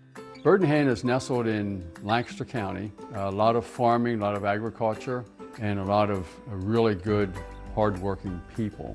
Just has a peaceful and calm feeling. It just envelops you. Bird in Hand isn't just the name of this small village. It's also the namesake of a family-owned corporation that runs a group of lodges, a campground, and eateries. John Smucker runs the business. Under his wings, the Bird in Hand Bakery and Cafe, best known for its shoofly pie. Raised Mennonite, John and his wife Myrna have deep roots in this neck of the woods. My family story in Pennsylvania begins in 1752 when my immigrant ancestor Christian Schmucker emigrated from Switzerland and Germany, came to America, established a farm homestead here in Lancaster County. And I'm the 8th generation. Pennsylvania Dutch refers to immigrants who came to the U.S. from German-speaking countries in the 18th and 19th centuries, mainly to escape religious persecution in Europe. By the late 1700s, it's estimated that these immigrants accounted for more than a third of Pennsylvania's population. No, that'd be the new farmers. He's out there doing it.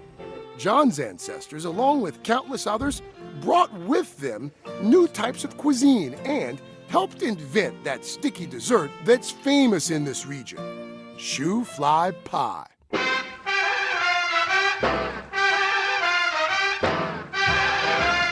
The origins of Shoofly Pie are a little bit murky. One historian traces it back to centennial cake, which was made in the 1800s as a celebration of Pennsylvania's centennial. Shoofly Pie, an apple pandowdy makes your eyes light up.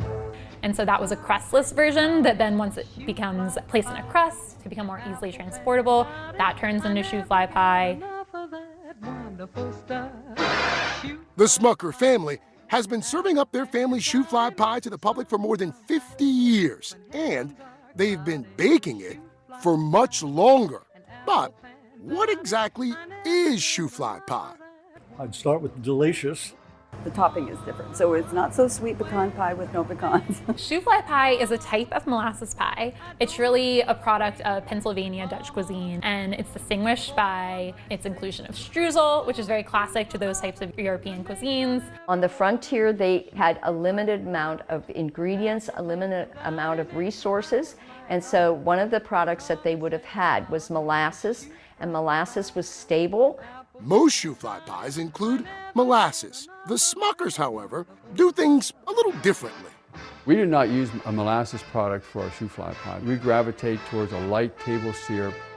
Another unique feature of Shoofly pie, the traditional ingredients don't require refrigeration, making it a convenient treat for the many Amish residents in this part of the country.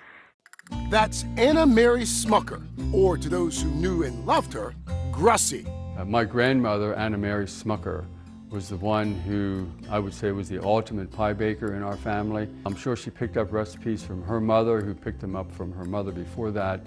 In a 1938 edition of National Geographic on the Pennsylvania Dutch, Grussie was even featured with 4 of her kids, including John's dad, and a Shoofly pie. John comes from a long line of bakers, influenced by his grandparents and his parents. My mother was a pie baker, so she was a busy cook and a housekeeper. And my father was out on the farm and doing different businesses, and so she was busy in the kitchen taking care of the family. In 1970, John's father, Paul, opened the family's first restaurant. There, they started serving the family's signature pie to locals and tourists. In the mid-'80s, John opened another nest for foodies, Bird in Hand Bakery and Cafe, just to keep up with the soaring demand for their baked goods. Pumpkin pie, Shoofly pie, and cherry crumb pie. I just love pies. The pies here are all made from scratch, including the ooey gooey wet bottom Shoofly, using Smucker's recipe that's been passed down for generations. And apparently, this pie isn't just for dessert. I have it for breakfast, lunch, and dinner, not necessarily every day. What's delicious on the plate first needs to take shape. And we like our Shoofly pies to be sweet and smooth. There are 2 main components, the goo and the crumbs. The wet filling is made with hot water, light table syrup, light brown sugar, baking soda, and eggs. It's stirred with a canoe paddle-sized kitchen tool. So to us, the goo is one of the most important features of the pies. That filling is poured into a homemade pie crust. The pie's signature crumb topping is made with pastry flour, light brown sugar, cinnamon, salt, and shortening, which is combined in a large mixer. Crumbs go on top, and then this goo is down below in a layer that's about a ½ an inch thick. When we bake it, the crumbs work down through into the pie a bit and help to create what I call that middle layer. Back when Grussie made her pies, she didn't shoo the grandkids away. She just let us dig in. After about an hour in the oven, the pies are cooled, covered, and carried right from the kitchen to the bakery. While visitors to this bakery savor unforgettable flavors and a pinch of the past, for John and his family, the pies are symbolic of so much more. My grandmother would always say, give good measure. She was a very hospitable person. I see pies as part of hospitality. These folks are proudly carrying on a unique Pennsylvania Dutch tradition here in the land known as Bird in Hand. Coming up, a New York City baker's quest to bring back a long-lost Christmas-time pie.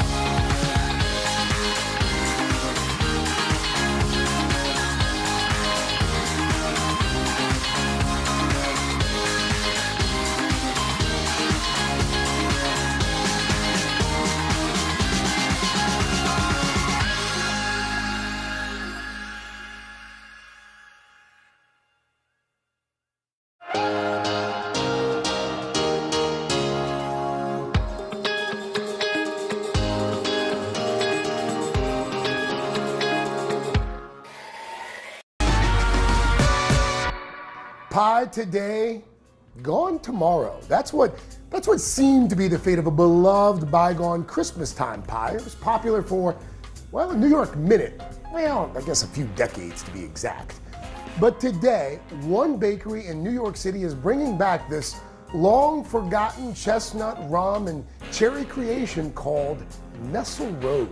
It's not your traditional pumpkin, apple, or blueberry dessert, but it is a treat that many older New Yorkers probably remember from childhood. Served up with a slice of nostalgia and a memory of decadent New York.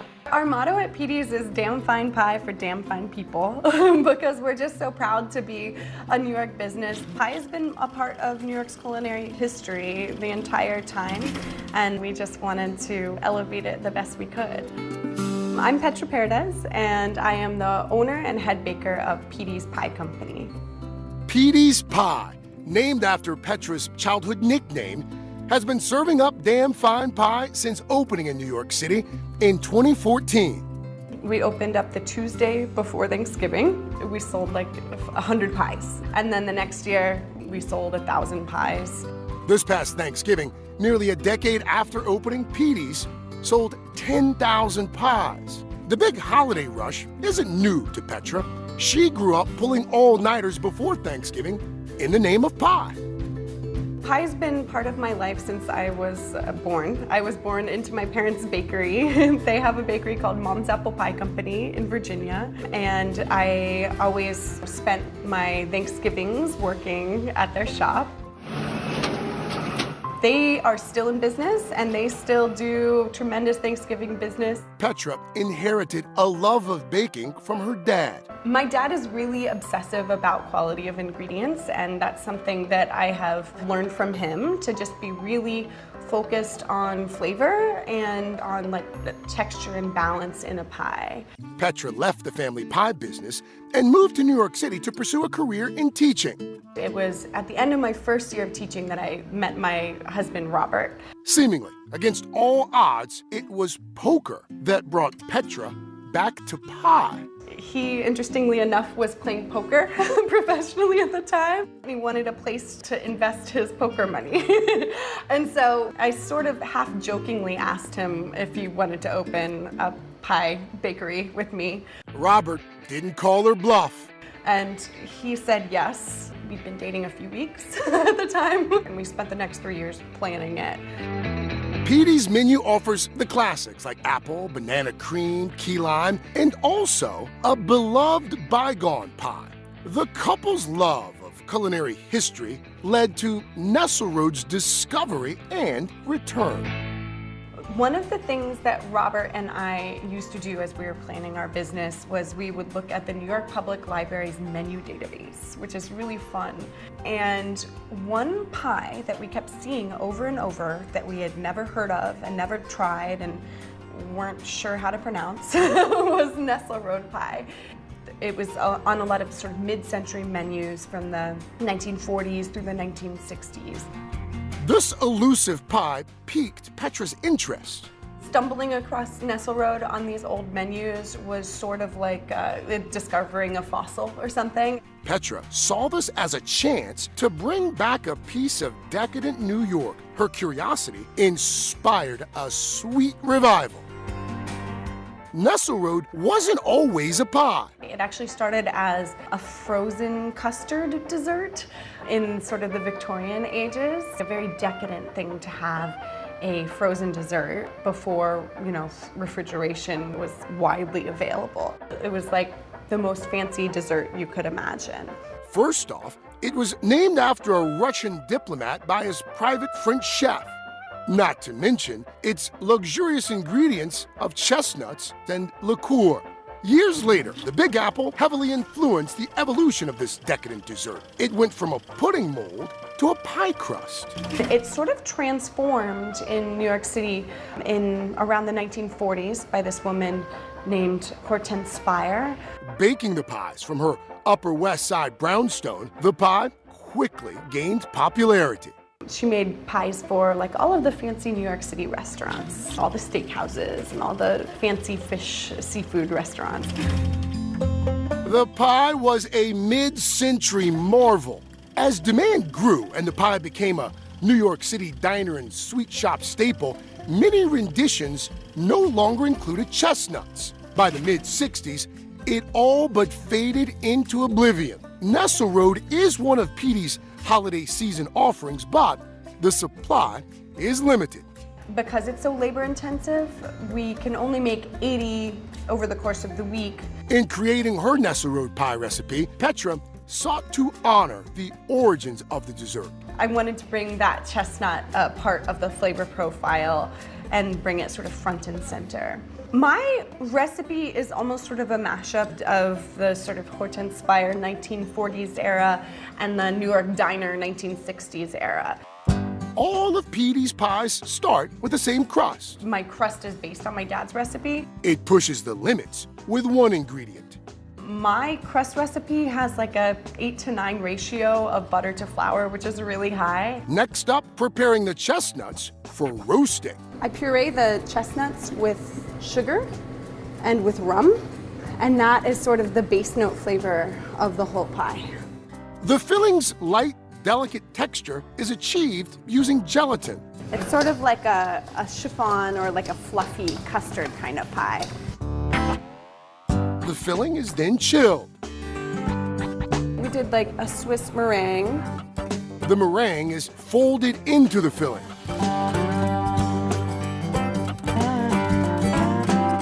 Time to top with ganache. And of course, the final step, a cherry on top. They're actually sour cherries. When I hear that somebody who hasn't tried Nestle Road Pie since the 1960s tried my Nestle Road Pie and loved it and just got a sense of nostalgia out of it, it really sort of brings a whole other layer of meaning into the work that I do. Outside of the bakery, Petra and Robert are raising 3 little pie people, with a 4th on the way. My kids are really into pie. They really love to eat pies. As for if their kids will share a slice of the shop one day, who knows if they'll want to continue the pie business. I look forward to passing on everything that I know, just like my parents did, and seeing if they're interested.